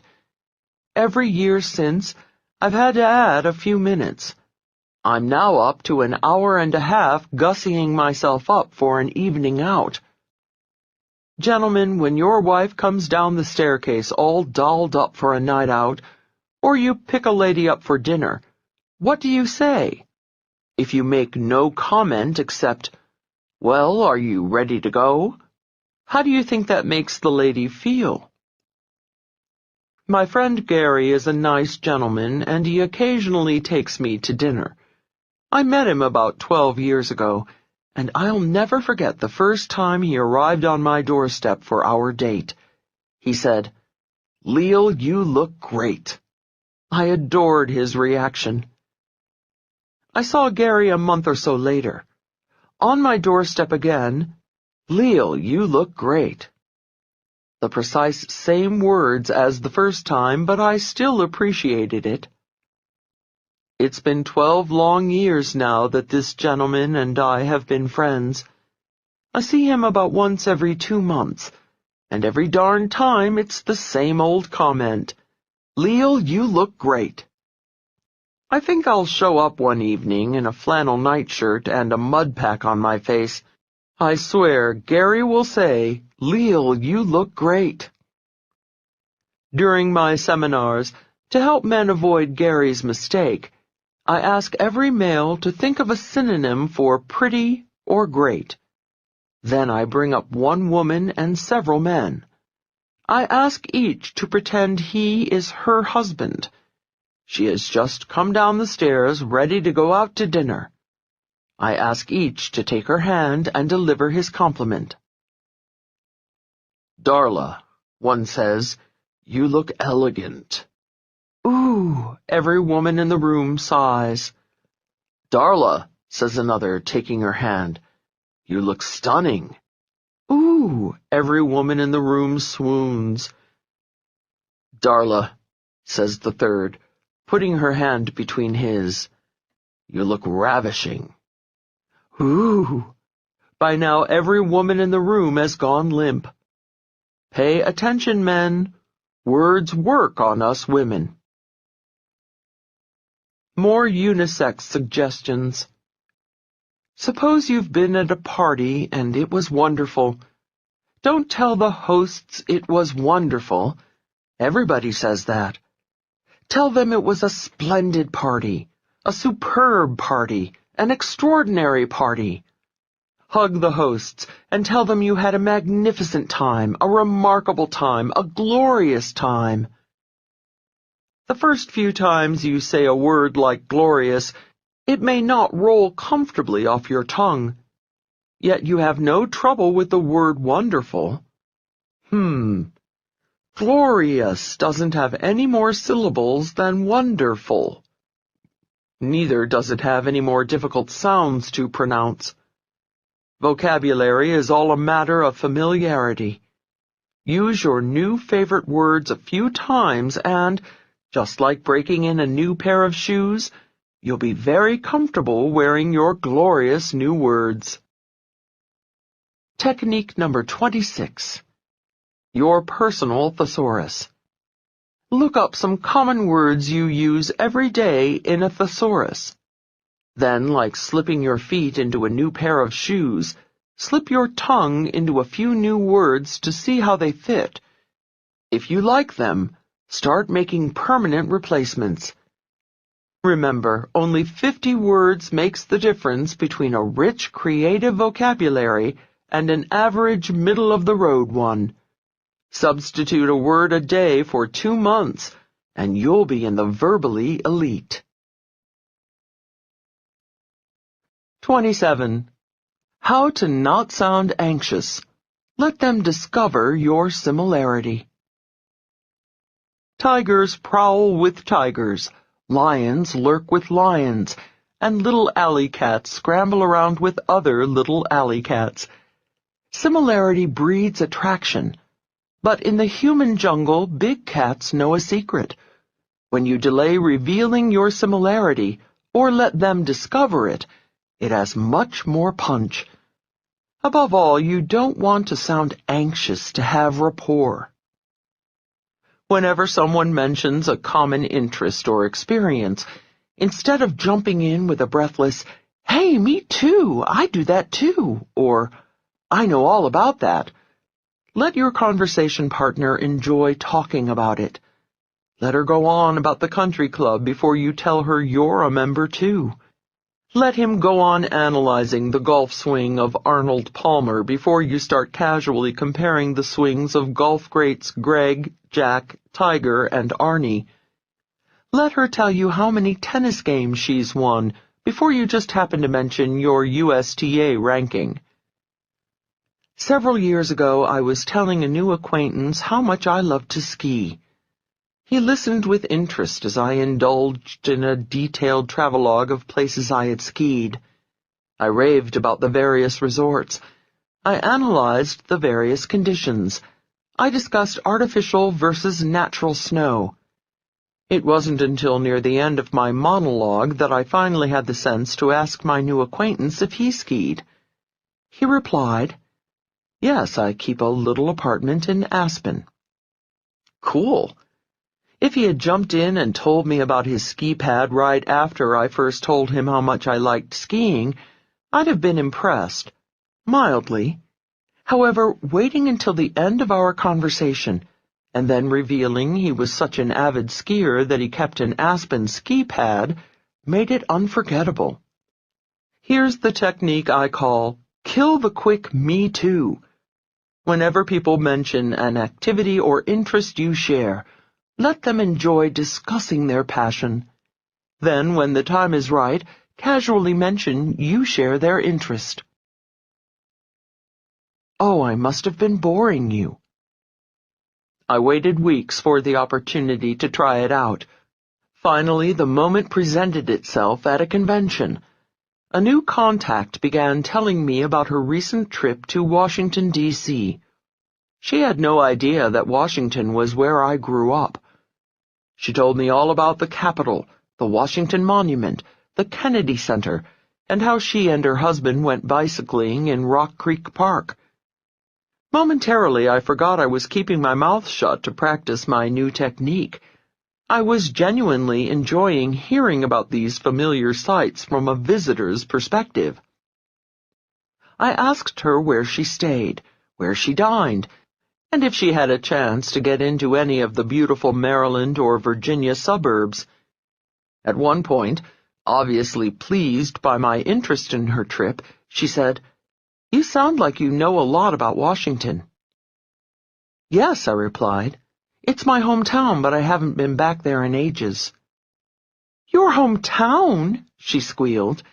"My goodness, why didn't you tell me? I must have been boring you." "Oh, not at all," I replied honestly. "I was enjoying hearing about your trip so much I was afraid you'd stop if I told you." Her big smile and barely audible, "Oh gosh," let me know I had won a new friend. When someone starts telling you about an activity he has done, a trip she has made, a club he belongs to, an interest she has, anything that you share, bite your tongue. Let the teller relish his or her own monologue. Relax and enjoy it too, secretly knowing how much pleasure your conversation partner will have when you reveal you share the same experience. Then, when the moment is ripe, Casually disclose your similarity, and be sure to mention how much you enjoyed hearing about his or her shared interest. Technique number 27. Kill the quick me too. Whenever you have something in common with someone, the longer you wait to reveal it, the more moved and impressed he or she will be. You emerge as a confident big cat, not a lonely little stray hungry for quick connection with a stranger. P.S. Don't wait too long to reveal your shared interest, or it will seem like you're being tricky. 28. How to be a you firstie to gain their respect and affection. Sex! Now that I have your attention, 2-Bit Comics have been using that gag from the days when 2 bits bought a 4-square meal. However, big winners know there's a 3-letter word more potent than sex to get people's attention. That word is you. Why is you such a powerful word? Because when we were infants, we thought we were the center of the universe. Nothing mattered but me, myself, and I. The rest of the shadowy forms stirring about us, which we later learned were other people, existed solely for what they could do for us.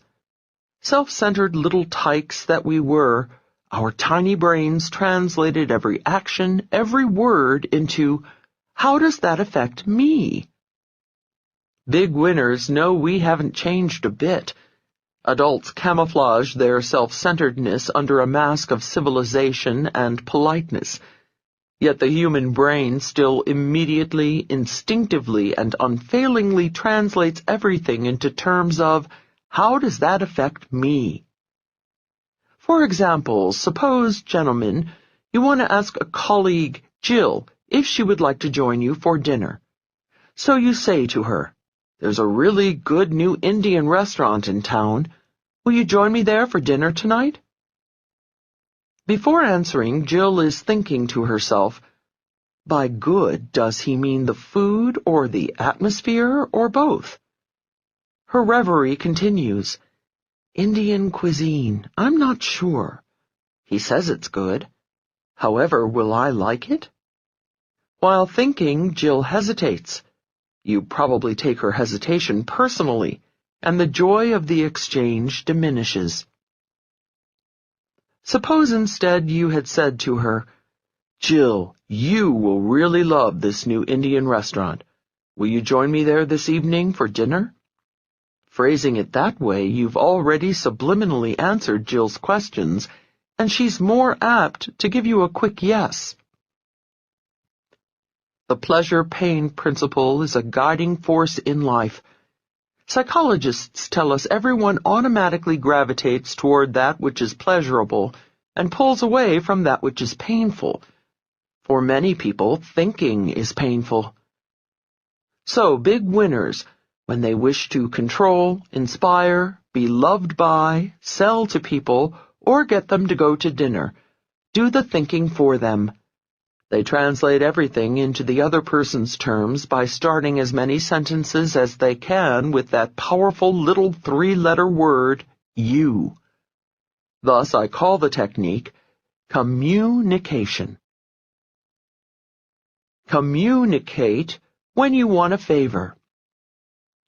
Putting you first gets a much better response, especially when you're asking a favor, because it pushes the asker's pride button. Suppose you want to take a long weekend. You decide to ask your boss if you can take Friday off. Which request do you think he or she is going to react to more positively? Can I take Friday off, boss? Or this one? Boss, can you do without me Friday? In the first case, boss has to translate your can I take Friday off into can I do without this employee Friday? That's an extra thought process. And you know how some bosses hate to think. However, in the second case, boss, can you do without me Friday?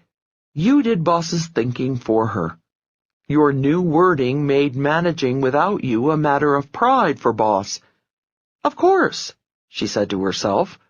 I can manage without your help Friday. Communicate your compliments. Communication also enriches your social conversation. Gentlemen, say a lady likes your suit. Which woman gives you warmer feelings? The woman who says, I like your suit, or the one who says, you look great in that suit? Big players who make business presentations use communication to excellent advantage. Suppose you're giving a talk and a participant asks a question. He likes to hear you say, that's a good question. However, consider how much better he feels when you tell him, you've asked a good question. Salespeople don't just tell your prospects. It's important that convince them by informing them. You'll see the importance of. When negotiating, instead of the result will be, let them know you'll see the result when you. Starting sentences with you even works when talking to strangers on the street. Once, driving around San Francisco hopelessly lost, I asked people walking along the sidewalk how to get to the Golden Gate Bridge.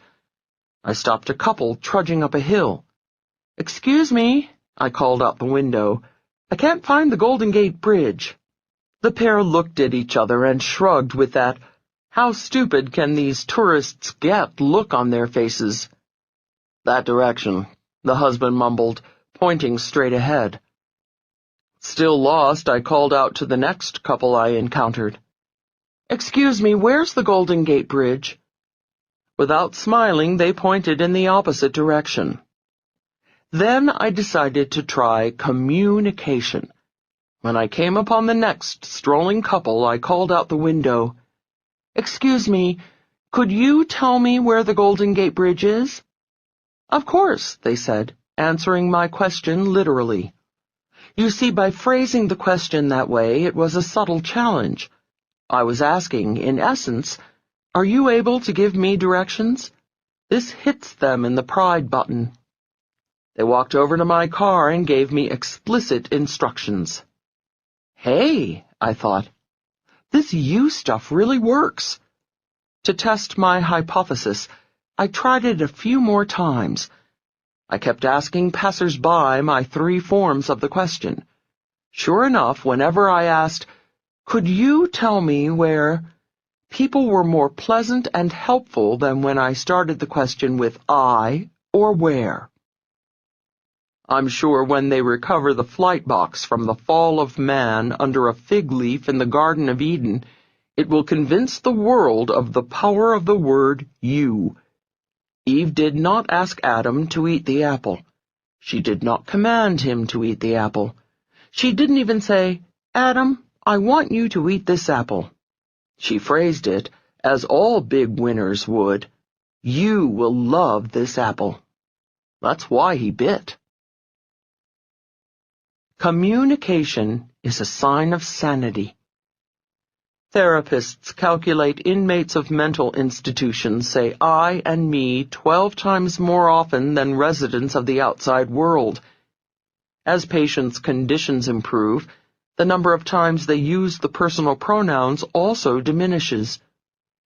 Continuing up the sanity scale, the fewer times you use I, the more sane you seem to your listeners.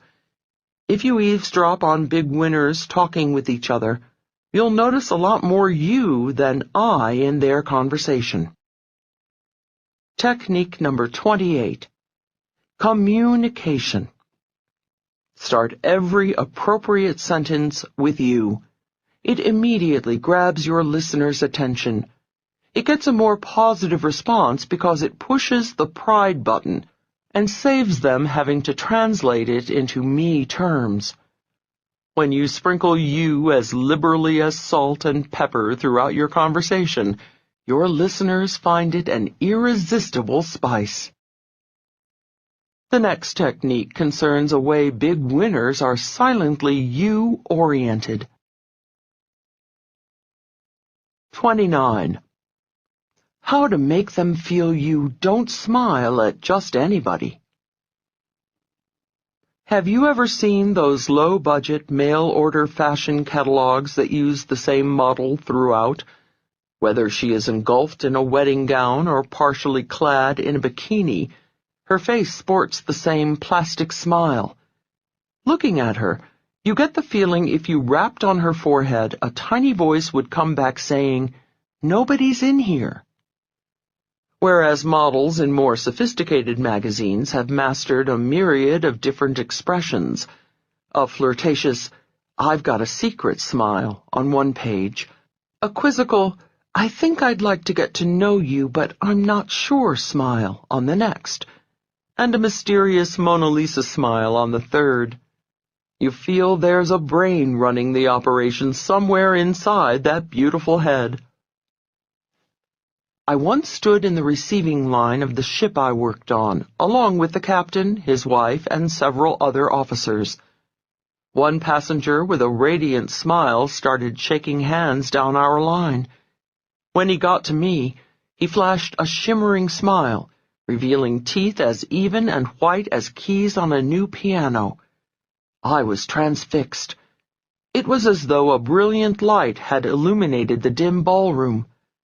I wished him a happy cruise and resolved to find this charming gentleman later. Then he was introduced to the next person. Out of the corner of my eye, I saw his identical glistening grin. A third person, the same grin. My interest began to dwindle. When he gave his fourth indistinguishable smile to the next person, he started to resemble a Cheshire cat. By the time he was introduced to the fifth person, his consistent smile felt like a strobe light disturbing the ambience of the ballroom. Strobe man went on flashing everybody the same smile down the line. I had no further interest in talking with him. Why did this man's stock shoot high in my ticker 1 minute and plummet the next? Because his smile, although charming, reflected no special reaction to me. Obviously, he gave the same smile to everybody, and by that it lost all its specialness. If Strobe Man had given each of us a slightly different smile, he would have appeared sensitive and insightful. Of course, if his smile had been just a tad bigger for me than for the others, I couldn't have waited for the formalities to be over to seek him out in the crowded ballroom. Review your repertoire of smiles. If your job required you to carry a gun, you would, of course, learn all about the moving parts before firing it. And before taking aim, you would carefully consider whether it would murder, maim, or merely wound your target. Since your smile is one of your biggest communications weapons, learn all about the moving parts and the effect on your target. Set aside 5 minutes. Lock your bedroom or bathroom door so your family doesn't think you've gone off the deep end. Now stand in front of the mirror and flash a few smiles. Discover the subtle differences in your repertoire. Just as you would alternate saying, "Hello," "How do you do," and "I am pleased to meet you," when being introduced to a group of people, vary your smile. Don't use the same on each.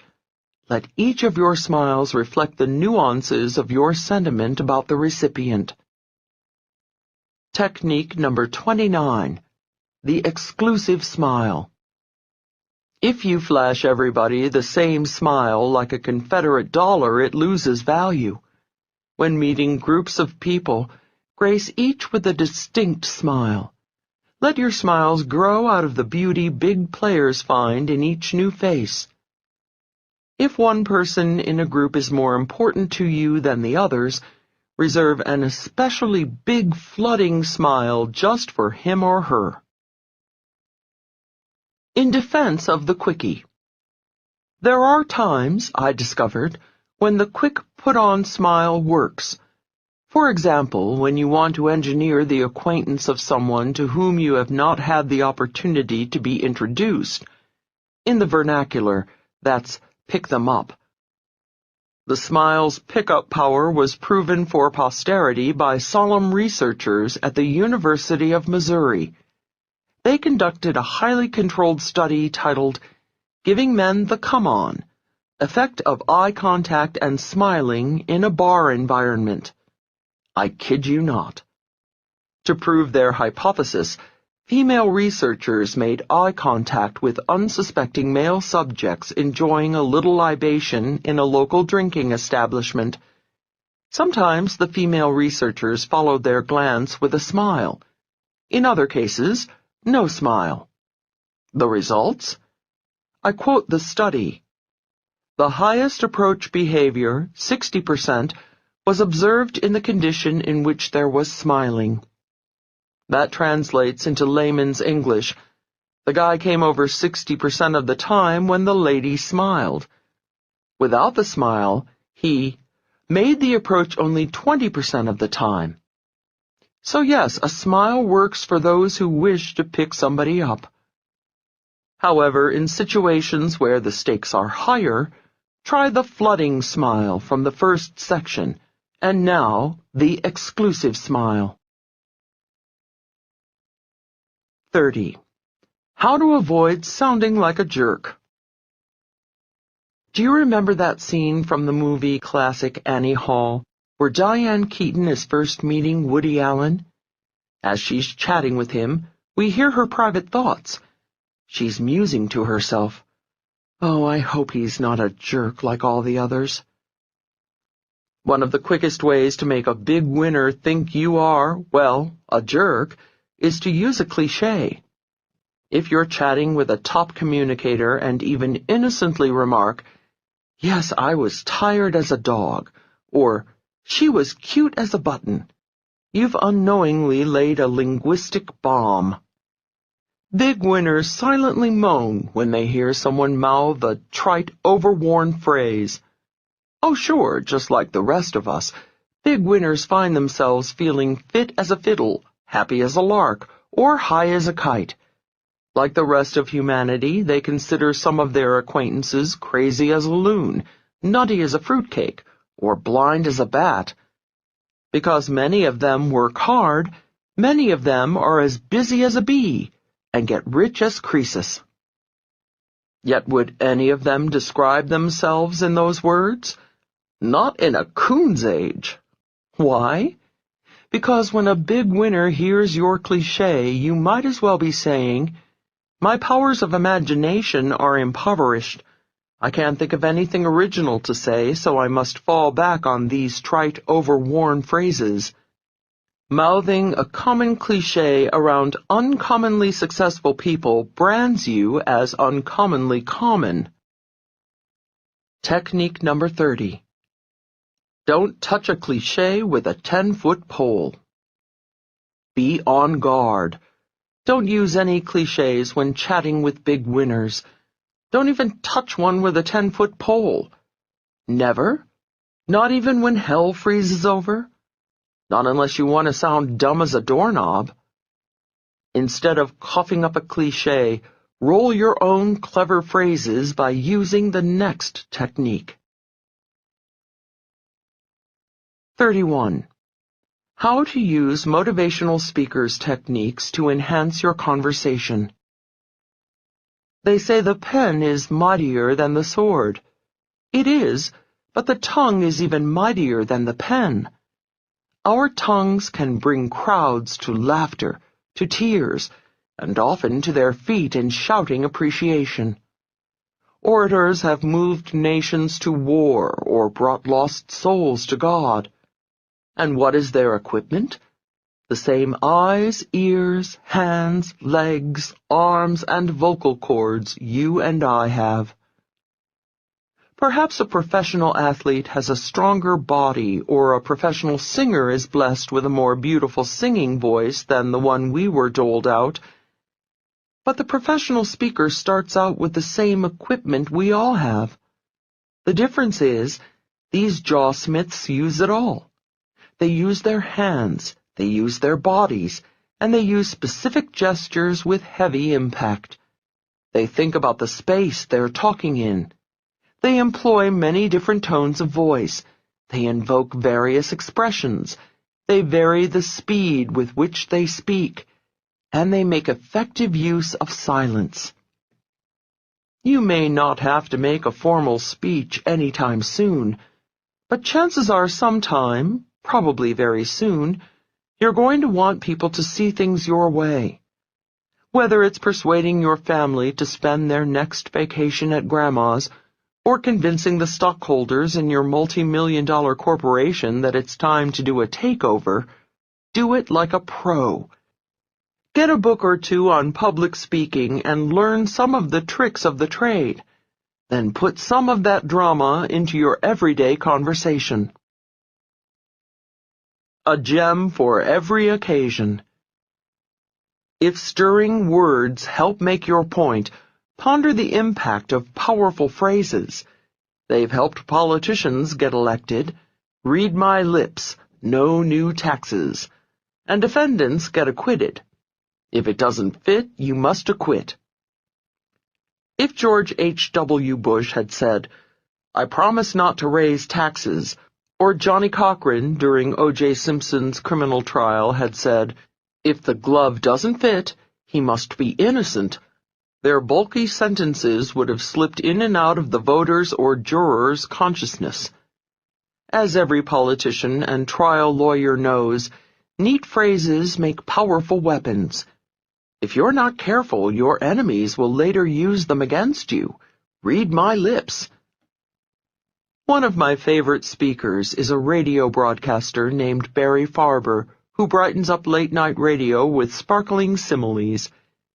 Barry would never use a cliché like, "nervous as a cat on a hot tin roof." He described being nervous about losing his job as, "I felt like an elephant dangling over a cliff with his tail tied to a daisy." Instead of saying he looked at a pretty woman, he'd say, "My eyeballs popped out and dangled by the optic nerve." When I first met him, I asked, "Mr. Farber, how do you come up with these phrases?" "My daddy's, Mr. Farber. I'm Barry," he chided, his way of saying, "Call me Barry." He then candidly admitted, although some of his phrases are original, many are borrowed. Elvis Presley used to say, "My daddy's, Mr. Presley. Call me Elvis." Like all professional speakers, Barry spends several hours a week gleaning through books of quotations and humor.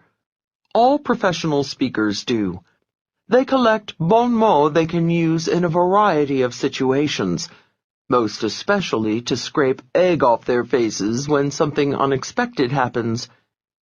Many speakers use authors and speaker's agent Lily Walters's face-saver lines from her book, What to Say When You're Dying on the Platform. If you tell a joke and no one laughs, try, "That joke was designed to get a silent laugh, and it worked." If the microphone lets out an agonizing howl, look at it and say, "I don't understand. I brushed my teeth this morning." If someone asks you a question you don't want to answer, could you save that question until I'm finished and well on my way home? All pros think of holes they might fall into and then memorize great escape lines. You can do the same. Look through books of similes to enrich your day-to-day conversations. Instead of happy as a lark, try happy as a lottery winner, or happy as a baby with its first ice cream cone.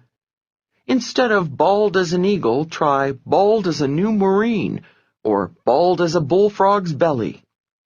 Instead of quiet as a mouse, try quiet as an eel swimming in oil, or quiet as a fly lighting on a feather duster. Find phrases that have visual impact.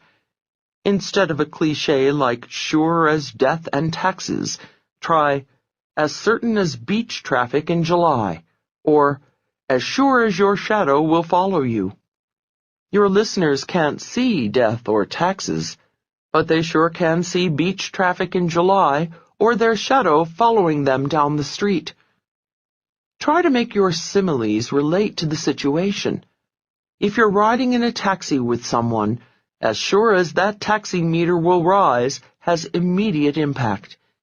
If you're talking with a man walking his dog, as sure as your dog is thinking about that tree, adds a touch of humor. Make 'em laugh, make 'em laugh, make 'em laugh. Humor enriches any conversation, but not jokes starting with, "Hey, did you hear the one about?" Plan your humor and make it relevant. For example, if you're going to a meeting on the budget, look up money in a quotation book. In an uptight business situation, a little levity shows you're at ease. Once, during an oppressive financial meeting, I heard a top executive say, "Don't worry, this company has enough money to stay in business for years, unless we pay our creditors." He broke the tension and won the appreciation of all. Later I saw a similar quote in a humor book attributed to Jackie Mason, the comedian. So what? The exec still came across as a cool communicator with his clever comment. Big players who want to be quoted in the media lie awake at night gnawing the pillow, trying to come up with phrases the press will pick up. A Michigan veterinarian named Timothy, a heavy hitter in his own field, but completely unknown outside of it, made national headlines when he planned to attach a pair of feet to a rooster who lost his to frostbite. Why? Because he called it a drumstick transplant. I don't know if a French woman, Jeanne Calment, then officially the world's oldest person, was looking for publicity on her 122nd birthday. But she made international headlines when she told the media, "I've only ever had one wrinkle, and I'm sitting on it." Mark Victor Hansen, a big player in his own field but once relatively unknown outside of it, was propelled into national prominence when he came up with a catchy name for his book, co-authored with Jack Canfield, Chicken Soup for the Soul. He told me his original title was 101 Pretty Stories. How far would that have gone? Soon the world was lapping up, among others, his Chicken Soup for the Woman's Soul, Chicken Soup for the Teenage Soul, Chicken Soup for the Mother's Soul, Chicken Soup for the Christian Soul, plus second, third, and fourth servings of chicken soup in hardcover, paperback, audio, video, and calendars. Technique number 31. Use Jaw Smith's jive. Whether you're standing behind a podium facing thousands or behind the barbecue grill facing your family, you'll move, amuse, and motivate with the same skills. Read speakers' books to cull quotations, pull pearls of wisdom, and get gems to tickle their funny bones. Find a few bon mots to let casually slide off your tongue on chosen occasions. If you want to be notable, dream up a crazy quotable. Make 'em rhyme, make 'em clever, or make 'em funny. Above all, make 'em relevant. A word of warning. No matter how good your material is, it bombs if it doesn't fit the situation. I learned this the hard way during my cruise ship days. On a cruise to England, I decided to give my passengers a reading of the English love poems of Elizabeth Barrett and Robert Browning. You know, "How do I love thee? Let me count the ways." It was a big hit. The passengers loved it and raved for days. I couldn't walk out on deck without some passenger turning to me and affectionately echoing, "How do I love thee?" Naturally, I got a pretty swollen head over this performance and fancied myself an eminent poetry reader.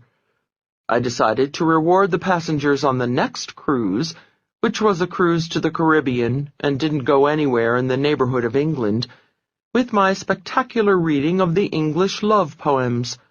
What a bomb! Passengers avoided me on the deck for the rest of the cruise. How did you bore me? Let me count the ways. 32. How to banter like the big shots do.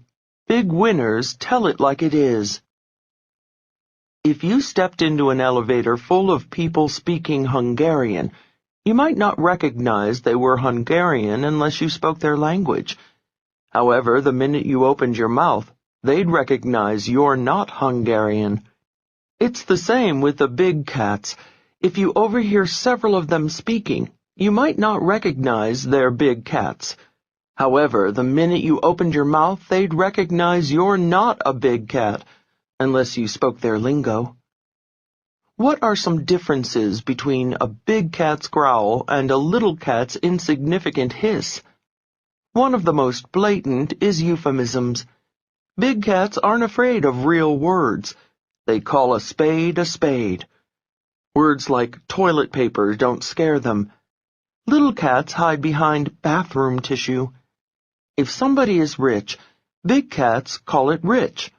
Little cats, oh so embarrassed at the concept of talking about money in polite company, substitute the word wealthy. When little cats use a substitute word or euphemism, they might as well be saying, "Whoops, you are better than I am. I'm in polite company now, and so I'll use the nicey-nice word." Big cats are anatomically correct. No cutesy words for body parts. They'll say breasts when they mean breasts. When they say knockers, they mean decorative structures that hang on the front door. And family jewels are in the safe on the wall. If a big cat is ever in doubt about a word, he or she simply resorts to French. If they feel the word buttocks is debatable, derriere will do quite nicely, thank you. Technique number 32. Call a spade a spade. Don't hide behind euphemisms. Call a spade a spade. That doesn't mean big cats use tasteless four-letter words when perfectly decent 5- and 6-letter ones exist. They've simply learned the King's English, and they speak it. Here's another way to tell the big players from the little ones just by listening to a few minutes of their conversation. 33. How to avoid the world's worst conversational habit. Once I was at a small dinner party given by the president of an advertising agency, Louis, and his wife, Lillian. The evening started with cocktails, followed by a gourmet meal accompanied by a selection of excellent wines. The conversation had been convivial, the cuisine delicious, and the wine very fine, and very plentiful. At the end of the evening, Louis raised his glass to make a toast. A few wine droplets sloshed out of his glass onto the tablecloth. A pretty young woman who was the date of a new art director named Bob giggled and said, "I can tell you're feeling no pain." Shock waves went around the table. Everyone froze. The host was indeed a bit inebriated. However, alluding to Louis being a little looped, even in jest, was as though the woman had suddenly smashed the crystal chandelier above the table with her dinner plate. One guest quickly covered the girl's horrifying gaffe by lifting her glass and saying, "None of us is. No one in the company of Louis and Lillian could ever feel any pain. Here's to a truly wonderful evening." Louis then continued with his toast to the wonderful company, and no one was feeling pain any longer, except Bob. He knew his date's innocent teasing was a black mark, if not in his personnel file, on his personal file. The next sure sign of a little cathood is teasing. Little cats go around patting their friends' paunches and saying, "Enjoying that cheesecake, huh?" Or looking at their balding heads and saying, "Hey, hair today, gone tomorrow, huh?" They think it's hilarious to make a quip at someone else's expense and say, "You don't have an inferiority complex. You are inferior. Hardy har har." Technique number 33. Trash the teasing. A dead giveaway of a little cat is his or her proclivity to tease. An innocent joke at someone else's expense may get you a cheap laugh. Nevertheless, the big cats will have the last one, because you'll bang your head against the glass ceiling they construct to keep little cats from stepping on their paws. Never, ever make a joke at anyone else's expense. You'll wind up paying for it dearly. 34. How to give them the bad news, and have them like you all the more. In ancient Egypt, the pharaoh treated the humblest message runner like a prince when he arrived at the palace, if he brought good news. However, if the exhausted runner had the misfortune to bring the pharaoh unhappy news, his head was chopped off. Shades of that spirit pervade today's conversations. Once a friend and I packed up some peanut butter and jelly sandwiches for an outing. As we waltzed happily out the door, picnic basket in hand, a smiling neighbor, rocking away on his porch, looked up at the sky and said, "Oh boy, bad day for a picnic. The newscast says it's gonna rain." I wanted to rub his face in my peanut butter and jelly sandwich, not for his gloomy weather report, for his smile. Several months ago I was racing to catch a bus. As I breathlessly shoved my handful of cash across the Greyhound counter, the grinning sales agent gushed, "Oh, that bus left 5 minutes ago." Dreams of decapitation. It's not the news that makes someone angry. It's the unsympathetic attitude with which it's delivered. Everyone must give bad news from time to time, and winning professionals do it with the proper attitude. A doctor advising a patient she needs an operation does it with compassion. A boss informing an employee he didn't get the job takes on a sympathetic demeanor. Grief counselors at airports after fatal crashes share the grief-stricken sentiment of relatives. Big winners know, when delivering any bad news, they should share the sentiment of the receiver. Unfortunately, many people are not aware of this sensitivity. When you're weary from a long flight, has a hotel clerk cheerfully chirped that your room isn't ready yet? When you had your heart set on the roast beef, has your waiter merrily warbled that he just served the last piece? When you needed cash for the weekend, has your bank teller gleefully told you your account is overdrawn? It makes you, as a traveler, diner, or depositor, want to put your fist right through their insensitive grins. Had my neighbor told me of the impending rainstorm with sympathy, I would have appreciated his warning. Had the Greyhound sales clerk sympathetically informed me that my bus had already left, I probably would have said, "Oh, that's all right, I'll catch the next one." Big winners, when they bear bad news, deliver bombs with the emotion the bombarded person is sure to have. Technique number 34. It's the receiver's ball. A football player wouldn't last 2 beats of the time clock if he made blind passes. A pro throws the ball with the receiver always in mind. Before throwing out any news, keep your receiver in mind. Then deliver it with a smile, a sigh, or a sob. Not according to how you feel about the news, but how the receiver will take it. Big winners know how to give bad news to people. They also know how to give any news to anyone, even when people are pressuring them. Let's explore that next. 35. How to respond when you don't want to answer and wish they'd shut the heck up. One of my clients, Barbara, a mini-star in the furniture business, recently separated from her husband and business partner Frank, a megastar in the furniture business. They suffered a long and messy divorce that resulted in them keeping the business jointly, but not having to deal with each other. Soon after the divorce, I was at an industry convention with Barbara. Since she and Frank were both beloved in the industry, people were curious about what had happened and how it affected their company. But of course, no one dared ask outright, and Barbara was offering no explanations. I was seated next to Barbara at the gala farewell dinner. Apparently one of her colleagues at the table couldn't contain her curiosity any longer. During dessert, she leaned over to Barbara and in a hushed voice asked, "Barbara, what happened with you and Frank?"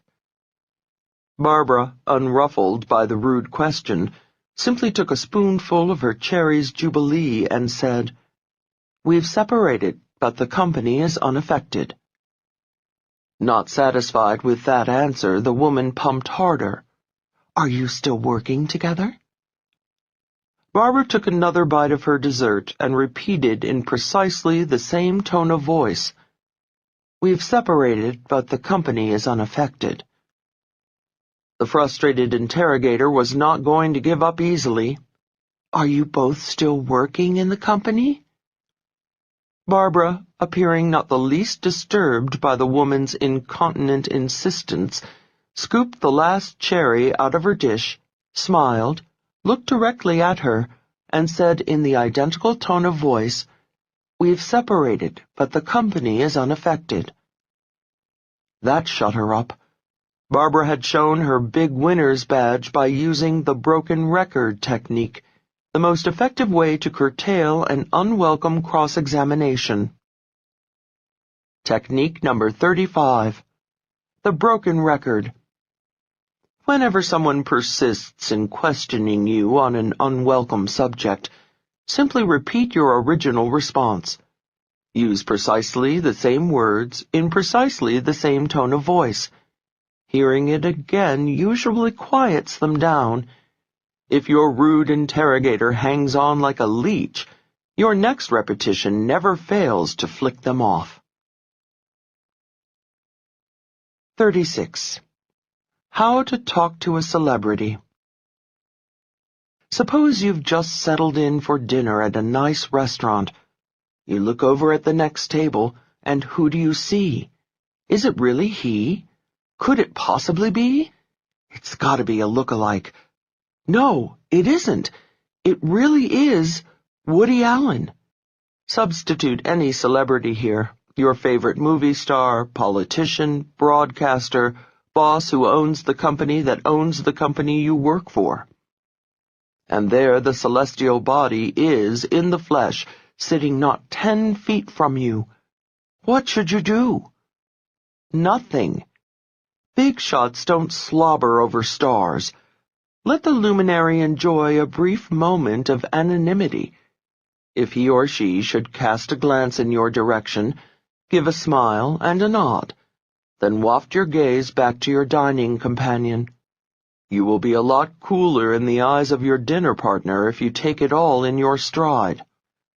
Now, if you just can't resist this once-in-a-lifetime opportunity to press the flesh of the megastar and tell him or her of your admiration, here's how to do it with grace. Wait until you or the luminary are leaving the restaurant. After the check has been paid, and you will obviously not be taking much of his or her time, you may make your approach. Say something like, "Mr. Allen, I just want to tell you how much pleasure your wonderful films have given me over the years. Thank you so much." Did you pick up the subtlety here? You are not complimenting his work. After all, he might well ask himself, who are you to judge whether I am a great filmmaker or not? You can only speak from your own perspective. You do this by telling him how much pleasure his work has given you. If it's your boss's boss's boss's boss, whom the fates have sent to bask in your adulation, do the same. Do not say, "Bill," or "Mr. Gates, you really run a great company." Lowly geek, he thinks. Who are you to judge? Instead, tell him what an honor it is to work for him. Obviously, this is not the moment to detail the intricacies of your improvements on image editing software for digitizing photographs. Then let your body language express that if Woody or Bill or the other megastar wants to leave it at that, you are happy with the exchange. If, however, the megastar is captivated by you, or has had so much liquid merriment that he or she has decided to mingle with the masses tonight, then all bets are off. You're on your own. Enjoy. Until you pick up the first body language sign that they would like to end it.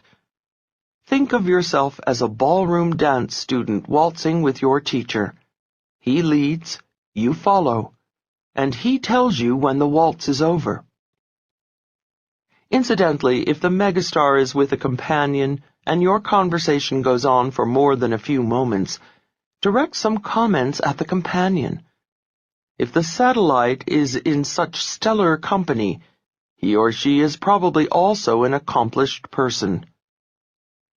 Felicia, a friend of mine, is a talented trial lawyer who is married to a local TV show host. Because Tom is on television, people recognize him wherever they go, and Felicia gets ignored. Felicia tells me how frustrating it is even for Tom.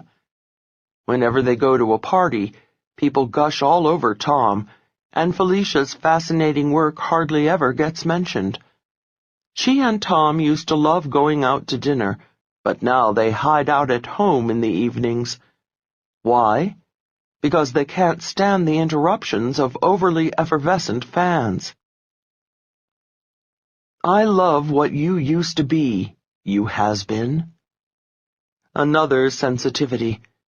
The film star is probably obsessed with his last film, the politician with her last election, a corporate mogul with his last takeover, an author with her last novel, and so forth.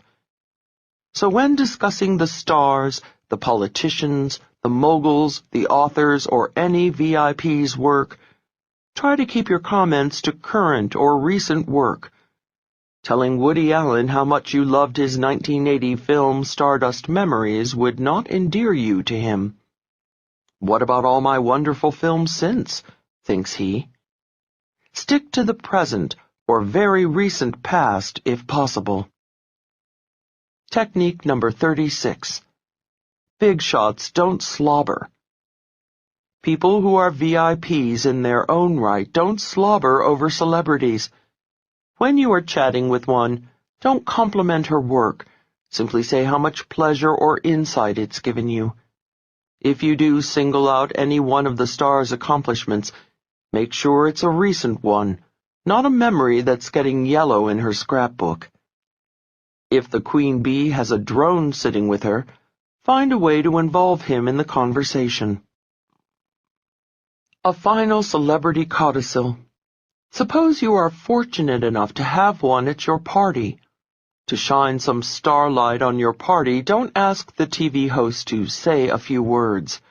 Don't ask the singer to sing a song. What looks effortless to the rest of us because they seem so comfortable performing is work for them. You wouldn't ask an accountant guest to look over your books, or a dentist to check out your third left molar. Let the dignitary drink. Let the luminary laugh. Celebrities are people too, and they like their time off. 37. How to make them want to thank you. To wrap up our section on sounding like the big boys and big girls, here is a simple and gracious little maneuver. It not only signals people you're a top communicator, but it encourages them to keep doing nice things for you, or complimenting you, or doing business with you, or loving you. It is very short. It is very sweet. It is very simple. You can use it with everyone in your life. When it becomes instinctive, you'll find yourself using it every day. Very simply, never let the phrase "thank you" stand naked and alone. Always make it thank you for something. People use the bare exposed thank you so often that people don't even hear it anymore. When we buy the morning newspaper, we flash a naked thank you at the vendor when he gives us our nickels change. Is that the same thank you want to give a valued customer who makes a big purchase in your store? Or a loved one who cooks you a delicious dinner? Whenever the occasion warrants more than an unconscious acknowledgement, dress up your thank you with the reason. Thank you for coming. Thank you for being so understanding. Thank you for waiting. Thank you for being such a good customer. Thank you for being so loving. Often when I disembark an airplane, the captain and first officer are standing by the cockpit door to bid the passengers farewell. I say, "Thanks for getting us here." Admittedly, that's carrying never the naked thank you technique to extremes, but it has a surprising effect. They fall all over themselves with, "Oh, thanks for flying with us." Technique number 37. Never the naked thank you. Never let the phrase thank you stand alone. From A to Z, always follow it with for. From thank you for asking to thank you for zipping me up. Thank you for listening to this section of How to Talk to Anyone. Now let us move on to another conversation challenge. How to talk knowledgeably with everyone, from groups of accountants to Zen Buddhists, no matter how little you might have in common. Part 4. How to be an insider in any crowd. What are they all talking about? Has it ever happened to you? Everyone at the party is speaking gobbledygook. They're all discussing faulty audits, code constraints, or the library market, and you have no idea what they're talking about. It's because everybody at the party is an accountant, an architect, or a publisher, and you're not. So you stand there with a pasty smile on your face, not opening your mouth. If you do, you fear the wrong thing will come out. Paranoia sets in. Everybody will snicker at you. You're an outsider, so you suffer in silence. In high school, I suffered a massive case of silent outsider syndrome, especially around males. All they wanted to talk about was cars. I knew nothing about cars. The only time I'd ever set foot in a body shop was to get a suntan. Well, one fateful day, Mama came home with a gift for me that transformed my teenage existence from shy to sociable. It was a book on all the current model cars and their differences over and under the hood. One reading, and I became fluent in Fords, Chevys, and Buicks. I no longer hyperventilated when boys said words like carburetor, alternator, camshaft, or exhaust manifold. I didn't need to learn a lot, just enough to ask the right questions to get the guys talking. When I'd learned to speak car with the boys, it worked wonders for my social life. Cut to today. We grown-up boys and girls also have our favorite topics that usually involve our work or our hobbies. When we're with people in our own field or who share our interests, we open up like small-town gossips. Even engineers who have a constant case of cat-got-their-tongue start gabbing about greasy turbines and various projects when they're together.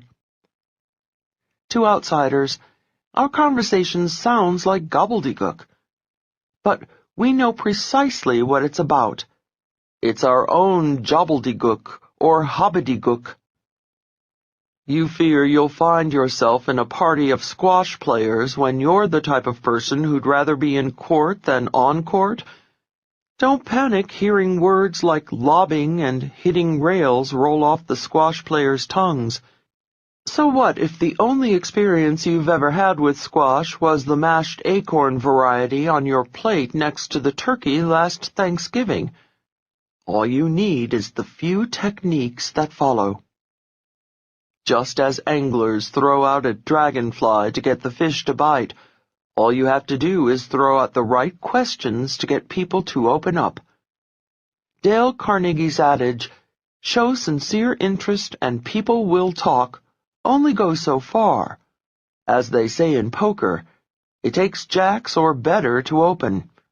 And in conversation, it takes cursory knowledge or better about their field to get them to really open up.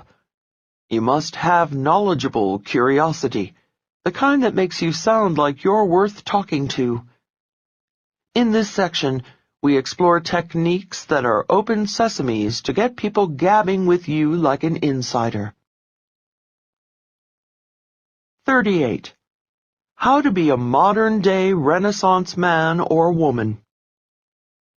Whenever friends visit my hometown, New York City, I warn them, never ask anyone riding in the subway for directions.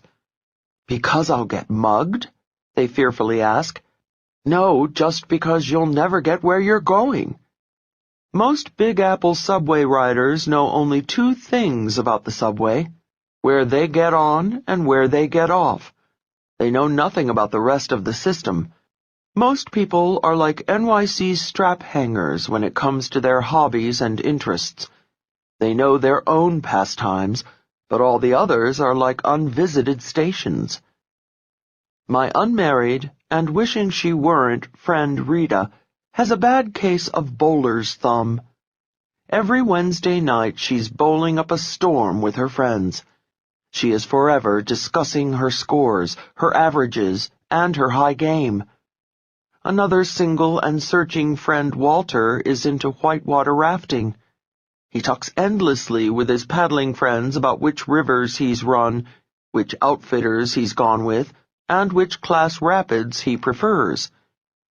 Thinking my two single friends might hit it off, I introduced Walter the paddler to Rita the bowler and mentioned their respective passions. "Oh, you're a bowler," said Walter. "Yes." Rita smiled demurely, awaiting more questions about her big bowling turn-on. Walter was silent. Masking her disappointment, Rita said, Leo tells me you're into water rafting." Walter smiled proudly, awaiting further friendly interrogation on paddling. That must be exciting. Isn't it dangerous?" was the best Rita could do. "No, it's not dangerous," Walter patronizingly responded to her typical outsider's question. Then the conversation died. During the deafening silence, I remember thinking, if Rita had run just one river, if Walter had bowled just one game, their lives might be different now. Conversation could have flowed, and who knows what else might have flowered. Go fly a kite. The scramble therapy technique is salvation from such disappointing encounters. It will transform you into a modern-day Renaissance man or woman who comfortably can discuss a variety of interests. Scramble therapy is, quite simply, scrambling up your life and participating in an activity you'd never think of indulging in. Just one out of every 4 weekends, do something totally out of your pattern. Do you usually play tennis on weekends? This weekend, go hiking. Do you usually go hiking? This weekend, take a tennis lesson. Do you bowl? Leave that to your buddies this time. Instead, go whitewater rafting. Oh, you were planning on running some rapids like you do every warm weekend? Forget it. Go bowling. Go to a stamp exhibition. Go to a chess lecture. Go ballooning. Go bird watching. Go to a pool hall. Go kayaking. Go fly a kite. Why? Because it will give you conversational fodder for the rest of your life. From that weekend on, you'll sound like an insider with all the hikers, stamp collectors, ballooners, birders, billiards players, kayakers, and kitists you ever meet. just by doing their activity once. If you take a piece of blue litmus paper and dip it in a huge vat of acid, the tip turns pink. If you take another blue litmus paper and dip it into just one minuscule drop of acid on a glass slide, the tip turns just as pink. Compare this to participating in an activity just one time. A sampling gives you 80% of the conversational value. You learn the insider's questions to ask. You start using the right terms. You'll never be at a loss again when the subject of extracurricular interests comes up, which it always does. Do you speak scuba? I'm not a certified scuba diver. However, 6 years ago in Bermuda, I saw a sign. Resort dives, $25. No scuba experience necessary. In just 3 hours, I received the best crash course in talking with scuba divers the world offers.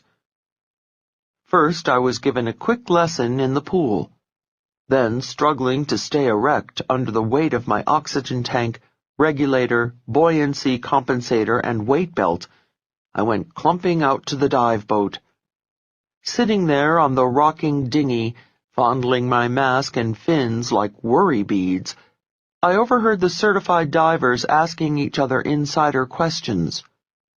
Where were you certified? Where have you dived? Do you prefer wrecks or reefs? Ever done any night diving? Are you into underwater photography? Do you dive on a computer? What's your longest bottom time? Did you ever get the bends? This is scuba lingo. I now speak scuba. To this day, whenever I meet divers, I have the right questions to ask and subjects to discuss, and the right ones to avoid. Like how much I like seafood. That's like telling a cat lover how much you love tender barbecued kitten. I can now ask my new friends which of the scuba hotspots they've been to. Cozumel, Cayman, Cancun. Then, if I want to really show off, I ask if they've been to Truk Lagoon in the far Pacific, the Great Barrier Reef in Australia, or the Red Sea. All the insider terms now roll comfortably off my tongue. Before my scramble therapy experience, I'd be calling their beloved wrecks and reefs sunken ships and coral. Understandable words, but not scuba words, not insider words.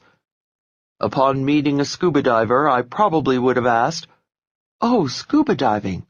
That must be interesting. Aren't you afraid of sharks?" Not a good way to get off on the right fin with a diver. Think about it. Suppose at a dinner party the table conversation turns to scuba diving. If you too had done your one-time-only dive, you'd ask your diving dinner companion if he likes night diving or whether he prefers diving on wrecks or reefs. He'll never believe it when you tell him the deepest water you've ever submerged yourself in is your own bathtub. Then you turn to the bungee jumper seated on your left and ask him, "Do you prefer chest-waist jumps or ankle jumps?" If the conversation then changes to tennis, or martial arts, or chess, or coin collecting, or even bird watching, you can keep up and keep the conversation going. What a guy! What a gal! Technique number 38. Scramble therapy. Once a month, scramble your life. Do something you'd never dream of doing. Participate in a sport. Go to an exhibition. Hear a lecture on something totally out of your experience. You get 80% of the right lingo and insider questions from just one exposure. 39. How to sound like you know all about their job or hobby. Even more insidious than hobby talk is job speak, or gobbledygook. I still harbor social nightmares of the evening I attended a party thrown by a couple who worked in computer database management. As I walked in the door, I overheard one chap saying to another, "When the domain relational calculus is restricted to safe expressions, it's equivalent to the interpolational." That's all I stayed around for. I knew I wasn't going to understand one bit or byte of conversation the rest of the evening. It made me long for the days when a mouse meant the furry little fellow who loves cheese, windows were the kind you bought drapes for, and the web was something spiders trapped flies in. I knew I was going to need some technical support if I was going to be compatible with this crowd. I decided then and there to learn some of the opening questions database management types ask each other. Which I did. Now I can't wait for a second chance at that crowd because I'm armed with questions like, what RAID level are you using? And what data warehousing product do you use? All you need are a few insider opening questions to get you started with any group. You ask questions, listen to the responses, and indulge in elementary on-target conversation with them for a moment or two about their field. Then change the subject ASAP. You don't want to fake you are more knowledgeable about their field than you really are. It's all in the opening question. A tennis player can tell immediately from just appraising your opening serve how good a player you are. Is it going to be great playing with you or a real bore? It's the same in communicating. Just from your verbal opening serve, someone knows if it's going to be interesting talking with you about their life or interests, or dull, dull, dull. For example, suppose I'm introduced to someone and the first words out of her mouth are, "Oh, you're a writer. When are you going to write the great American novel?" Yikes, I know I'm talking with someone who is unfamiliar with my world. We'll chat, but I preferred to change the subject. And soon, my conversation partner. If, however, my new acquaintance says, "Oh, you're a writer. Do you write fiction or nonfiction?" Bingo. Now I know I'm with a person who knows about my world. Why? Because that is the first question all writers ask each other. I enjoy talking to this inquisitor because I presume she has more insights into the writing world. Even if we quickly get off the subject of writing, she has come across as a well-informed individual. Every job, every sport, every interest has insider opening questions that everybody in the same field asks. And it's dumb outsider questions that they never ask each other. When an astronaut meets another astronaut, he asks, "What missions have you been on?" Never, "How do you go to the bathroom up there?" A dentist asks another dentist, "Are you in general practice or do you have a specialty?" Never, "Heard any good pain jokes lately?" The good news is beginning gobbledygook is an easy language. You don't need to master buzzwords, only a few opening questions to make you sound like an insider. Then, here's the fun part. When you tell them you're not connected to their field, they're all the more impressed. What a knowledgeable person, they say to themselves. Help! Everybody there will be an artist. It's not hard to harvest good gobbledygook. Let's say you've been invited to a gallery opening where you'll be meeting many artists. If you don't speak artist, go through your Rolodex to see if you have an artist friend or two. Aha, you found one. Well, sort of. Your friend Sally attended art school. You call her up and ask, "Sally, I know this sounds silly, but I've been invited to an event where I'm bound to be talking with a lot of artists. Could you give me a few good questions to ask?" Sally might find your query a tad unusual, but your diligence should impress her. Maybe she'll say, "Well, ask artists what medium they work in." Medium, you ask? Sure, she'll tell you. That's the insider's way to ask if they work with acrylics, oil, charcoal, pen, and so forth. Oh. Don't ask artists to describe their work, she warns. They feel theirs is a visual medium that can't be described. Oh. And don't ask them if their work is in a gallery. Oh? That could be a sore point. Instead, ask, "Is there any place I might see your work?" They'll love that because even if they're not represented by a gallery, they can invite you to their studio to possibly buy their work. Technique number 39. Learn a little gobbledygook. Big winners speak gobbledygook as a second language. What is gobbledygook? It's the language of other professions. Why speak it? It makes you sound like an insider. How do you learn it? You'll find no gobbledygook discs in the language section of your bookstore, but the lingo is easy to pick up. Simply ask a friend who speaks the lingo of the crowd you'll be with to teach you a few opening questions. The words are few, and the rewards are manifold. That's all you need to get started. 2 good opening art questions, and a warning against the most asked dumb outsider question. Let's say you've given a great opening serve with the right question on their job. You've slammed a swift ball dead center into their conversational court. Happily, thinking they're with an ace player, they answer your question. Then they put a little spin on the ball and send it lobbing right back into your court, and it's time for a follow-up question. Whoops, what to do now? If you don't want to come out of the bluffer's closet just yet, you must master the next technique, bearing their hot button. 40. How to bear their hot button. Elementary doc talk.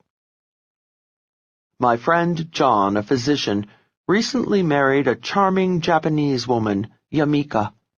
John told me the first time they were invited to a party to meet many of John's colleagues, Yamika was panic-stricken. She wanted to make a good impression, yet she was tense about talking to American doctors. John was the only one she'd ever met, and during their romance they didn't spend a whole lot of time discussing medicine. John told her, "Don't worry about it, Yami. They all ask each other the same old questions. When you meet them, just ask, 'What's your specialty?' and 'Are you affiliated with a hospital?' Then, to get into deeper conversation," he continued, "throw out questions like, 'How's your relationship with your hospital?' or 'How's the current medical environment affecting you?' These are hot issues with doctors because everything's changing in healthcare." John said Yamika delivered the lines verbatim. She circulated the party, asking the various doctors' specialties and inquiring about their affiliations and relationships with their hospitals. As a result, she was the hit of the party. Many of John's colleagues later congratulated him on having found such a charming and insightful woman. Getting the real grabber. It's not just doctors. Every profession has concerns that are all the buzz within the industry. The rest of the world, however, knows little about these fixations. For example, independent booksellers constantly complain that big superstore chains are taking over the industry. Accountants lie awake nights worrying about liability insurance for faulty audits, and dentists grind their teeth over OSHA and EPA regulations. Oh, us writers, too. We're always bellyaching about magazines not paying us for electronic rights to our precious words. Suppose some hapless soul were unlucky enough to find himself in a party of writers. Making conversation with these folks, who seldom know what they think until they see what they say, is no easy task for one who is accustomed to communicating in the spoken word. However, if before the party the non-writer had called just one writer acquaintance and asked about the burning issues, he'd have had hot conversation with the wordsmiths all evening. I call the technique bearing their hot button. Back to the art show you're about to attend. You can't let Sally hang up yet. She's given you the 2 best opening questions for artists. But don't let her go until you get the real conversational grabber. Ask her the hottest issues going on in the art world. She might think a minute and then say, "Well, there's always art prices." "Art prices?" you ask. "Yes," she explains. "For example, in the 1980s, the art world was very market-driven. Prices went sky high because some investors and status seekers paid exorbitant amounts. We feel that kind of took art away from the masses." Wow, now you're really armed with some good insider art talk. Technique number 40. Bearing their hot button. Before jumping blindly into a bevy of bookbinders or a drove of dentists, find out what the hot issues are in their fields. Every industry has burning concerns the outside world knows little about. Ask your informant to bear the industry buzz. Then, to heat the conversation up, push those buttons. See you at the big one. While you're at it, don't forget to grill your informant for special insider greetings to use when you're with their gang. For example, actresses cringe if they hear "good luck" before a show, but they smile at well-wishers who say, "break a leg." Break a leg, however, is not appropriate for runners before a marathon. That's the last thought they want to have. The only thing they want to break is their personal record. Try, "have a personal best." Firefighters who work on shift seldom see each other except, of course, at the biggest blazes. Thus the firefighter's greeting, "See ya at the big one." Once, driving in a sleepy town you'd have to work at getting lost in, I succeeded. I was hopelessly turned around. Happily, I spotted the firehouse and a couple of bored firefighters lounging out front. "Excuse me, can you tell me the way back to Route 50? I called out the window. I could tell from their attitude they thought I was an idiot. Nevertheless, they lethargically pointed me in the right direction. As I drove off, I called out, "Thanks, guys. See you at the big one." In the rear-view mirror, I saw huge smiles break out on their faces as they stood up in unison and waved goodbye. The disoriented, dizzy blonde driving off had won their respect with their insider salute. 41. How to secretly learn about their lives. Let's say your paper carrier has just hurled the newspaper from his bike to your front door.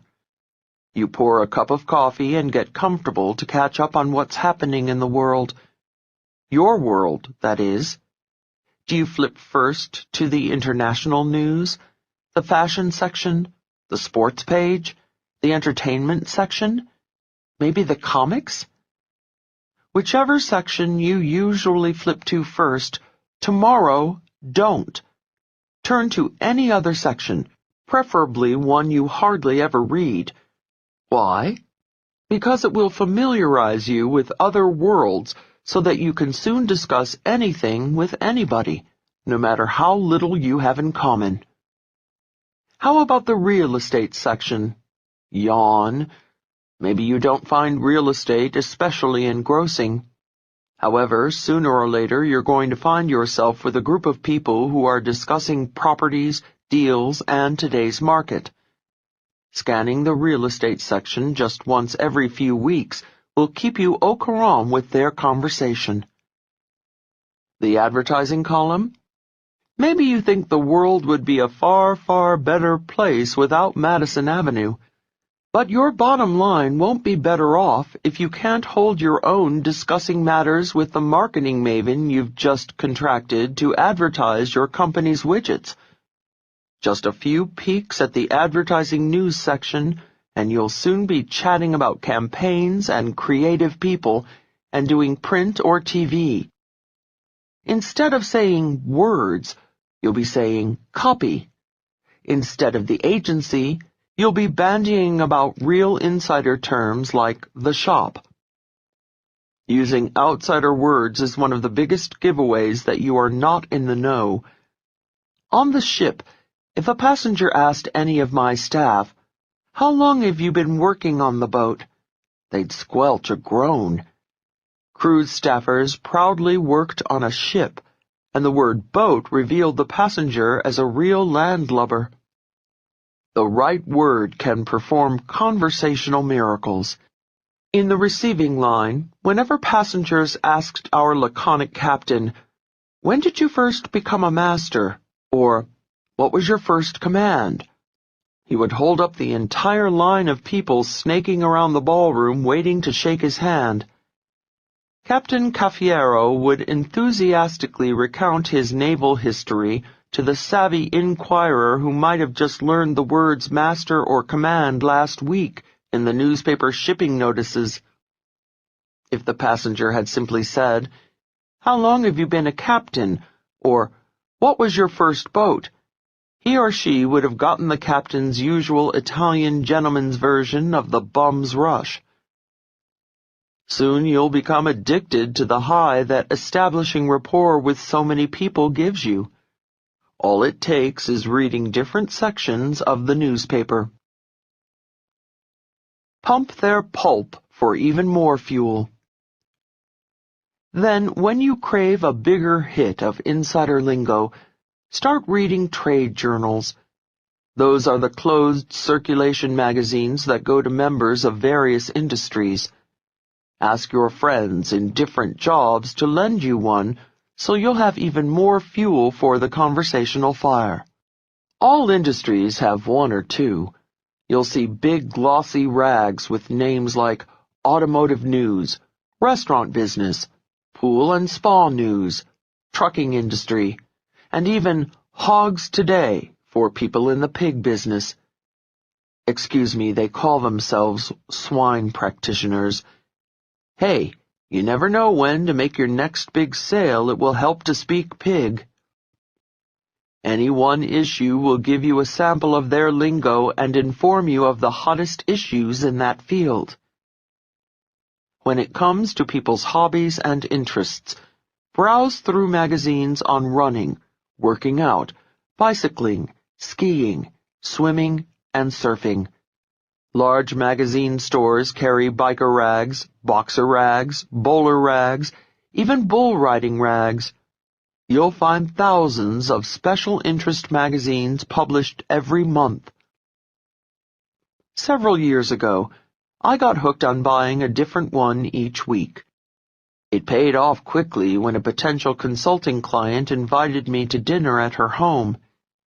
She had a beautiful garden, and thanks to Flower and Garden magazine, I could throw out insider terms like ornamentals, annuals, and perennials. I could even keep up when the discussion turned to the advantages of growing from seeds or bulbs. Because I was so fluent in flower, she invited me to take a longer walk with her to see her private back gardens. As we strolled, I gradually changed the subject from chrysanthemums to the consulting work I could do for her company. Who was leading whom down the garden path? Technique number 41. Read their rags. Is your next big client a golfer, runner, swimmer, surfer, or skier? Are you attending a social function filled with accountants or Zen Buddhists or anything in between? There are untold thousands of monthly magazines serving every imaginable interest. You can dish up more information than you'll ever need to sound like an insider with anyone just by reading the rags that serve their racket. Have you read your latest copy of Zoo News yet? Is the world getting smaller, or are we getting bigger? Today's Renaissance man or woman is comfortable and confident anywhere. The next technique helps you be an insider wherever you find yourself on the planet, and it saves you from fulfilling the world's fantasy of the ugly American. 42. How to talk when you're in other countries.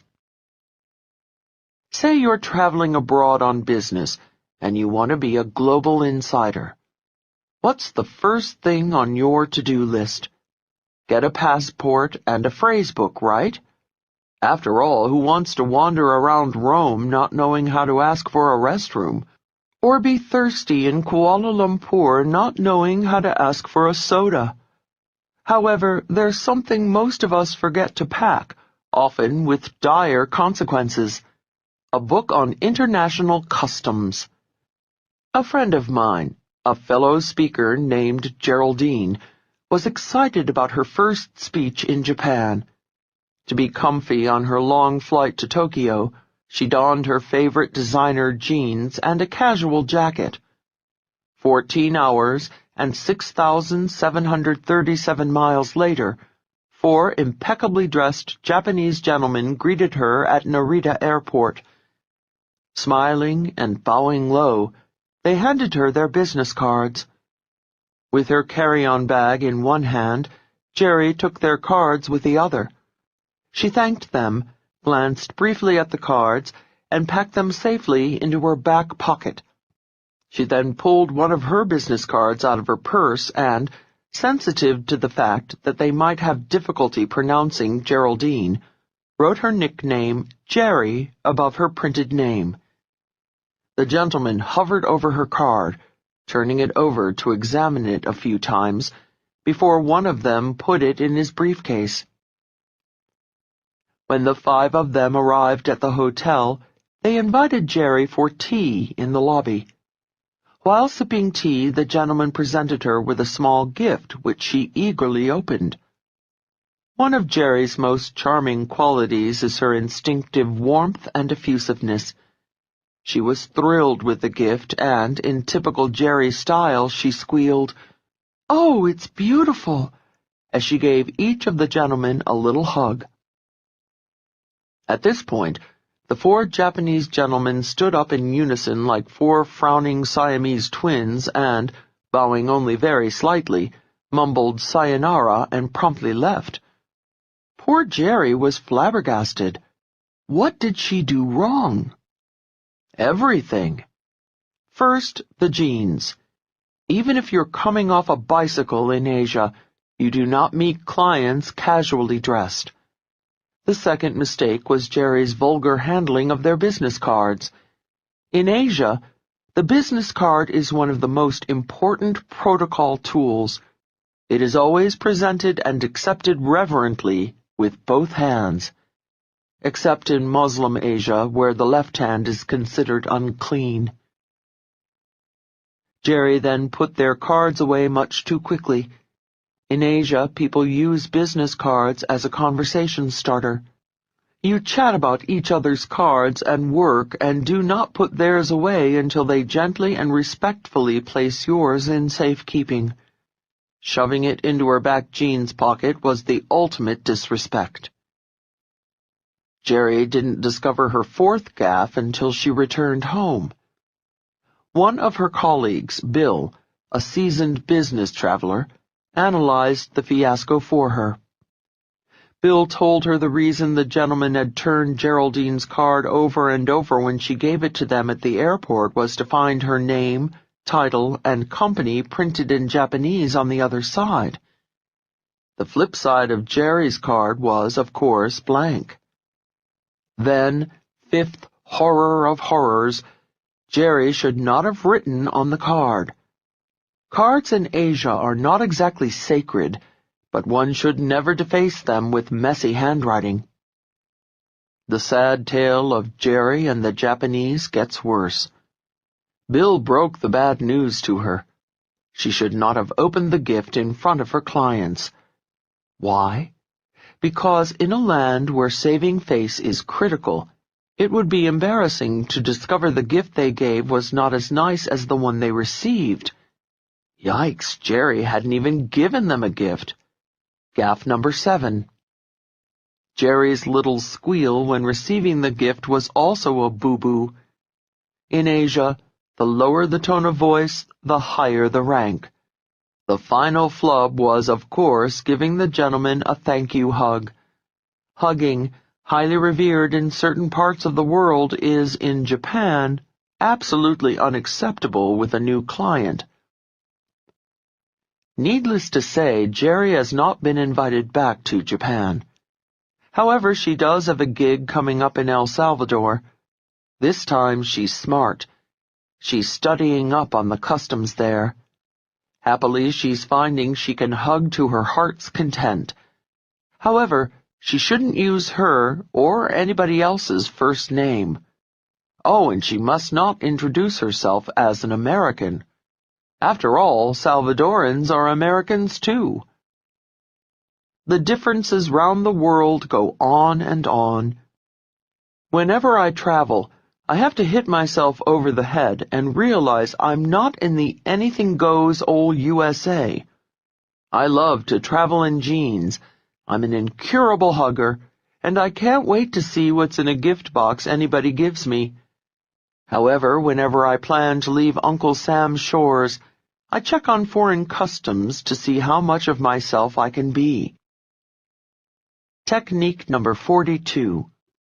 Clear customs. Before putting one toe on foreign soil, get a book on do's and taboos around the world. Before you shake hands, give a gift, make gestures, or even compliment anyone's possessions, check it out. Your gaffe could gum up your entire gig. There are some excellent books on international customs. Don't be like another hapless colleague of mine who almost blew a big business deal with a Brazilian. Just before signing the contract, he gave the OK sign with his thumb and forefinger. Little did he know he was telling his new business partner to go have intercourse with himself. You never know until it's too late. Now we come to where being an insider shows immediate, tangible, and calculable rewards, and where being an outsider really hurts, right in your pocket or purse. 43. How to talk them into getting the insider's price on practically anything you buy. Never underestimate human ingenuity when it comes to getting what you want. Many people expand the adage, all's fair in love and war, to all is fair in love, war, and buying what I want. To get a table at a posh restaurant on a busy night, using a celebrity name is an old ploy. My favorite maitre d' told me he gets a lot of Robert De Niro's phoning in a reservation. When their party of 6 or 8 arrives, he hears, "I'm so sorry, Rob wasn't feeling well this evening." One woman, frustrated when her fake celebrity name didn't work, shouted at him, "Look, who the hell do I have to be to get a table? I'll be anyone you want me to be, Goldie Hawn, Steffi Graf, Fergie, just tell me." Some people try a last-minute approach. They simply walk up to the maitre d' at an overbooked restaurant, point to any name on the reservation book and say, "That's us." You'll witness the same cunning at overbooked hotels. Several months ago I was checking into a popular hotel for which, fortunately, I had a confirmed reservation. A loud-mouthed man in front of me in line shouted at the desk clerk, "What do you mean, no room? I'm staying in this hotel tonight. If you don't have a room, I'm sleeping right here on the floor." His temper tantrum was not working. "And I warn you," he continued, "I sleep in the nude." He got a room. These crafty, childish tactics are not recommended. Rather, I suggest a more principled technique called bluffing for bargains. It was born one afternoon sitting with an insurance broker, Mr. Carson. He was trying to sell me a homeowner's policy. Of course, I wanted the most coverage for the least cash. Carson was a smooth operator, and he was patiently explaining to me in layman's terms the benefits of certain riders he was pushing. Just as he started discussing disasters like wars and hurricanes, his phone rang. With apologies, he picked up the receiver. It was one of his colleagues. Suddenly, a metamorphosis took place before my eyes. The sophisticated salesman became a palsy-walsy, regular, down-home kind of guy, chatting it up with his old buddy about umbrellas. I thought they were discussing the weather. Then the conversation turned to floaters. I now assumed they were talking about an eye problem.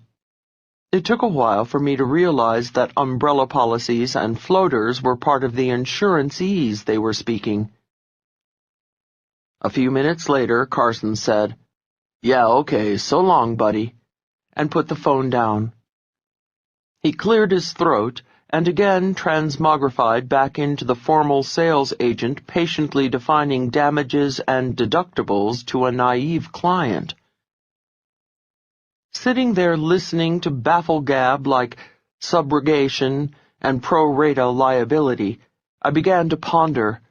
If Carson's colleague who just called wanted to buy insurance, he would have gotten a much better policy much cheaper. In practically every industry, vendors give two prices on goods or services, one to insiders and one to you and me. Before I let myself get angry about this, I thought it through. Is it unfair? Not really. If the vendor doesn't have to spend time being salesman or psychologist answering the endless stream of novice questions, he can afford to give his best price. Carson wouldn't have had to take 20 minutes explaining to his colleague, as he did to me, why, if a tornado takes your house, it's considered an act of God. Therefore, you lose. When knowledgeable associates buy products, the vendor is happily reduced to nothing more than a purchasing agent. For very little work, he makes a small profit and is satisfied. A little bit of knowledge goes a long way when you're buying something. If you have insight into your real estate broker's bottom line, he's more apt to give you the better price. If you are facile with the insider words caterers and car salesmen use to pad their profits, if you're savvy to techniques moving companies and mechanics use to bilk the unsuspecting, if you are on the lookout for lawyers' methods of fattening fees, in short, if you know the ropes, you will not get ripped off. You don't need to know a lot, just a few insider terms. The pro assumes, since you are conversant in some esoteric industry terms, you also know the best deal and rock-bottom price. No one put it better than my house painter Iggy. "Sure," he told me. "You gotta know how to talk to a painter. Not me, but a lot of them other guys. They're gonna get whatever they can.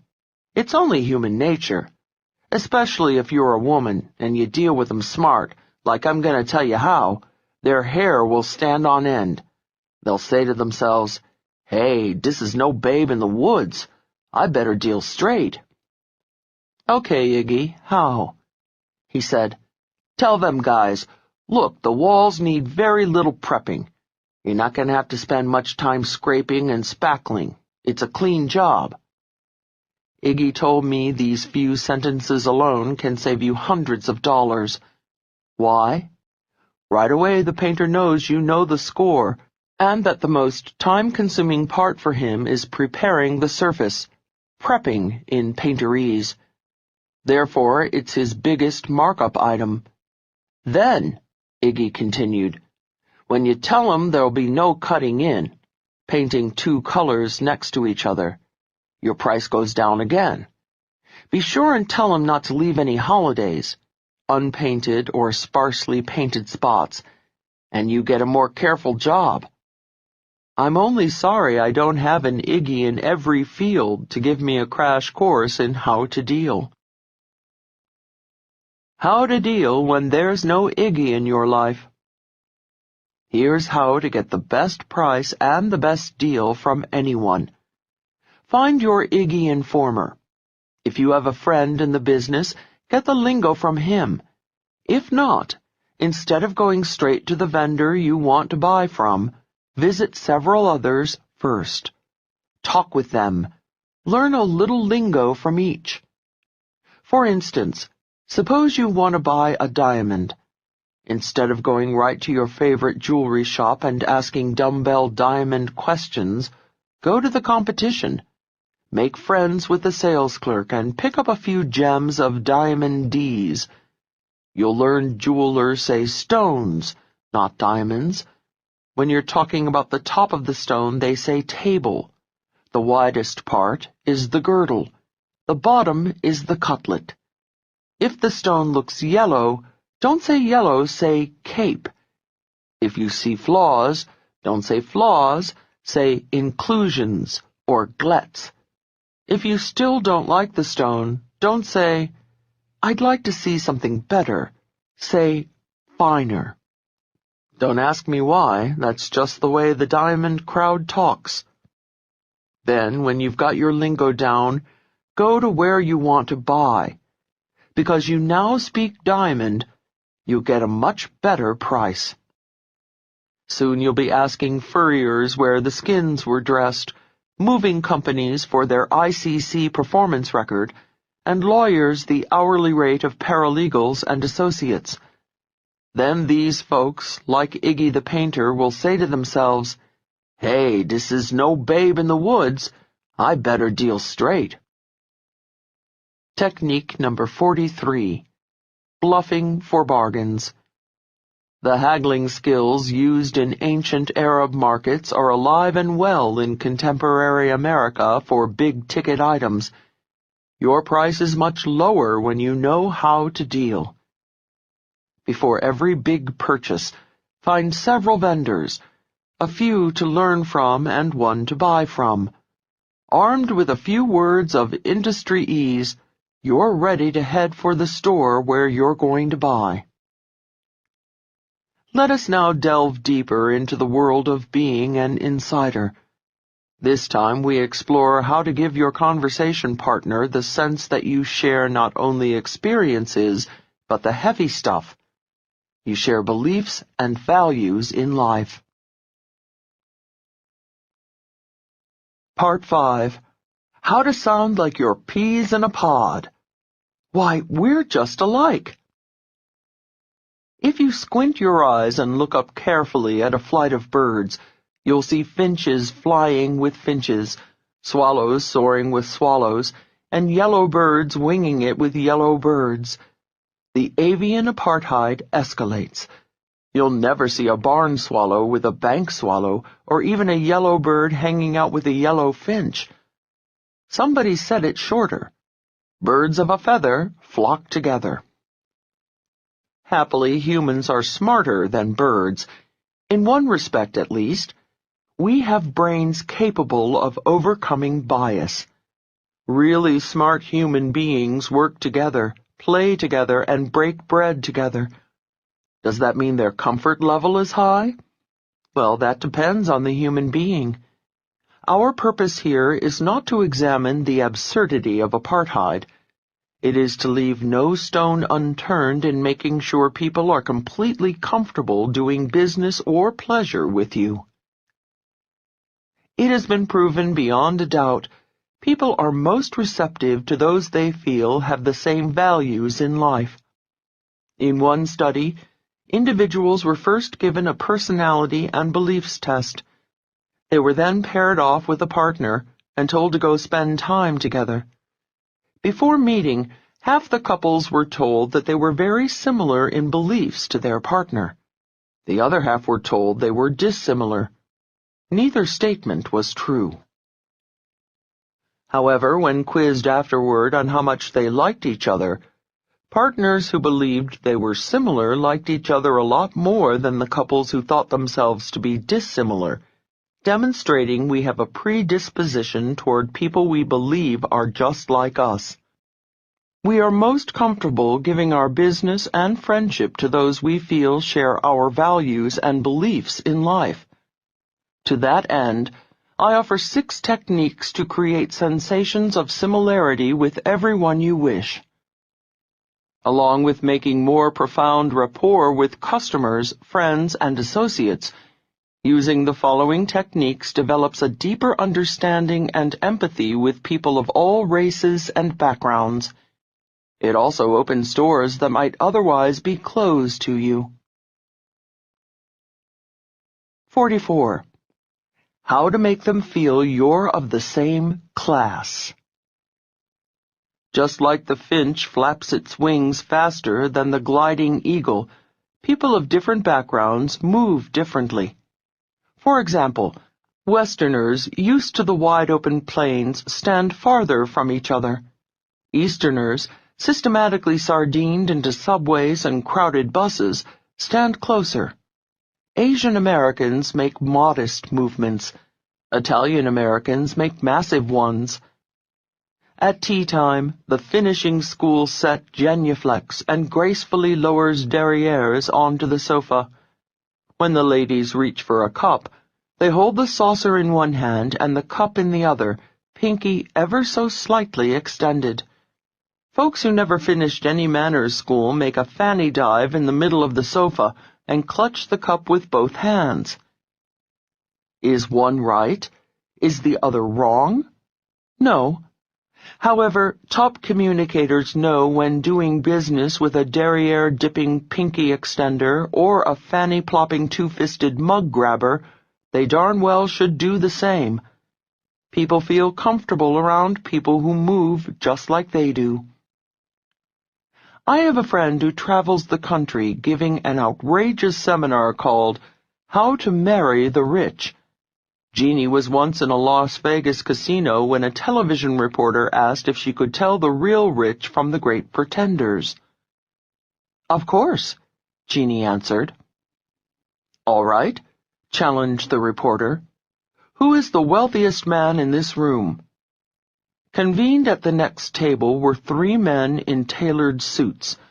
Hayward of Mayfair, London, no doubt, handmade shirts, Charvet of Place Vendôme in Paris, no doubt, and sipping Scotch.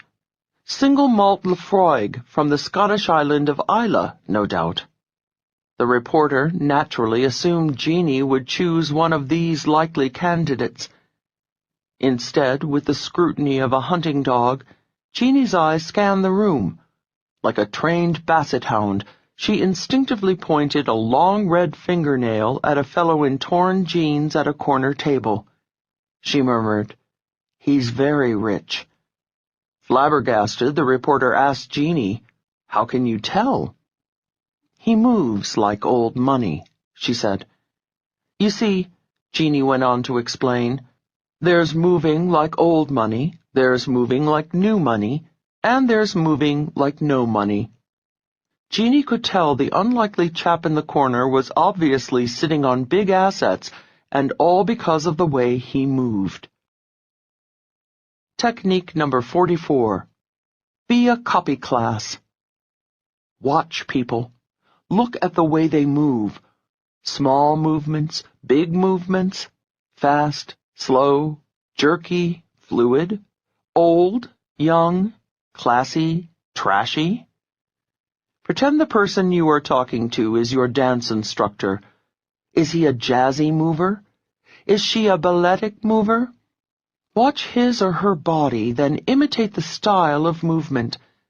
That makes your conversation partner subliminally real comfy with you. They're buying you, too. If you're in sales, copy not only your customer's class, but the class of your product as well. I live in a section of New York City called Soho, which is a few blocks above the famous for being trashy Canal Street. Often, clutching my purse tightly and dodging the crowds on Canal Street, I'll pass a pickpocket turned salesman for the day. He furtively looks around and flashes a greasy handkerchief at me with a piece of jewelry on it. Psst, want to buy a gold chain? His nervous thief's demeanor alone could get him arrested. Now, about 60 blocks uptown, you'll find the fashionable and very expensive Tiffany's jewelry store. Occasionally, clutching my fantasies of being able to afford something therein, I stroll through the huge gilt doors. Imagine one of the impeccably dressed sales professionals behind the beveled glass counters furtively looking around and saying to me, "Psst, want to buy a diamond? No sale." Match your personality to your product. Selling handmade suits? A little decorum, please. Selling jeans? A little cool, please. Selling sweatsuits? A little sporty, please. And so on for whatever you're selling. Remember, you are your customer's buying experience. Therefore, you are part of the product they're buying. 45.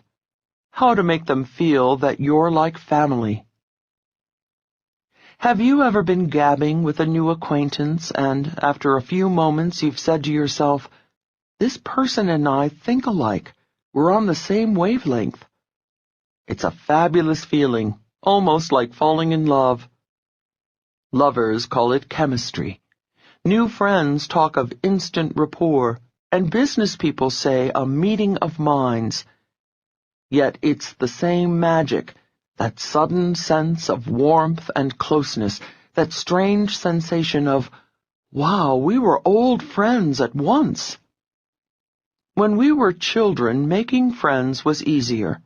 Most of the kids we met grew up in the same town, and so they were on our wavelength. Then the years went by. We grew older. We moved away.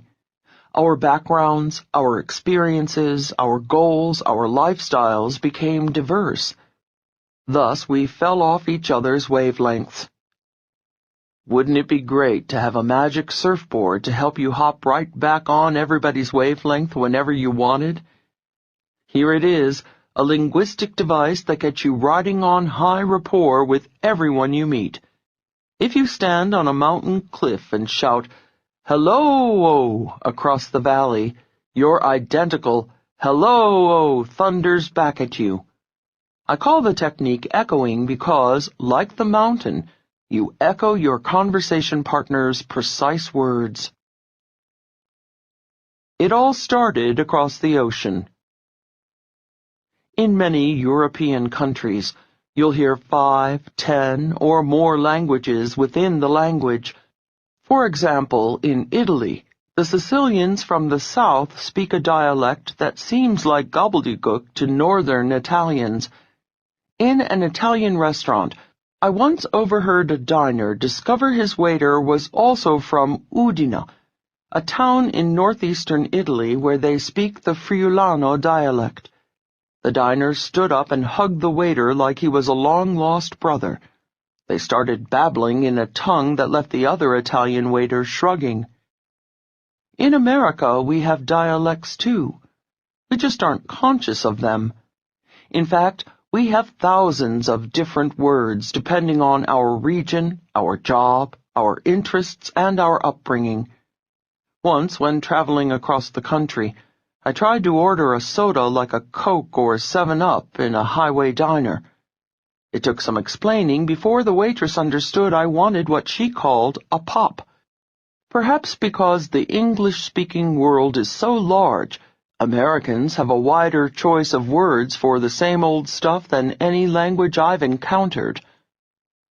Family members find themselves speaking alike. Friends use the same words, and associates in a company or members in a club talk alike. Everyone you meet will have his or her own language that subliminally distinguishes them from outsiders. The words are all English, but they vary from area to area, industry to industry, and even family to family. The linguistic device that says, "We're on the same wavelength." When you want to give someone the subliminal feeling you're just alike, use their words, not yours. Suppose you are selling a car to a young mother who tells you she is concerned about safety because she has a young toddler. When explaining the safety features of the car, use her word. Don't use whatever word you call your kids. Don't even say child protection lock, which was in your sales manual. Tell your prospect, no toddler can open the window because of the driver's control device. Even call it a toddler protection lock. When Mom hears toddler coming from your lips, she feels you are family, because that's how all her relatives refer to her little tyke. Suppose your prospect had said kid or infant. Fine. Echo any word she used. Well, almost any word. If she'd said my brat, you might want to pass on echoing this time. Echoing at parties. Let's say you are at a party. It's a huge bash with many different types of people. You are first chatting with a lawyer who tells you her profession is often maligned. When it comes your turn to speak, say profession too. If you say job, it puts a subconscious barrier between you. Next, you meet a construction worker who starts talking about his job. Now you're in trouble if you say, well, in my profession, he'd think you were being hoity-toity.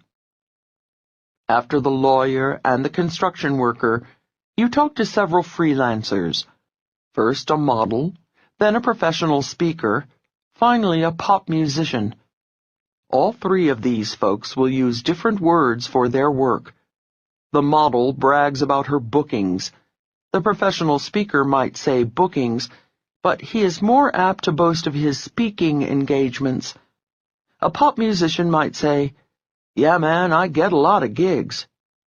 It's tough to memorize what they all call their work. Just keep your ears open and echo their word after they say it.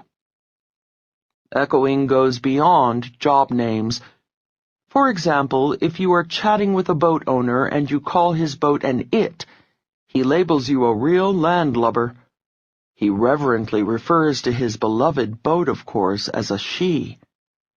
If you listen carefully, you hear language subtleties you never dreamed existed. Would you believe using the wrong synonym for a seemingly uncomplicated word like have labels you a know-nothing in somebody else's world? For example, cat lovers purr about having cats, but horse people would say owning horses. And fish folk don't own fish. They talk about keeping fish. Hey, no big deal.